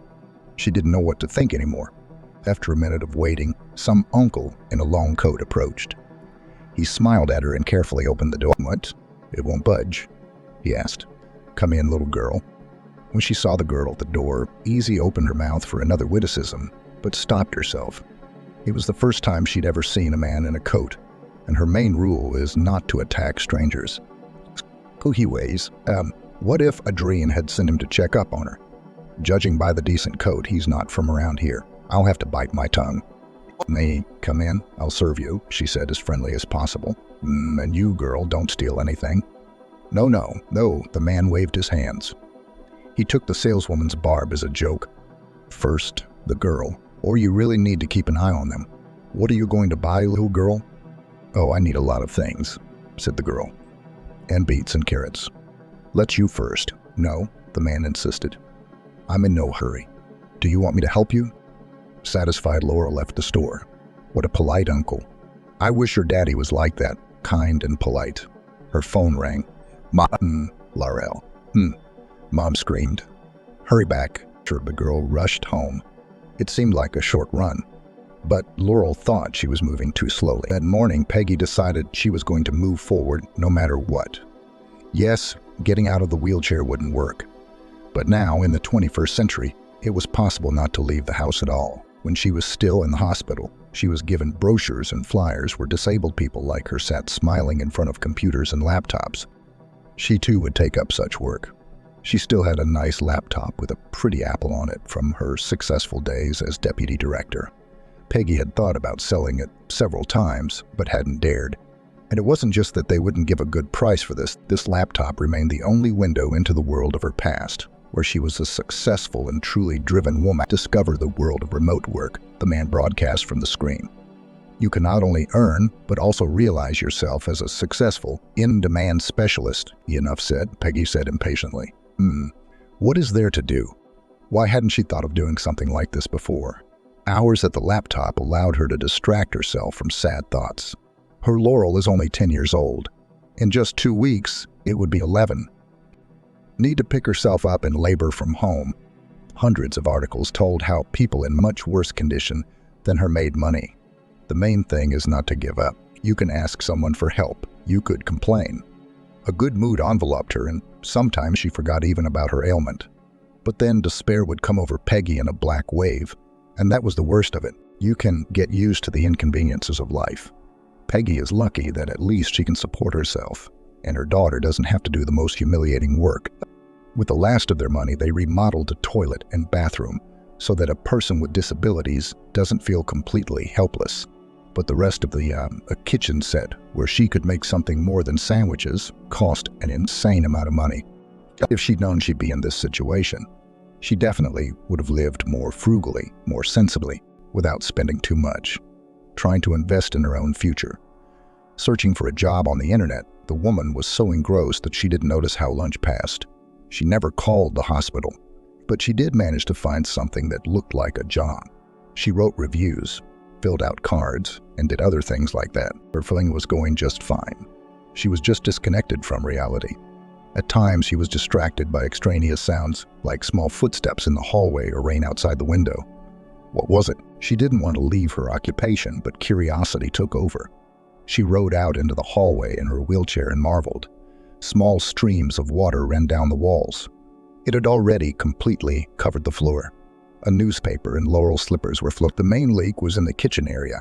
Peggy didn't even dare go there. Lynn, don't panic. Just have to go upstairs and see which neighbor forgot to turn off the water. Now she'll get up and go, wait, she can't go upstairs, can she? Who do I call? The management company, of course.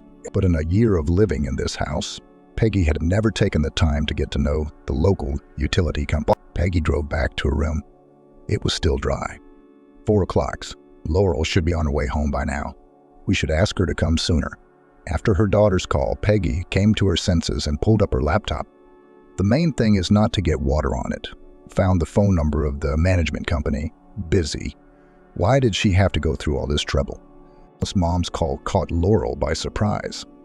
What happened? Must be something with her grandmother. The girl ran down the street and looked around.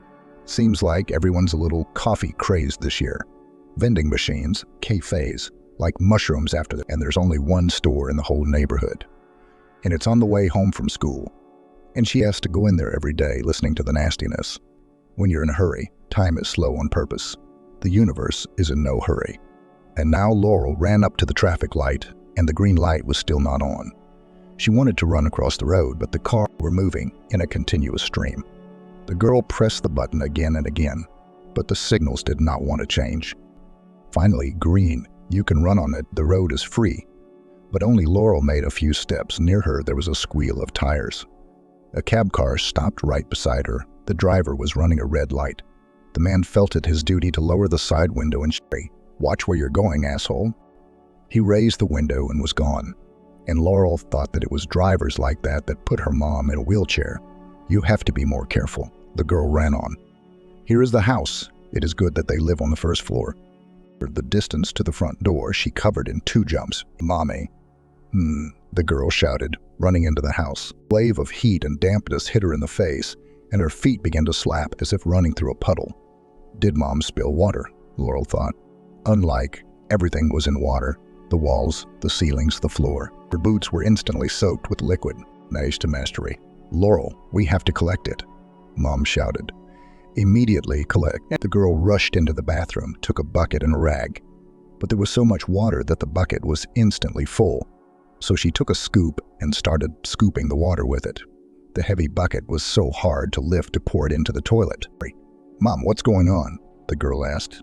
"We've been flooded, Laurel." Peggy managed to find the culprit. She was told over the phone that the faucet in the 4th floor kitchen caused the problem. The upstairs neighbors were at work.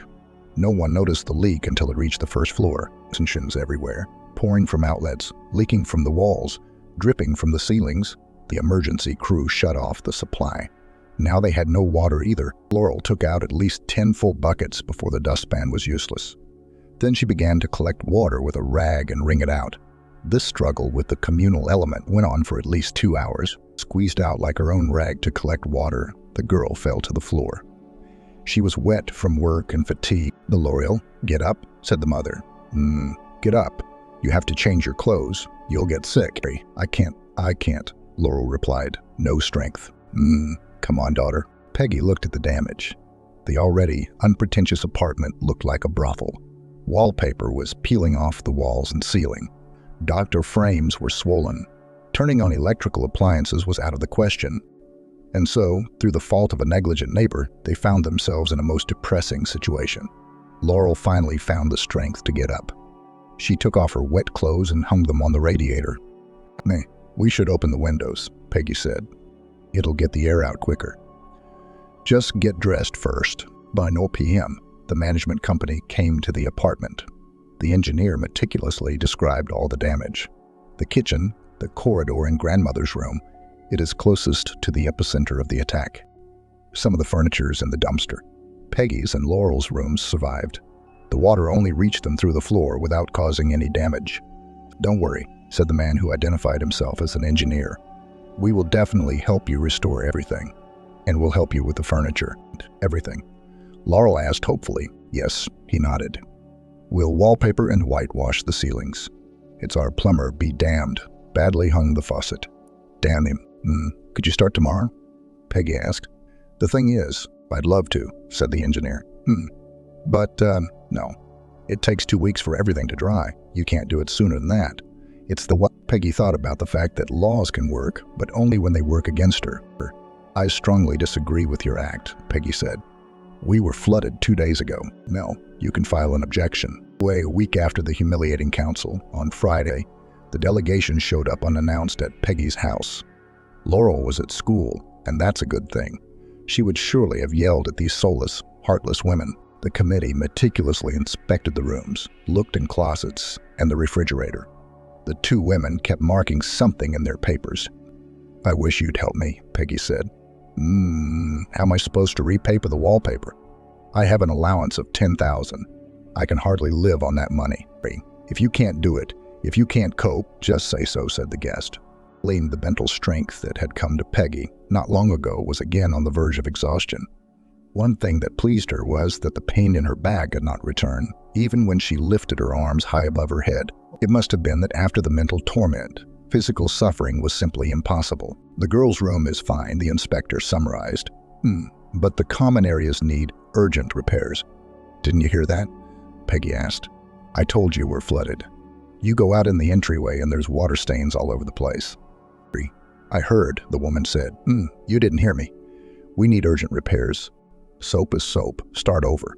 When Peggy was given the report, she began to read it carefully and make handwritten notes, which displeased the inspectors. Not a single line she left without caustic remarks and comments.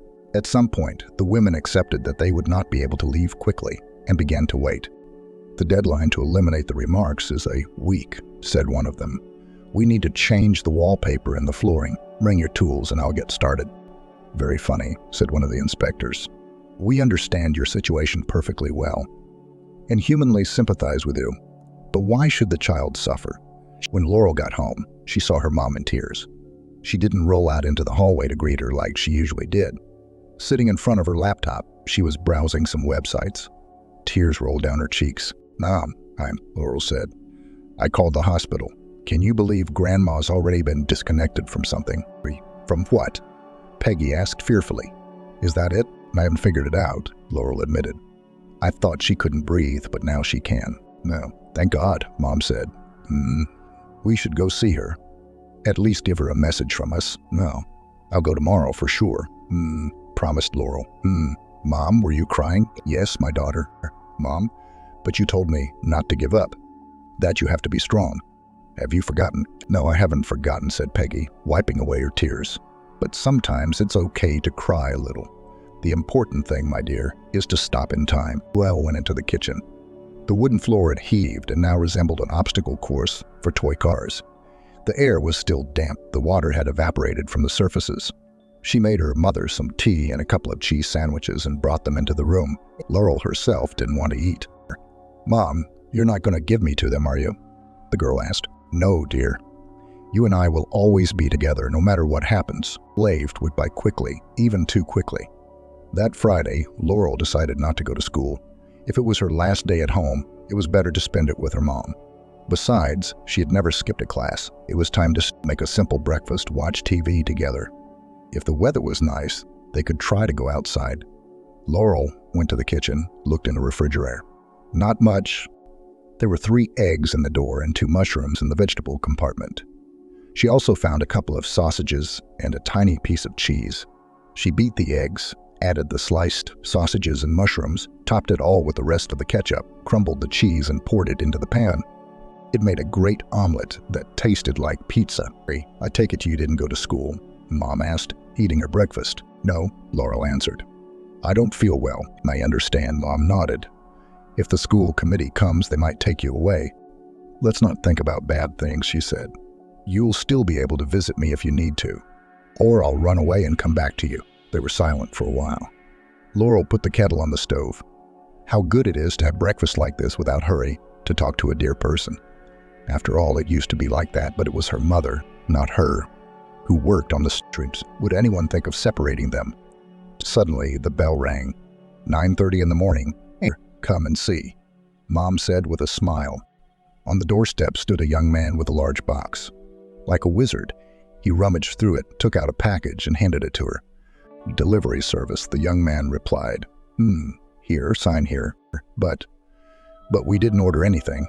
The girl was surprised. "We have nothing to pay with." "Strange. The address seems to be the same." Shrugged the courier. You don't need to pay. It's a prepayment." "I too. I'll ask," Laurel replied and took a box. With it, she went to the kitchen. Her mother was sitting there, smiling strangely.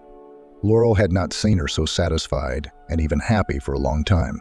"Open it," she said. Laurel took out the box, lifted the lid. Point shoes, the real ones, white in color. The girl's hands trembled with excitement. She put them on her feet. They fit just right.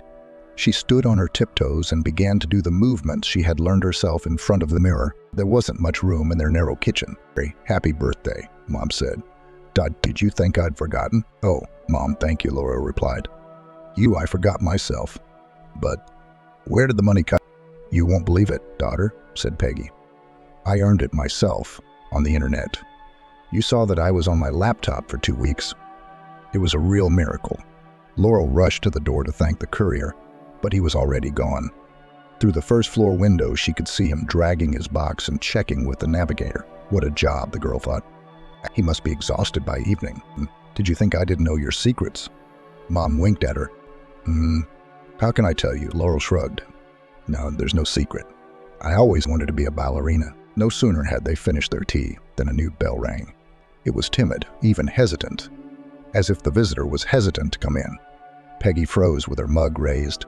Was it really that early? She asked. I thought they were coming tonight. Don't give up, Mom, the girl said. The bell rang again. Laurel went to the door and looked through the peephole. She expected to see Gabriella, her classmate, and other familiar people. Big deal, the school didn't show up. Instead of a huge delegation, there was a man standing there. Something about his face seemed familiar. It seemed that she had already seen his picture somewhere. Hello, Laurel said. Who do you want? Hello, P. The man whispered and smiled. May sent Eddie. The girl shouted, opening the door wide. What the hell is this? Adrian looked around his store and couldn't believe his eyes. What was his serf doing? On the door was a proud sign written in marker, recount. When had it closed, all the aisles were filled with cardboard boxes, on which the same marker indicated the type of goods and their quantity. Some, with milk, kefir, and cheese, were carefully placed in refrigerators. What the hell is this? Adrian asked and grabbed Easy by the sweater. I'm asking you, what is this? Get your hands off me. I'm quitting, replied the salesgirl. Yeah, how dare you? Resented the owner. Here, take a look at this, said Easy, and handed him a whole notebook written in her hand. I've counted it all. There's a shortage, but it's not much. 3,000. I put it in the cash register. What do you think you're doing? Adrian said. This entire pavilion is only 50 square meters with the warehouse. That's exactly what he needs to sell alcohol. The basis of his prosperity. Adrian had squeezed the most out of this modest space. The goods are everywhere, in the refrigerators, on the counter, and even in the aisles. But another important part of his success is the reliable Easy, whose ex almost drove him into the world. Of course, in the 500,000, he wrote absolutely all the shortfall over the years of the store, but the uncomplaining saleswoman swallowed it. She didn't argue, she worked a double shift. Easy, let's talk. Adrian suddenly changed his anger into mercy. You have to give me 2 weeks' notice. I'll find a replacement. No, you won't, replied the saleswoman. We have an employment contract with you, remember? Adrian tried to make it look like he was complying with the law. Easy did indeed work for him officially, but since he couldn't afford a lawyer, he had to handle the paperwork himself. Had he missed the end of her contract? Easy, you can't do that, the landlord said. We can talk. I'll cancel some of your debt. ESC's face twisted. I've paid it all off. I'm leaving. Out of what if the police? Adrian said hopefully. The court. Go ahead, replied the former saleswoman. She took off her apron, the only uniform her stingy employer had provided her with, and threw it on the floor. Opening the door, she slammed it hard, hoping to break the glass. But it helped. It would swing wide open, and he would walk in with a victorious gait. He'd hand out the presents. Peggy, realizing and forgiving, would rush to embrace him. But instead of his cheerful daughter, he sees a thin, haggard Laurel. Does she eat anything at all? Shabby wallpaper hung from the ceilings and walls. In the kitchen of the old, shabby apartment sat Peggy, sitting in her wheelchair. She covered her face with her hand in embarrassment. Of course, she'd once been so strong, so powerful and independent. Life had taken its toll on her. Vincent held out the bouquet he'd bought at the train station. Bright red roses, just the way she liked them. Nice waits. Here I am, he exhaled. I'm back. Peggy was silent. He could read a whole range of feelings in her gaze, but hate was not one of them. I wondered if she'd filed for divorce. That last time, 4 years ago, when she'd refused to see him, he'd snapped, found a job 3 miles away, and left. He hasn't been back home in over 3 years. A year ago, V-Contact offered him a new friend, with the same surname and familiar facial features. It turned out Laurel had grown up. They communicated for a year, and then he realized that he could no longer be away from his daughter, especially when a schoolmate called him and told him that he was wanted by the principal of the school where Laurel attends. True, he had not been told about Peggy's misfortune. Papa, I'm so glad, Laurel said. How about some tea? Peggy remained silent, and Vincent stood holding out the flowers. Then the girl took them and put them in a 3-liter jar. They didn't have a vase at home. She suddenly realized that she had never imagined meeting her father at all. There were almost no childhood memories of him, only of going to the movies and once eating ice cream. I'm sorry, Peggy, he said after a long silence. It's my fault. I gave in. Peggy was silent. Vincent wondered if his wife had filed for divorce. He certainly wouldn't have done it himself. On his passport, they were still husband and wife. An inner strength prevented Peggy from not only asking for help, but even accepting it. All she had to do was say 2 words about the state she was in. He would have flown in, rushed over. But she didn't say a word. "If you won't forgive me for your own sake, then forgive me for your daughter's sake," Vincent asked. "I can see it's not easy for you." "I don't know," Peggy said. I don't know if you can stay with us, after all you've done. Or rather, what you haven't done, May. I don't know either," Vincent shrugged. Peggy's always been like that. If a man is strong, he measures others by himself. He sees any weakness as a betrayal. He'd always been weaker than she was. His wife's expressive silence hit him worse than any shout. He wanted to get up, to rush outside, and run to the airport, fly far away from here. But he felt in his gut that both his daughter and his wife needed his help. "Why don't we vote?" Laurel suggested it. "Who's in favor of Daddy staying?" "I'm in favor." Peggy was silent. Laurel could see from her mom that she was hesitant. She wants to be a proud, independent woman, but they can't do it without Daddy. So he didn't fool her, he came. And just when she needed him most, who would dare separate them now? "Me, too," Vincent said. "I want to stay with you. If not right here, I'll get an apartment somewhere. I'll come and help out, take Laurel to school." "She can do that all by herself," Peggy said sharply. "You should have asked her if she had winter clothes and shoes." "Yes, she does," Vincent shouted happily. "And you and me, Laurel, we're going shopping, aren't we? And we'll take your mother, won't we?" He looked hesitantly at Peggy's legs, covered with a blanket.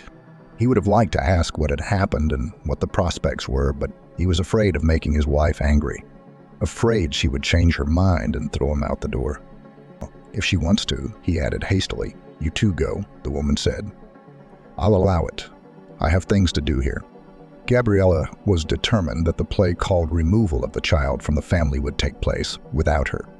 She didn't return calls from administration officials. She sent her letter of resignation by courier. She has every right not to visit the girl and not to tear her from the arms of her loving mother. Really, there's nothing else the principal can do. "No, she asked not to let anyone in," said the receptionist. "Gabriella is very ill. Out of my way." The authoritative voice was McCullough's, of course. He swung open the door to the headmaster's office and entered regally. The principal was, indeed, not well. The official waved her application, holding it up squeamishly with 2 fingers. "Look at what she's up to." "Care to explain?" McCullough demanded. "What is this?" "This." The principal interjected. "My resignation. I'm resigning. It's my legal right." "Oh, legal right." The official was raging. "Right. So this is how you do my bidding. Coffee for us," he demanded, but no one came forward to do his bidding. McCullough could not understand why this obedient and uncomplaining woman was suddenly rebelling. He must bring the process to an end to take Laurel away from her negligent mother. What did it matter why she could not fulfill her duties? And then, at the last moment, the principal stabs him in the back at 6:00 p.m. "I'm closing the office," she said, "and I'm leaving, and to the Pattinsons." "And I'm not going to the Pattinsons," the principal said. Period. "Well, nothing," replied the official. "Nothing. There will be teachers who will fulfill my assignment.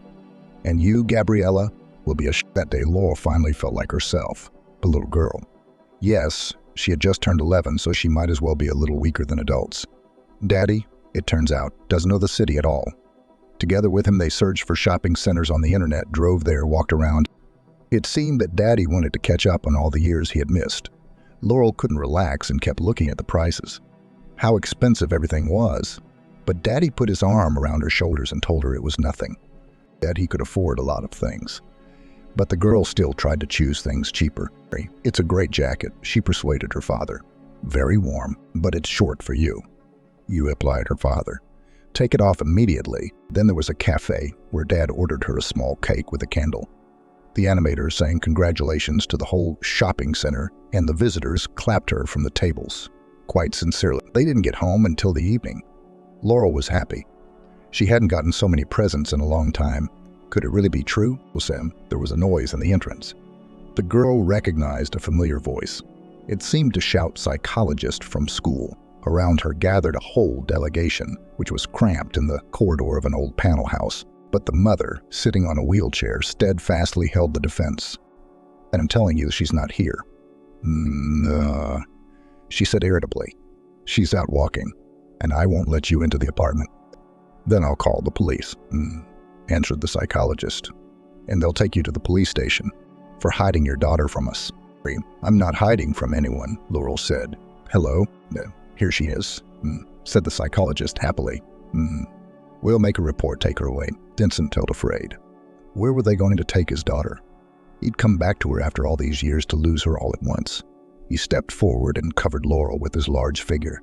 The educators looked at him in surprise. Then, who are you? One of them asked. I'm the father, he replied. No, how dare you? Peggy shouted. We're a happy family, woman, the psychologist said arrogantly. If you bring a man home, it's not always a sign of well-being. This is my husband, said Peggy. My passport, the psychologist demanded. Vincent took out a document and handed it to the delegation. Each member of the delegation examined his passport in turn.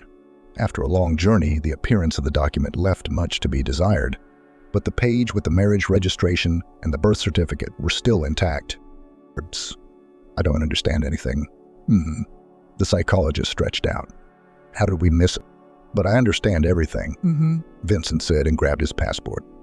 He suddenly felt empowered. Get out of the way, don't you see? The child is tired and wants to rest. The man moved the school delegation with what seemed to him to be a slight movement of his hand. In fact, they parted on their own.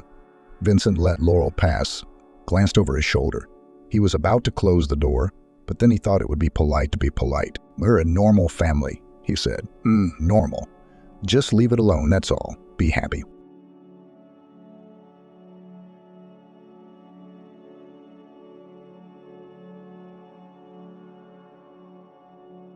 Sarah ran down the street with her heart racing. She was late. But how could this be happening now? During the night, her phone had run out of battery, and the alarm clock, of course, did not ring on time. When the girl opened her eyes, she immediately realized that she had overslept. It was too light outside. Luckily, she had prepared her dress from the evening, and it didn't need to be ironed. Of course, she wanted to do light makeup, but under the severe time constraints, that would do. Sarah hastily tied a high ponytail and managed to eat a sausage sandwich. Yes, it was unhealthy, calorie-dense food. But in her early 20s, she was clearly not in danger of becoming overweight. And now the girl did not walk, but ran along the sidewalk, almost flew to the bus stop. If the bus was a little late, she could still make it. She really needed to get to the interview. There weren't many people around. The streets seemed unusually deserted. It was a busy time. Everyone had already gotten to work, and lunch was still a long way off. If Sarah had more time, she would have loved to see the bright colors in the flower beds and the leaves on the trees starting to turn yellow. The beginning of fall is the most beautiful season of the year. But the girl was hopelessly late because of her own short-sightedness. How could she forget to put her phone on the charger? Sarah quickened her pace. She needed to make a good impression on her employer. Otherwise, the girl didn't know what to do. Her life had never been sluggish, but lately things had gotten quite bad. Some kind of black streak with no end and no edge. But Sarah was not discouraged. She knew for sure that at her young age one must move forward. A black streak is followed by a white one. You just have to do something about it. Besides the fact that she did not whine and did not feel sorry for herself, the girl tried her best. She called all the companies in the city, looking for vacancies, even thinking about part-time work. Accountants, as it turned out, were required few, but much more often flashed vacancies for cleaners. What to do? If you cannot get a job in the profession, you will have to take any job. Money will not earn itself. You can't expect help, but you have to live. When Sarah was fired from the colony, where she had worked in the accounting department for almost 3 years, they tried to console her. Well, you're still very young, exhorted Susan Smith, the head of the personnel department. You'll easily find a new position. Who's to be laid off but you? Not Laura, she's raising a son on her own. Or Dolores. She's in her 60s. Who'd hire her at that age? And you're still a child. At least you can live with your parents. They're young and strong. It won't be a big deal if you're out of work for a few months. Get some rest. Susan Smith had no idea how Sarah was doing, but the girl didn't even try to explain anything to her. She knew it was useless. The penal colony where Sarah worked had been downsized, and now the institution did not need 3 accountants at once. Someone in the payroll department had to be fired. She, the youngest, was chosen. Susan Smith said that in case of emergency, the young girl could live with her parents for a while. She gave as an example her daughter, the same age as Sarah, who was studying at the institute, did not work and lived in the care of her mother and father. But Sarah's situation was completely different. True, she didn't talk about it much. Not that she was ashamed. The girl somehow managed to contrast herself with her own mother from an early age. Mother on her own, Sarah apart. But she just wanted to start a new life.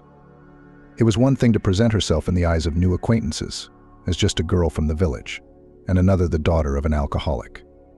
Sarah was well aware that this fact of biography would definitely affect her image and reputation, and she tried to avoid it.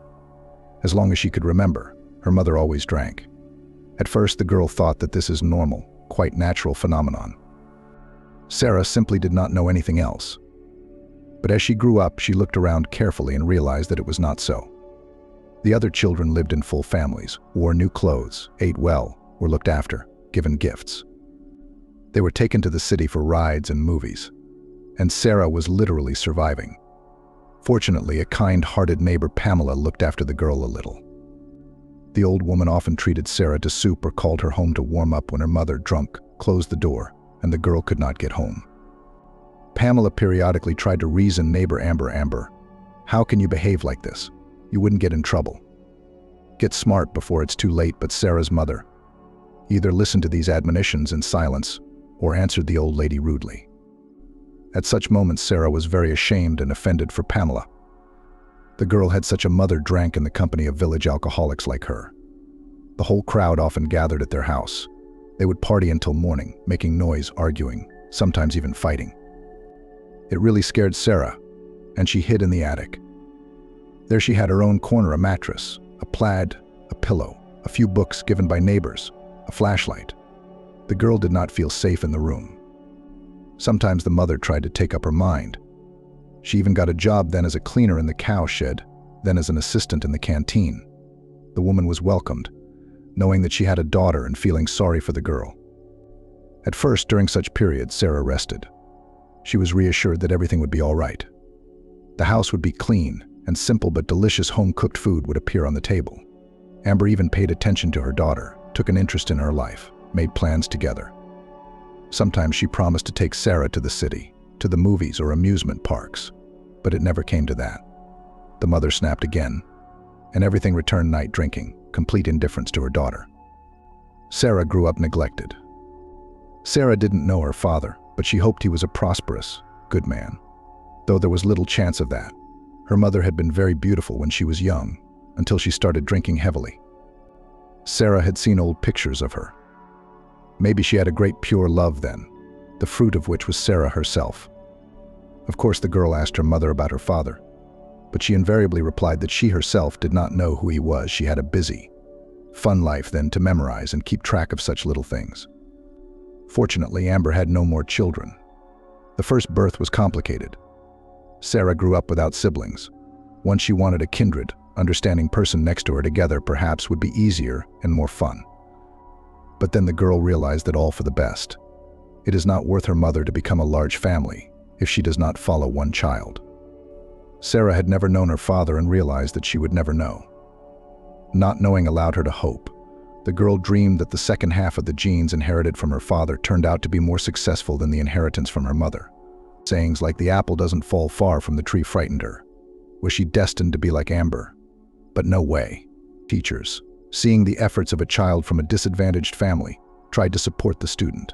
Someone studied with her additionally. Someone bought some aids for the girl with his own money. Many people were interested in Sarah's fate. Once, when Sarah was finishing the 8th grade, she was summoned by the principal. Sarah went to the office, causing awe and terror in most school children, completely calm.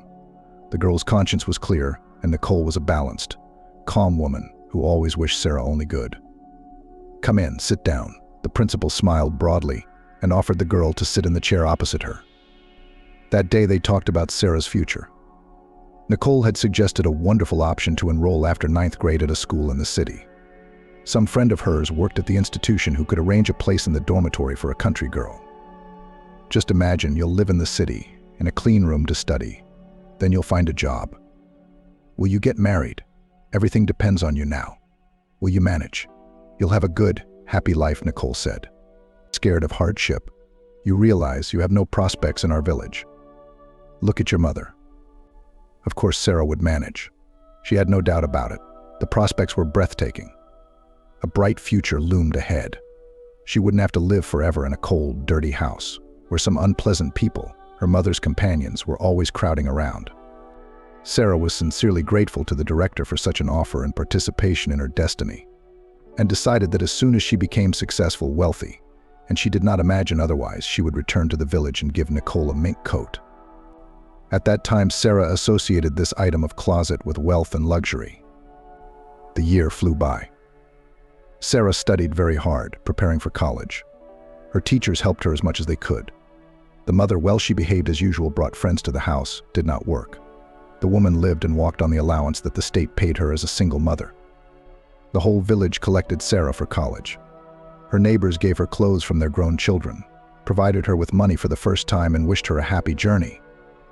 Find yourself a nice guy from a nice family, Grandma Pamela insisted. And don't come back here. There's no more life for you here.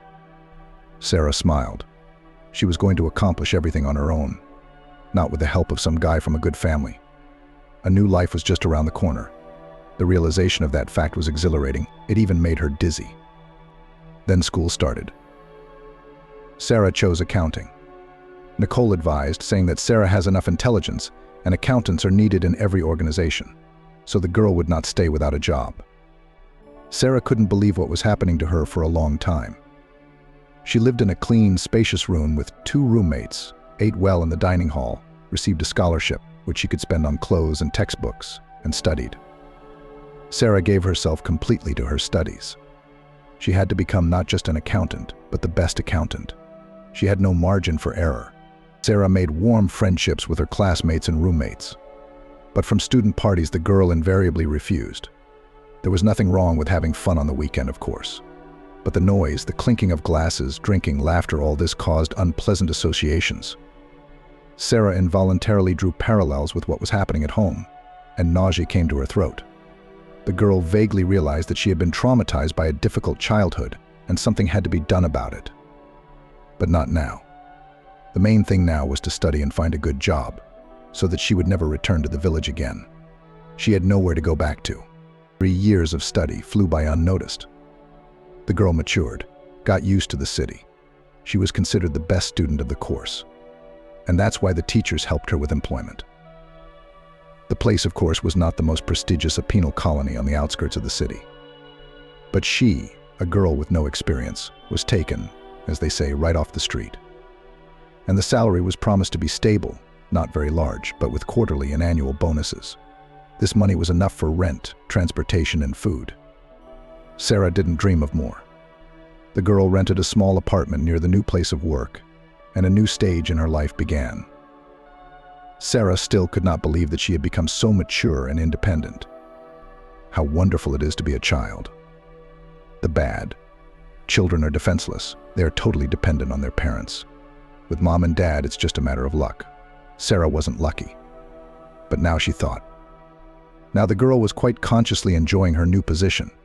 She was a correctional officer, an adult, independent. Sarah couldn't believe what was happening to her. Her life would be whatever she wanted it to be. Sarah loved her job. At first, she was put behind the cash register. She didn't have much to do here. Except for the end of the month, when all the staff of the institution lined up for salaries and bonuses. On such days, she even had to stay late. It was here, near the cash register, that Sarah met Ben. The girl often saw this guy in the building. She liked his smile, so warm, open. He himself was short, skinny, not particularly noticeable. But the smile and the gray eyes seemed to be sly. And they definitely attracted attention. The girl knew that the guy worked as a driver, saw how he gave rides to the colony staff. He caused her some previously unexplored feelings. Sarah could not explain to herself what it was. She only liked to meet this man in the corridor. He always looked at her carefully, studying her, interested. And this look gave Sarah a pleasant chill in her stomach and made her palms sweat, an inexplicable reaction of her body.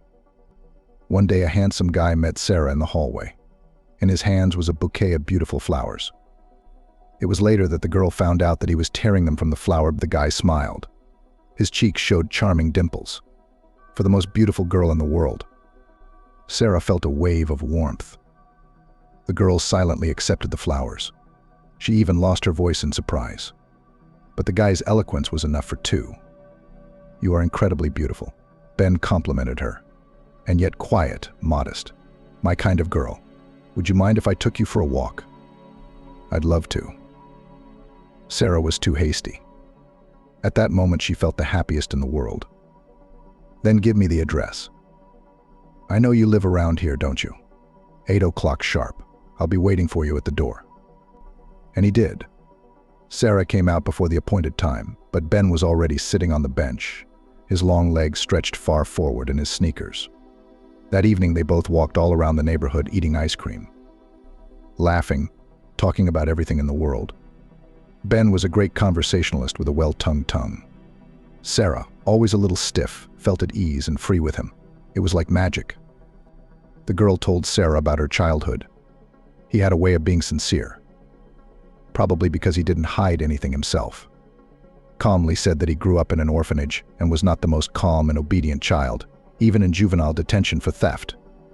But then he got smart, studied to be a driver, found a job. He worked at a bakery. True, there he was framed by more experienced, clever colleagues, set up in such a way that Ben's shift lost money for products. Why, it was easy to think I was the guy, he grinned. A stint in juvie and orphanage. You couldn't find a better candidate for the role of a scapegoat. That's how I ended up back in juvie. I don't get it. Sarah, you had to do time again? Yeah, but my time wasn't up yet. What do you mean? It's like this. Didn't you know that? I thought you did. I'm a prisoner in a penal colony, serving my sentence. It's not a heavy sentence, so I work for the colony, I get a little money. The locals even let me into town, like today, for example. Sarah couldn't believe what she'd just heard. So this nice, friendly guy is a prisoner. What difference does that make, really? Ben is still the same charming, smiling, intelligent, very pleasant conversationalist. And Sarah obviously likes him. And the fact that he's in a penal colony, well, who doesn't? A guy was framed, and there's no one to stand up for him, just like there's no one to stand up for her. And in general, she and Ben have a lot in common: a difficult childhood and the need to make their own way in this life. Sarah decided that Ben's status didn't mean anything to her. The only thing that matters is that he's a good man, and he is. Even the staff trusts him. They let him go out on the town. "I've only got 4 months left on my sentence," Ben said. "Then I'll get out, get a job, and start a new life. I have a lot of plans." Ben and Sarah started dating. The girl fell in love with the cheerful, charming guy more and more every day. With him, she felt beautiful, needed, loved, special, a very unfamiliar, but very pleasant feeling. Ben tried to help Sarah in everything. For example, he looked for people who had to sign her papers. He drove her wherever she needed to go, carried heavy folders for her from the archives, brought her delicious buns from the canteen. He was always there for her. From time to time, Ben was released in the city, and then he took the girl to the movies, cafes, theater. Sometimes they just wandered the streets, talking about all sorts of topics. However, with Ben, it was pleasant to be quiet. 4 months went by quickly. Ben was released and moved in with Sarah. Where else would he go? It was impossible to live in the apartment, which he had received as an orphan when he was released from the orphanage. It was in an emergency building, from which the bricks were slowly falling out. It was scary to even go in there. Sarah was happy about this turn of events. Now she and Ben lived together like a real family. The guy turned out to be a handyman. He repaired a leaky faucet, changed a light switch, pasted wallpaper. Any job he could do it with his deft hands. And how did Ben cook? The smell of his fried potatoes and mushrooms even made Sarah dizzy. The only thing that marred the idyll was that Ben couldn't find a job. In the morning, when Sarah ran away to the office, Ben also left the house and ran to interviews until the evening. But when she came back from work, she found out that another day had been wasted. "They won't hire me anywhere," the guy shook his head sadly. "After all, 2 convictions and for theft. It's a stigma on me now. I can't get away from it." "I guess you'll find something," Sarah reassured him uncertainly. Of course, we'll get through this. But as time went on, nothing changed. Sometimes Ben had some money from somewhere, like he found a temporary part-time job. He'd unload a truck, then he'd spend a couple days at the market, then he'd work at a construction site. He'd spend it all on booze and snacks. Sarah was worried. Ben, the joker and the soul of the company, liked to have fun too much. He had a lot of friends with whom he often disappeared in bars and cafes. Sarah stayed home because she was tired after work. And she had to get up early in the morning, not like Ben. When the guy had no money, he lived on Sarah's salary. She kept silent, afraid of offending her lover, of spoiling their warm, trusting relationship. But the relationship was somehow imperceptibly changing. She and Ben had clearly drifted apart. Sometimes they couldn't even say a word to each other for an entire evening. No, the girl would have loved to talk to her lover. Sarah was still very attracted to him, whereas he had clearly grown cold to the girl. There was no longer the admiration in Ben's gaze that had once so enticed Sarah. When the girl tried to find out what was wrong, Ben became angry. "Why are you picking at my soul? Can't you see that? I'm going through a rough patch in my life. I've got to prove I'm not a criminal, find a job. And then there's you. But we don't spend enough time together. You're out with your friends all the time? I'm alone." "You should have fun too," Ben said. "You've got a lot of coworkers. You have a job and a paycheck. I'm out with my friends, maybe relieving stress. Do you think it's easy to feel second class? Everyone thinks being an ex-con means you're a lost cause. But they understand me and accept me for who I am. I understand and accept you." One day Sarah came home early and overheard Ben on the phone. He was talking to some woman, calling her Jenny and showering her with compliments. It was very similar to the way he had behaved with her in the first few months after meeting her. Sarah felt an almost physical pain in her chest, but still mustered up the courage to enter the room. Ben was a little embarrassed at first, but then angrily went into the kitchen where he calmly ended the conversation, only to return to the room. "What was that all about?" Sarah asked, trying to make her voice sound as firm as possible. "It was nothing in particular. This girl, I met her in a bar. Her dad's the shop foreman. I'm trying to get a job, you might say." That explanation satisfied Sarah at the time, probably because she really wanted to believe in this logical version. She just needed an excuse. Ben's job didn't work out after all. Despite everything, Sarah still loved Ben and hoped that things would work out between them. It is necessary just to survive this difficult period, and everything will be fine. But the black streak in the girl's life did not think to end. One morning, the chief accountant invited everyone to a meeting and said that there were going to be cutbacks, including the settlement department, where Sarah works. The girl tensed, of course, but she felt out of danger. Sarah worked for 2 people. She coped with all the cases perfectly. Besides, she was young. There's an older woman in the department. That she was a cousin of the boss, Sarah did not realize at the time. Sarah was not even alarmed when she was called to the HR department. Accountants and HR people have a lot of things in common. Nothing suspicious. But the supervisor informed Sarah of her dismissal. That evening, the girl, barely reaching home, collapsed on the sofa and burst into tears. What injustice. Why should she do this? She thought. Colleagues all day cheered Sarah, assured that she will easily and quickly find a job with an even higher salary. They said that everything was for the best, but they knew absolutely nothing about Sarah's life and situation. She can't be out of work for even 2 weeks. There's no way she could find a new job in that short a time. Business? Ben shook his head sadly. What are we going to live on now? I don't know, Sarah shrugged. You're not making any progress. It's quiet. Who needs an ex-convict? Yeah, that's how we got here, Ben sighed. We'll start looking at vacancies tomorrow, Sarah said, sobbing. I'll find something. I'm sure I will. I don't know. Jobs are hard to come by in the city right now, Ben was right. Sarah had heard that many times, but she hadn't cared about it before. After all, the girl worked in prison. She was absolutely satisfied with everything. Who knew how to pay the rent? Ben continued to lament. It's getting close to the deadline. Are they going to kick us out? No, I have a little savings. Sarah shook her head. She was saving a little from each paycheck, saving for a vacation by the sea. She dreamed of spending a romantic vacation with Ben in a southern resort town. But now this sum will have to pay off the landlord, so that at least not to be without a roof over their heads. Oh, that's good, Ben said. I didn't know that. Because it was a surprise, Sarah smiled sadly. I have the money under my mattress in a blue book. What now? All the next day, Sarah tried to find a job. They sent out resumes to companies in the city. What if she got lucky? What if someone responds? The tired girl returned home only in the evening. Her legs were buzzing and she had a headache. But Sarah knew she'd done all she could today. Ben was gone. He must have gone out with his buddies to a bar or a club or something.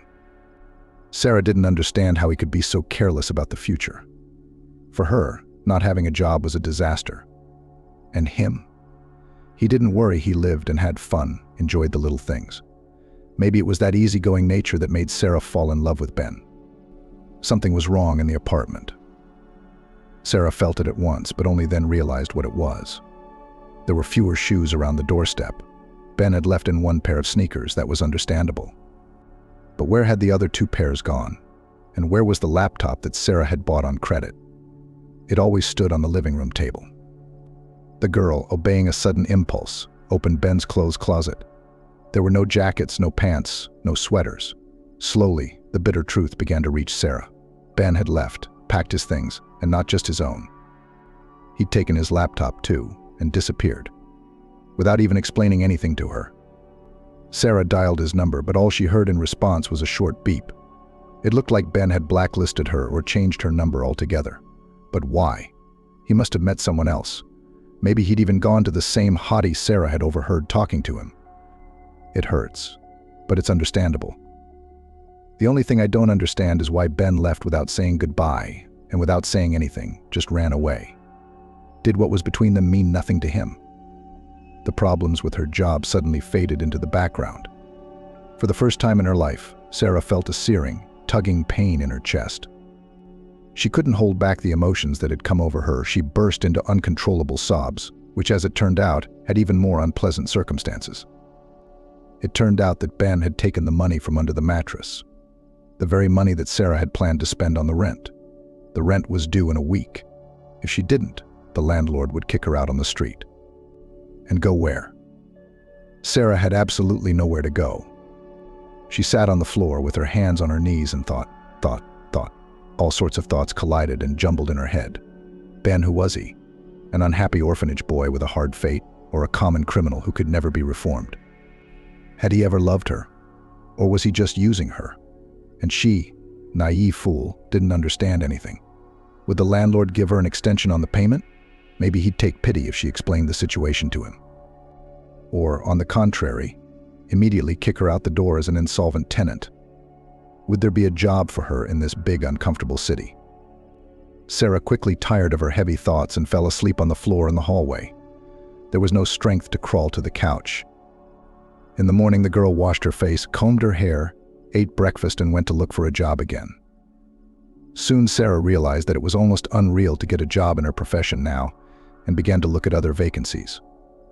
Okay, she'd have time to become a great accountant. For now, she had to find any place, as long as it paid money. Sometimes the girl was invited for an interview. They promised to call her back, but never did. And soon Sarah stopped believing these assurances. She searched hard, but to no avail. She had no money left at all. The girl stretched the last packet of groats and a loaf of bread and had no idea what to do next. Her situation was becoming more and more desperate. That's when the call came from the cleaning company. Sarah had been to an interview with them about a week ago. They didn't hire her then, but now there was a vacancy for a cleaning assistant, and the girl got a call back. The woman from the HR department asked Sarah to come in the morning with her documents. Only she warned her not to be late, because they didn't want any non-committal employees. And it should happen that Sarah forgot to charge her phone the day before. In the morning, the alarm clock did not wake the girl in time. She woke up on her own. She looked at her watch and was stunned. And now Sarah flew to the bus stop, not noticing everything around her. Just to make it, just to get to the office on time. She needed this job so badly. Sarah walked hurriedly down the sidewalk. Suddenly, a strange sight caught her attention. A pale, frightened old woman was sitting on the sidewalk. There was horror in her eyes. The old woman was struggling to breathe, a hoarse squeak escaping from her lungs. Sarah stopped, looking around. She should call for help, but there was no one nearby. It wasn't rush hour, so there was no one to help this woman but Sarah. But if she's late for her interview, she's out of a job. Wouldn't you? But Sarah couldn't pass up an old woman in desperate need of help. How can you leave someone in this position? What's wrong with you? The girl squatted down in front of the woman and looked into her face. Sarah D, she said with difficulty. Sarah had never seen people's lips so blue before. An ambulance? She asked. The old woman nodded. Sarah dialed the ambulance number, explained the situation to the dispatcher and gave the address. The deed was done, but she couldn't leave the woman alone on the sidewalk and decided to wait for the ambulance to arrive. Sarah was hopelessly late for her interview.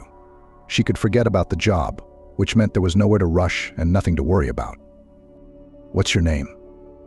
The girl asked, sitting down next to the old woman on the sidewalk. Deborah, she exhaled. Thank you, sweetheart. Don't ever leave. I'll sit here with you. Please, please, I'm afraid to be alone. Were you in a hurry? The woman spoke intermittently, taking hoarse breaths every now and then. But it was obvious that she needed companionship now. It distracted her a little, prevented her from panicking. It's nothing. Sarah waved her hand. No, it's important. The old woman struggled and tried to smile. I saw on your face that you were in a hurry. Yes, it's not an interesting story, I'll tell you later, if you promise to get better quickly. It happens to me. Not for a while, though. My heart hurts. I need a shot. Well, they know in the ambulance, and everything will be fine. Just then, a yellow car with a horn honked. 2 uniformed men got out and approached the old woman. Sarah stepped aside, letting the specialists do their work. They asked Susan Smith a few questions and actually gave her an injection. Within moments, the old woman's skin color began to take on a normal hue, and most importantly, her lips went from blue to a normal pink color. Deborah was getting better before her eyes. It was like magic. Doctors are a bit of magicians after all. Sarah thought the ambulance would take the old lady away after such a terrible attack. What's a hospital without a hospital? But the paramedics got into their car and drove off. And Deborah, smiling broadly, approached the surprised Sarah. Don't you have to go to the hospital? The girl asked. What did I forget there? The injection was given. The attack was relieved. Now I will go to the outpatient clinic to my cardiologist. He will choose pills, and I will again live peacefully for several years. It's a good thing I'm lucky I came across you, baby. Otherwise I'd be lying here on the asphalt, no people around. Only cars passing by on the road.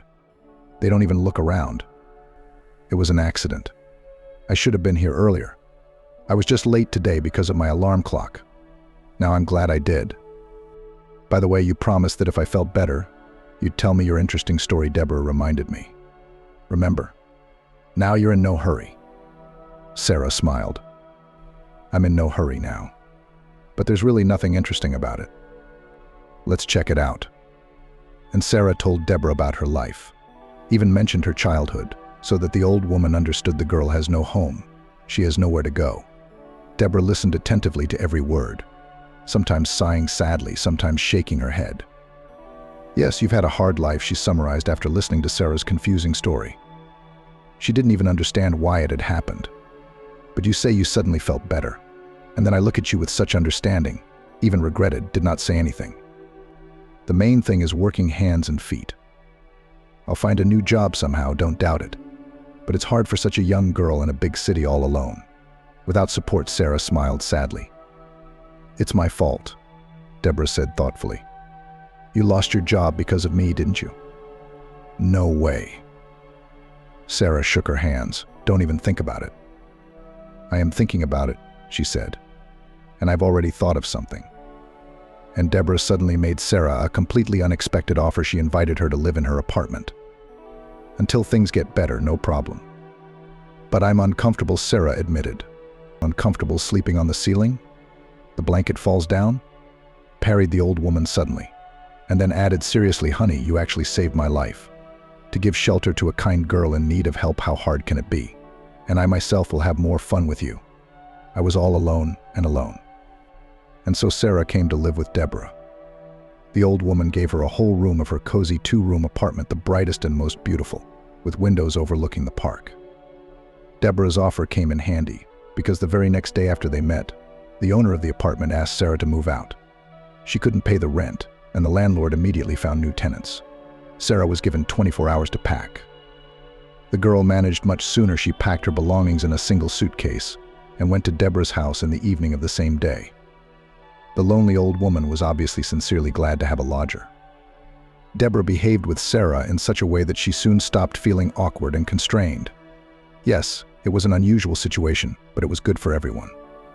Sarah had a roof over her head. And Deborah? She wasn't lonely anymore. She had someone to talk to watch TV with, to discuss news and recipes, to share her worries and joys. That meant a lot to an elderly person. Sarah, of course, tried to help Deborah in everything, but she herself clearly liked to take care of the girl. The old woman often cooked something tasty for her. She baked pancakes, fried pies on a griddle, made delicious stews of chicken and vegetables. No one had ever tried so hard for Sarah. Sometimes the girl even had tears in her eyes. How pleasant it is, such care. Sarah found a job after all. 3 weeks after the move, she got a job as a sales clerk in a neighboring store. The experience of working in the cash register at this place came in handy. When the girl came home, there was always the smell of something delicious: pies, homemade borscht. Deborah immediately led her to the kitchen, assuring her that a tired girl should definitely eat and rest. Sarah did not object. The girl often felt as if she had known Deborah all her life. She was surprisingly easy to be with, as if it was a normal thing to live with a complete stranger, a stranger in fact. After getting a job, Sarah tried to offer Deborah money to rent a room, but she flatly refused. "Oh, really? Are you like a niece or a granddaughter to me now? There's no way I'm taking money from you, and don't make it up. You'd better save it. Maybe gradually you'll have enough to buy your own place." Over time, Sarah learned Deborah's sad story. The old woman realized why she was alone in her old age. It was really very sad, scary even. Deborah was born in the village to a large family. She was the eldest of 4 sisters. When the girl was 10 years old, her mother died. Her father soon remarried. So into the house came the stepmother, as evil, cold and demanding as in the old fairy tales. She had 2 children, a daughter and a son, the same age as Deborah's younger sisters. This woman immediately disliked Deborah as the oldest and, understandably, a stranger. Her father's wife knew that Deborah saw and noticed everything, and how her stepmother chose the best bits for her children and gave her stepdaughters the leftovers, and how she was always complaining to Papa Gordon about the ill-mannered girls, and how she slowly dragged Deborah's own mother's few pieces of jewelry into her jewelry box. That was particularly hurtful for some reason. Stepmother forced her eldest stepdaughter Sarah to work from dawn to dusk, scrubbing floors, cooking, caring for the younger ones, cleaning the livestock. With her arrival in the house for the girl ended childhood. She no longer ran with her friends on the street, did not play with her favorite toys. Talika studied and worked on the household. Instead of gratitude for her help and work, the girl received from her stepmother only reproaches. The bed is not so made, and the borscht is not salty, and the child is unattended, fell off the stool, and hit through her teeth. The woman talked to Sarah, called her a girl, and sometimes even allowed herself to hit the girl, then on the cheek, then on the cheek, then on the head, then on the back. The stepmother was tough to deal with. Sarah was shocked at first. Her mother never laid a finger on any of them, always explained everything with words and here. And then the girl somehow got used to this state of affairs and accepted it.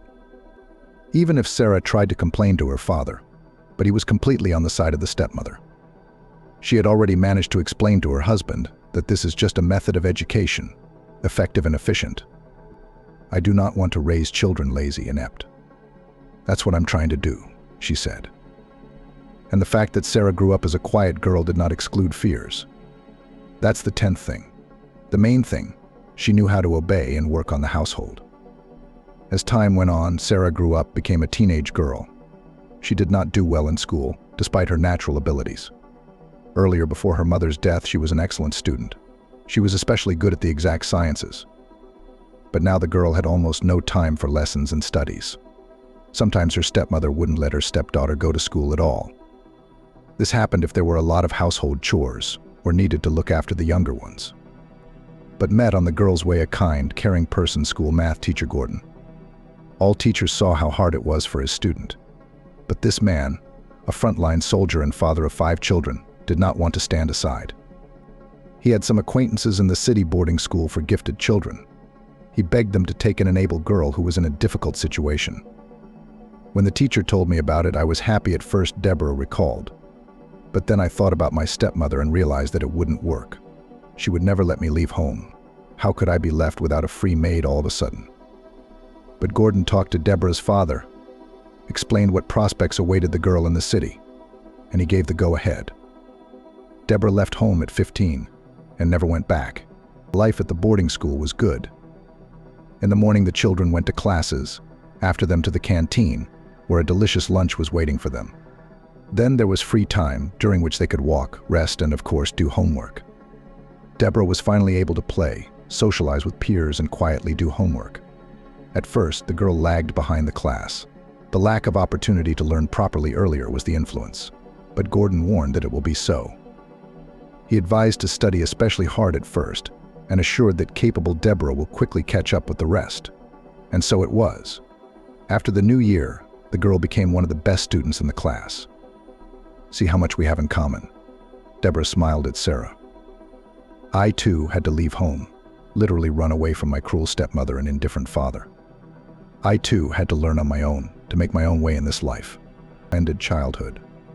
She no longer ran with her friends on the street, did not play with her favorite toys. Talika studied and worked on the household. Instead of gratitude for her help and work, the girl received from her stepmother only reproaches. The bed is not so made, and the borscht is not salty, and the child is unattended. Fell off the stool and hit through her teeth. The woman talked to Sarah, called her a girl, and sometimes even allowed herself to hit the girl, then on the cheek, then on the cheek, then on the head, then on the back. The stepmother was tough to deal with. Sarah was shocked at first. Her mother never laid a finger on any of them, always explained everything with words, and here. And then the girl somehow got used to this state of affairs and accepted it. Even if Sarah tried to complain to her father, but he was completely on the side of the stepmother. She had already managed to explain to her husband that this is just a method of education, effective and efficient. I do not want to raise children lazy, inept. That's what I'm trying to do, she said. And the fact that Sarah grew up as a quiet girl did not exclude fears. That's the 10th thing. The main thing, she knew how to obey and work on the household. As time went on, Sarah grew up, became a teenage girl. She did not do well in school, despite her natural abilities. Earlier, before her mother's death, she was an excellent student. She was especially good at the exact sciences. But now the girl had almost no time for lessons and studies. Sometimes her stepmother wouldn't let her stepdaughter go to school at all. This happened if there were a lot of household chores or needed to look after the younger ones. But met on the girl's way a kind, caring person, school math teacher Gordon. All teachers saw how hard it was for his student. But this man, a frontline soldier and father of 5 children, did not want to stand aside. He had some acquaintances in the city boarding school for gifted children.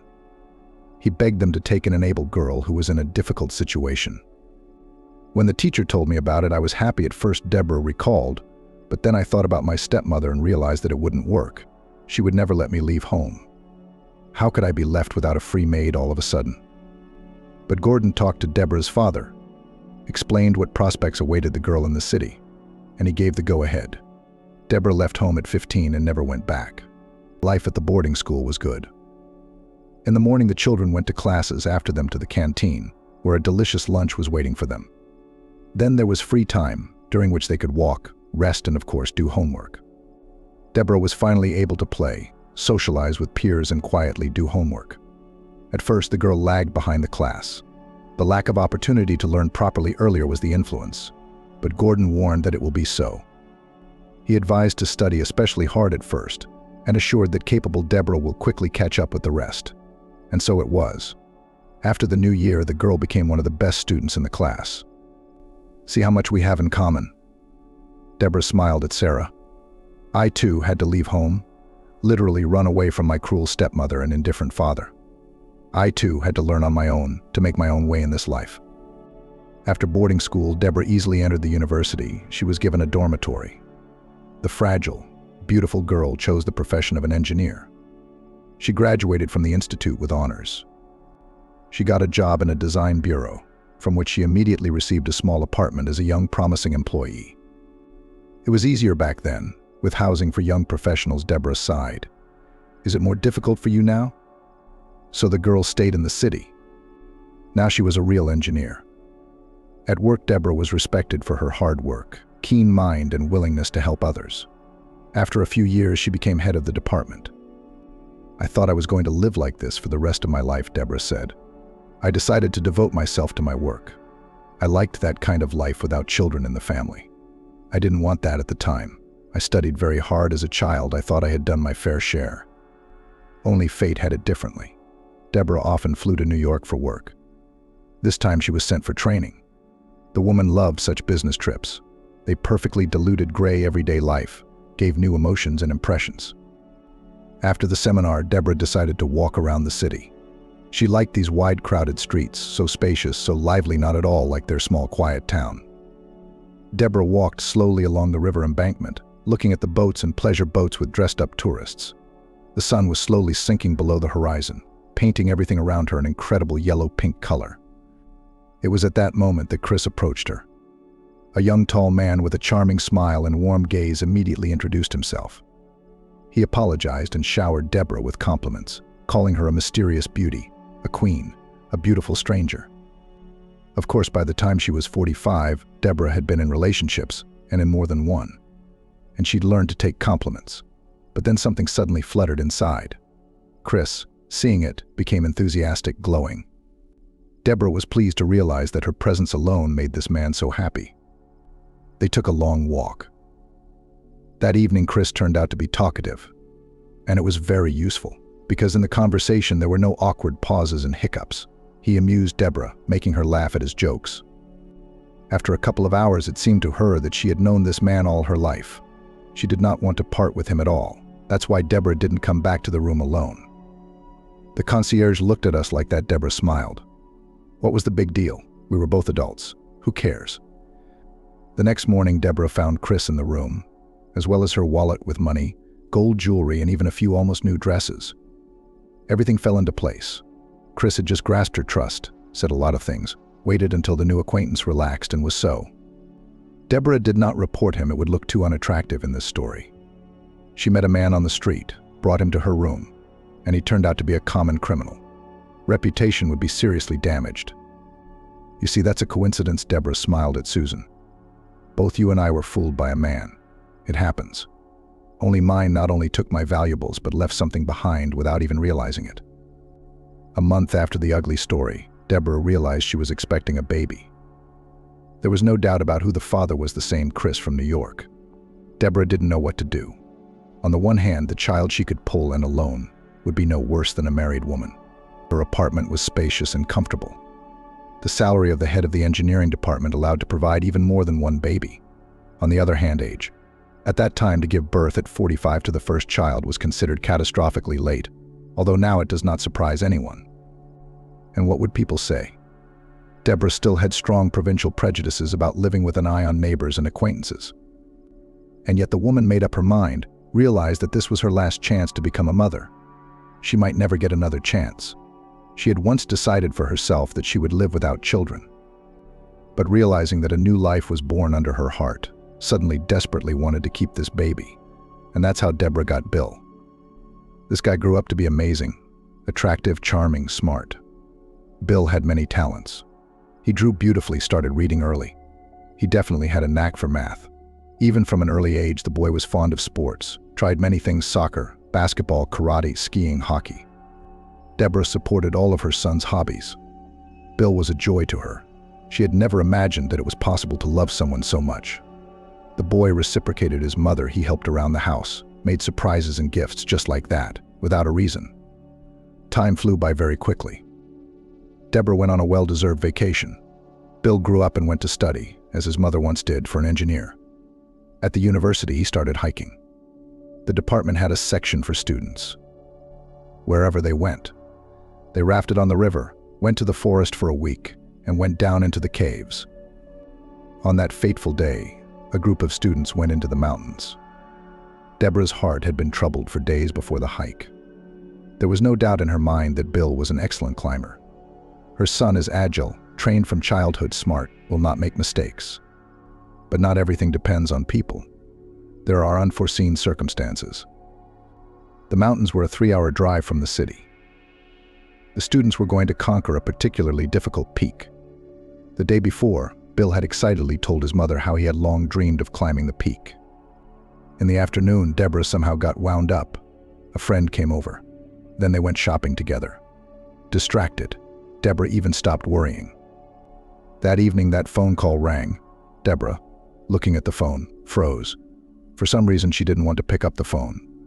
Something told her she was about to get some bad news, and so it was. A group of students had been caught in a mudslide down the mountain. Several people were killed, many injured. 2 boys, including Deborah's son, went missing. And endless hard days dragged on for the 2 elderly mothers. Rescuers spent a long time removing the rubble. Among the rocks and dirt, they found the body of one of the missing boys. Bill, the other one, was never found. You realize there's no chance the man in uniform explained to Deborah. If he was alive, he would have made himself known by now. He stayed under the rubble. It's physically impossible to make out everything. Bill was recognized dead, but for 3 years Deborah could not accept this state of affairs. She never saw the body, so she could not believe what had happened. So Deborah lived with a faint hope for a miracle. The old woman showed Sarah pictures of her son. From them smiled an attractive young man, tall, athletic, with blue eyes. Even from these pictures, it was clear how energetic and cheerful he was. It's hard even for me to believe that such a man no longer exists, Deborah sighed as she looked at the photos. She smiled too, and she often said, maybe we'll see him again. My intuition tells me he's alive, the woman shook her head.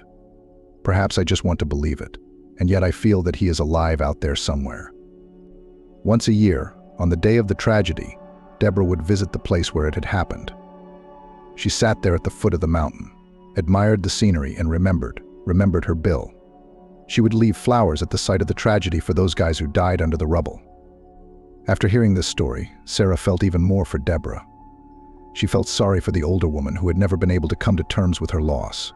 But Deborah's resilience, her belief that Bill was alive, both admired and caused a pang of sadness in her heart. A 1.5 years passed imperceptibly. Sarah lived with Deborah and worked as a saleswoman, but she wanted more. Did she study accounting for nothing? So Sarah was always looking for a job in her specialty. And one day luck smiled on her. The girl got a call and was invited to an interview at the factory. An accountant was required. Sarah went to the meeting in a calm mood. Sarah had already been to so many interviews that she could write a book for beginners. If she didn't get the job, it was okay. She had a job, a roof over her head.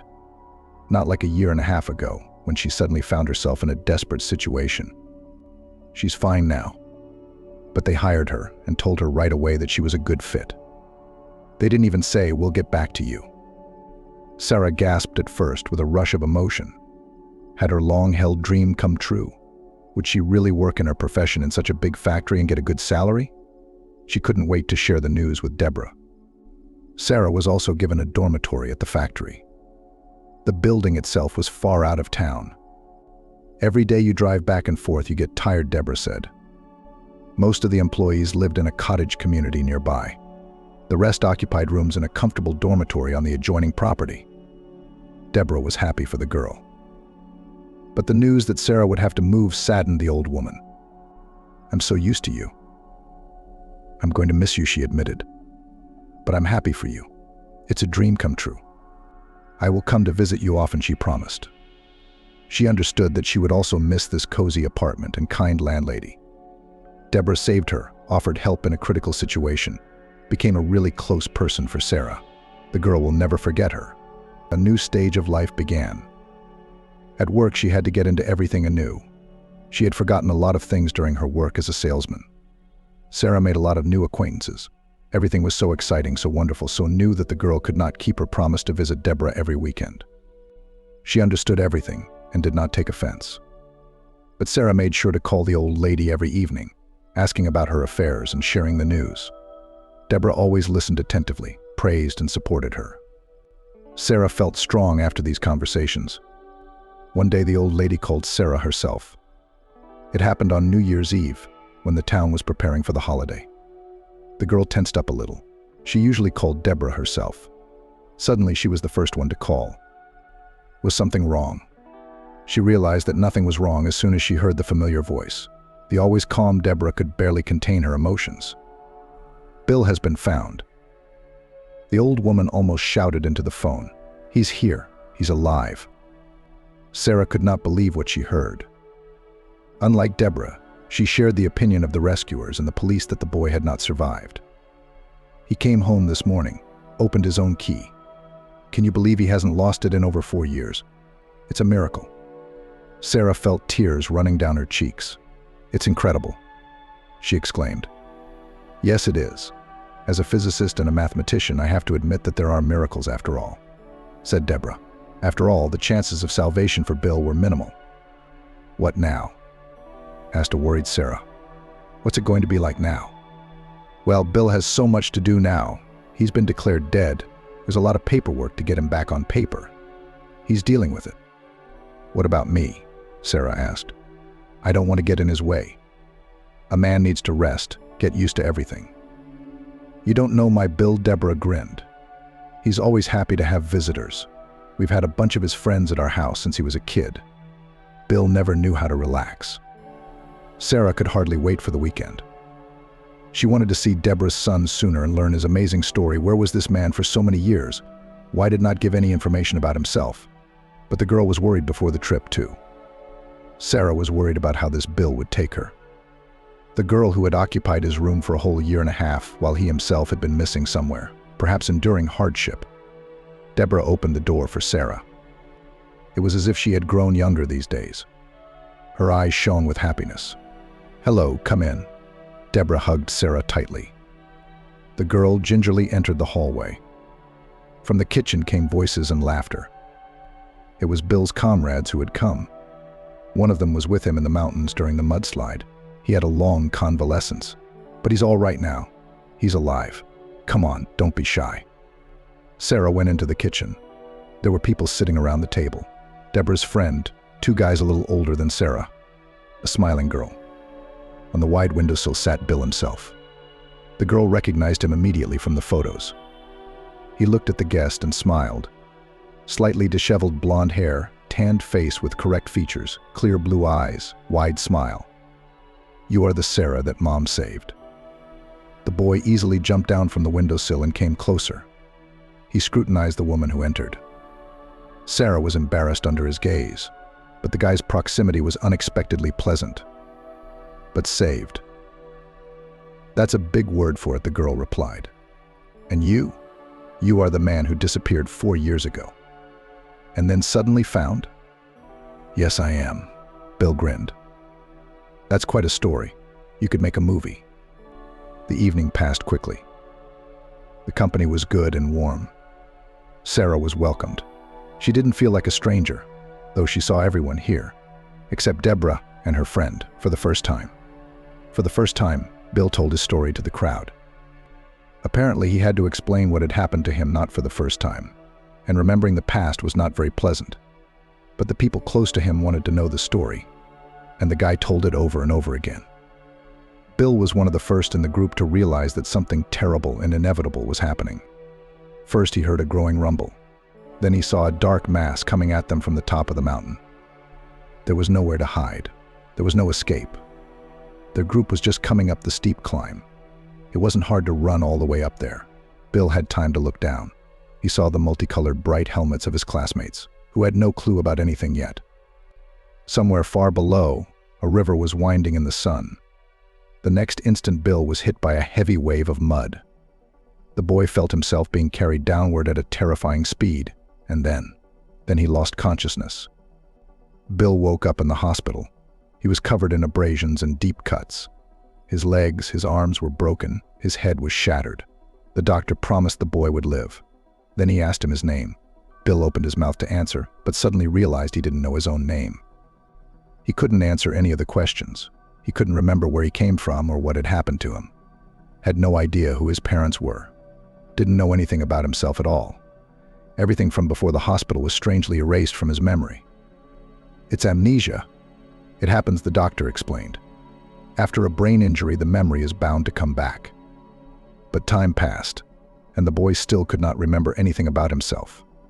It frightened him, made him afraid for the future, and for the past too. Who was he suddenly in that life, of which there were no memories?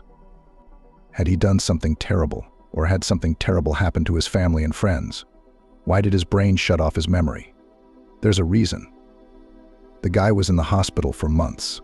All this time, doctors and police tried to find his relatives, gave ads in newspapers, sent out an orientation. There was even a story about him on the local news.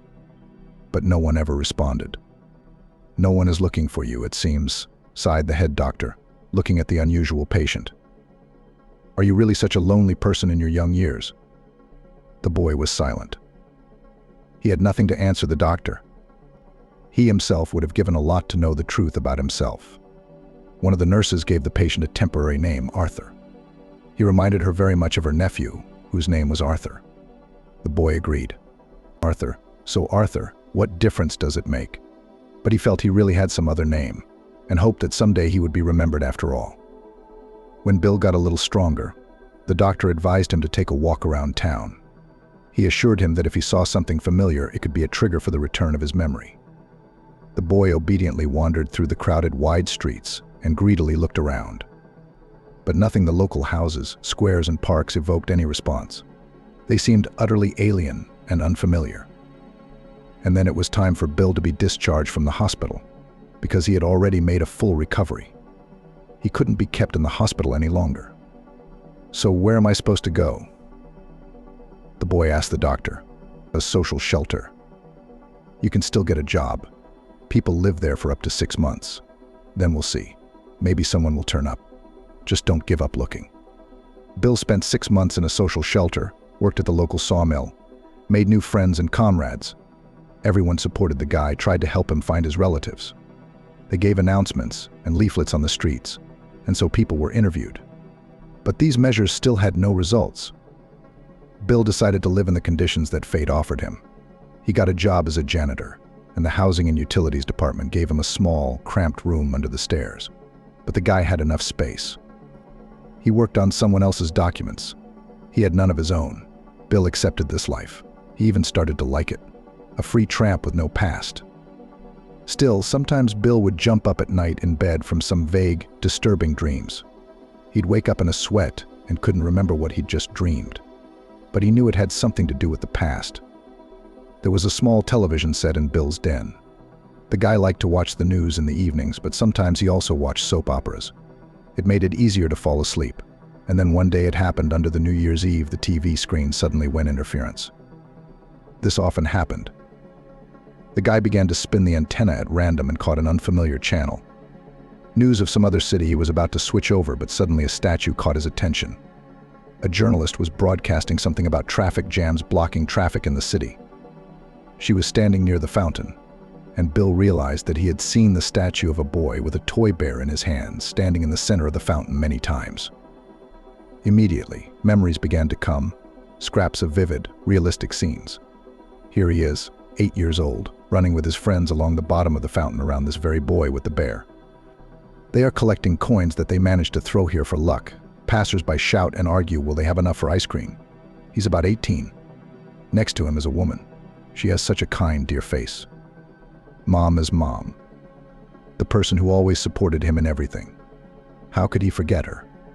Flashes of memories flashed with dizzying speed. The boy remembered everything: his name, his address, his hobbies, his whole life before the hospital.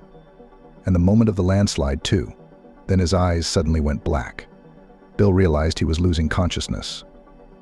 The thought flashed through his mind, what if I forget again? It didn't. Bill woke up on the cold floor. He sat up, looked around. He remembered everything. The boy knew who he was and where he came from. And now there wasn't a second to wait. I went to the police and told them everything Bill recalled, looking off into the distance. Everyone listened with bated breath. Even Deborah, who already knew the story. They sent a request, then called my mother to identify me, he continued. Of course I recognized him, Deborah interjected. Deep down, I always knew this moment would come. So I wasn't surprised. In fact, I was glad. How did you get so far away from here? How did you get to that town? One of Bill's friends asked. The current must have swept me right into the river. That's what saved me, Bill answered. I was unconscious, but by some miracle I didn't drown. The current carried me many kilometers ahead. Somewhere out there I washed ashore. Local fishermen found me, called the police and an ambulance. That's how it all came together. So they sent out an APB on you in a completely different neighborhood, said the girl thoughtfully. Is that why they didn't find you? Bill nodded, and then suddenly his face lit up with a wide smile which Sarah had already taken a liking to. Well, why are you sitting so glum? The main thing is that everything ended well. The rest of the evening went wonderfully. Everyone talked, laughed, recalled funny incidents from Bill's past. He told the audience about his former life. According to him, it seemed that the guy had had an easy and pleasant life even then. But Sarah realized that it was certainly not easy. Bill is an easygoing, cheerful person. Such people never complain and do not portray themselves as victims, but find the bright side in everything. Sarah suddenly realized that she was trying to catch Bill's gaze. When their eyes met, it was like a warm wave washed over her. She liked everything about this man, his appearance, his demeanor, and his voice. Sarah tried to keep her eyes on the handsome guy, but she couldn't help it. She could only hope that it was not noticeable to the others, who fortunately were very much engaged in the conversation. As darkness fell, it was time to leave. Bill suddenly volunteered to walk Sarah to a cab. Deborah had given her some goodies, pies, pancakes, even pilaf in a casserole dish. She always did that, thinking that Sarah didn't eat anything alone. That's why she was so thin. It's a magically beautiful evening, Bill remarked when he and Sarah were on the porch. The girl agreed with him. The moon, which had come out from behind the clouds, turned the snowdrifts into frozen sculptures that had come down the hill. Yes, Sarah nodded and added, it's warm, it's nice. I don't even want to go home. Maybe you don't have to. Bill squinted slyly. I suggest we take a walk in the park. See how beautifully it's always decorated for New Year's Eve. I haven't seen it in a long time. I'd like to see it. Are you in? I'm in, Sarah answered. A quiet joy rose in her heart. She was so reluctant to leave Bill, and now he offered to continue the evening. The guy confidently took the girl by the hand and led her towards the park. He cheerfully told about his memories connected with this place. But Sarah almost did not listen. Her ears were pounding. Her heart was racing. Her cheeks burned like flames. She marveled at the effect this man had on her. This had never happened to her before. Bill looked risky, free, and natural. He walked as if nothing had happened, held Sarah's hand, and seemed to notice nothing special. He continued to tell her something, pointing one way or the other.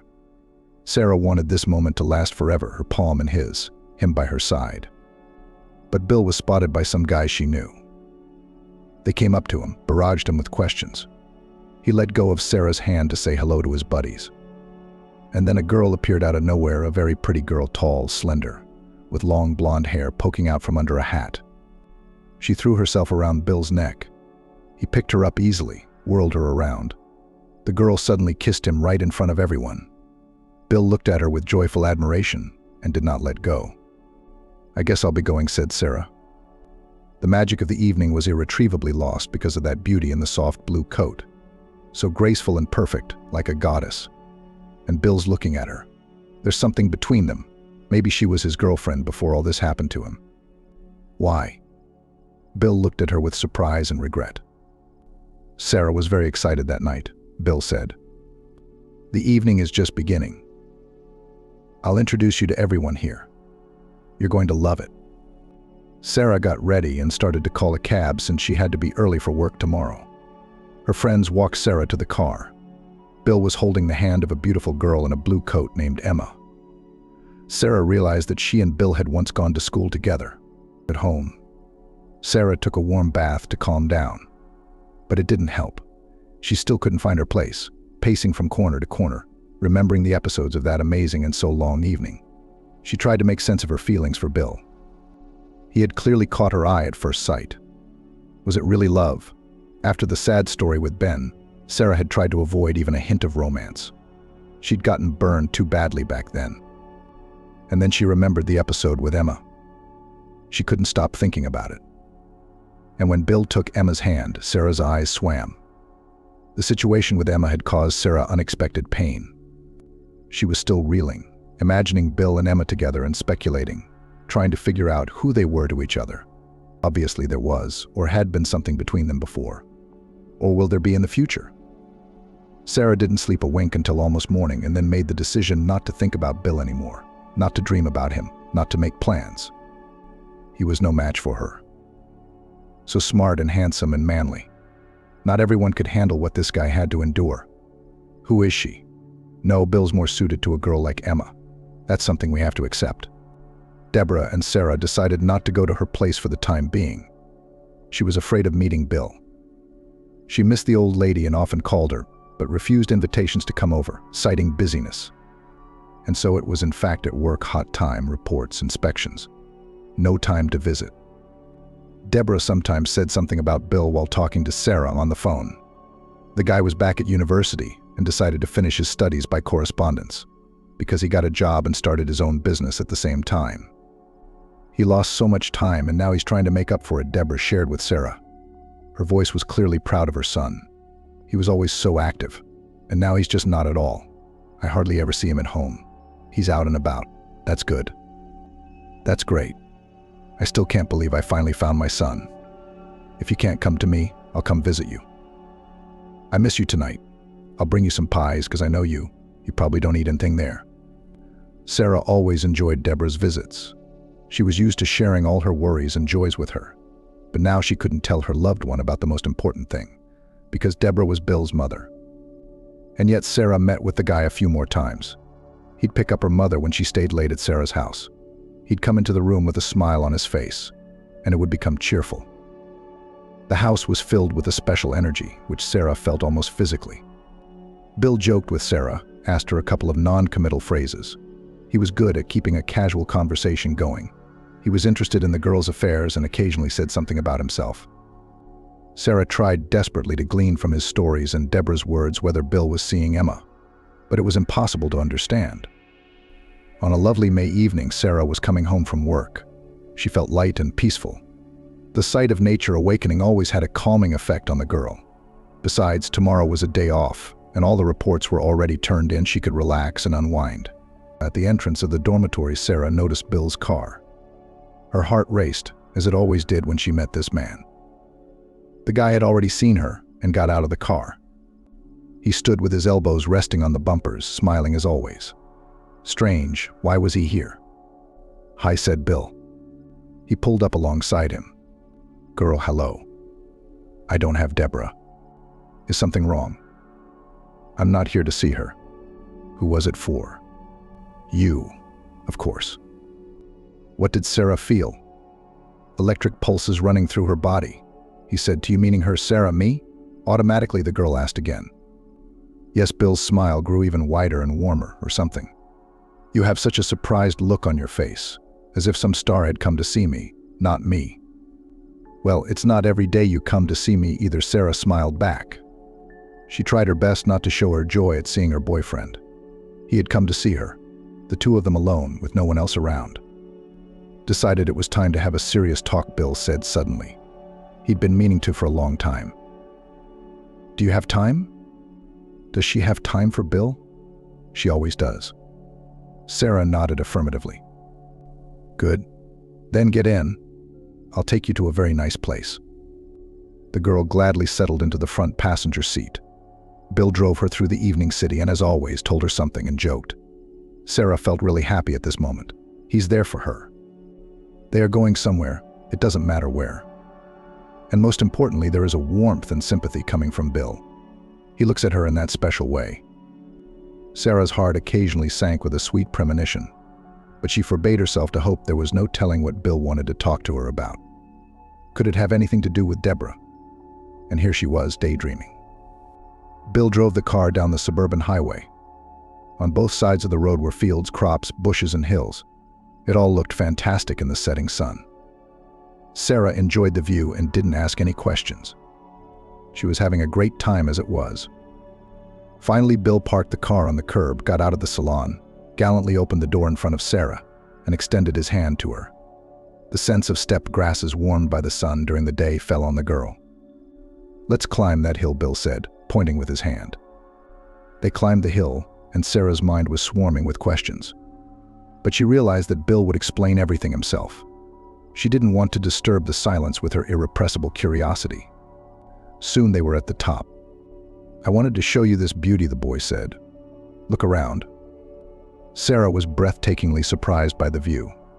The city was visible from the hill, the blue of the distance in a light haze. Beautiful, big, unfamiliar from this angle. It was beautiful and breathtaking. "Knew you'd appreciate it," Bill said with a smile, looking at the girl. "Thank you. It really is an incredible sight. If we wait until dark, it'll be even more beautiful. The lights will come on. It's beyond description. I often come here to reflect, to relax, but to be alone. This is my place. Now it's yours, too." Sarah realized that Bill was about to say something important. He looked determined. "Sarah, I want to be as honest and straightforward with you as possible," he began. "So you should know that I've been thinking about you ever since we first met." This confession made the girl dizzy and gave her goosebumps. "What happened to me, that story, taught me how to be a good judge of character," Bill went on. "I saw at once what a wonderful person you are. Trustworthy, kind, and sincere. Not just a beautiful girl, but special. Unique. There's no one else like you. And I would very much like to be near you, to protect you, to help you in this life, to see every day your wonderful eyes and kind smile. If you're such a good judge of people," Sarah finally pulled herself together and looked directly into her companion's eyes, "then you must have noticed how I feel about you." "I can feel it," Bill agreed. "But I need to be sure, and that's why I'm having this conversation." "I'm glad you decided to do it," Sarah smiled. Bill understood. He came closer and put his arm around Sarah's shoulders. They stood like that for a long, long time, smiling, silent, alone in the whole world, and looked at the city, which gradually decorated itself with bright running lights.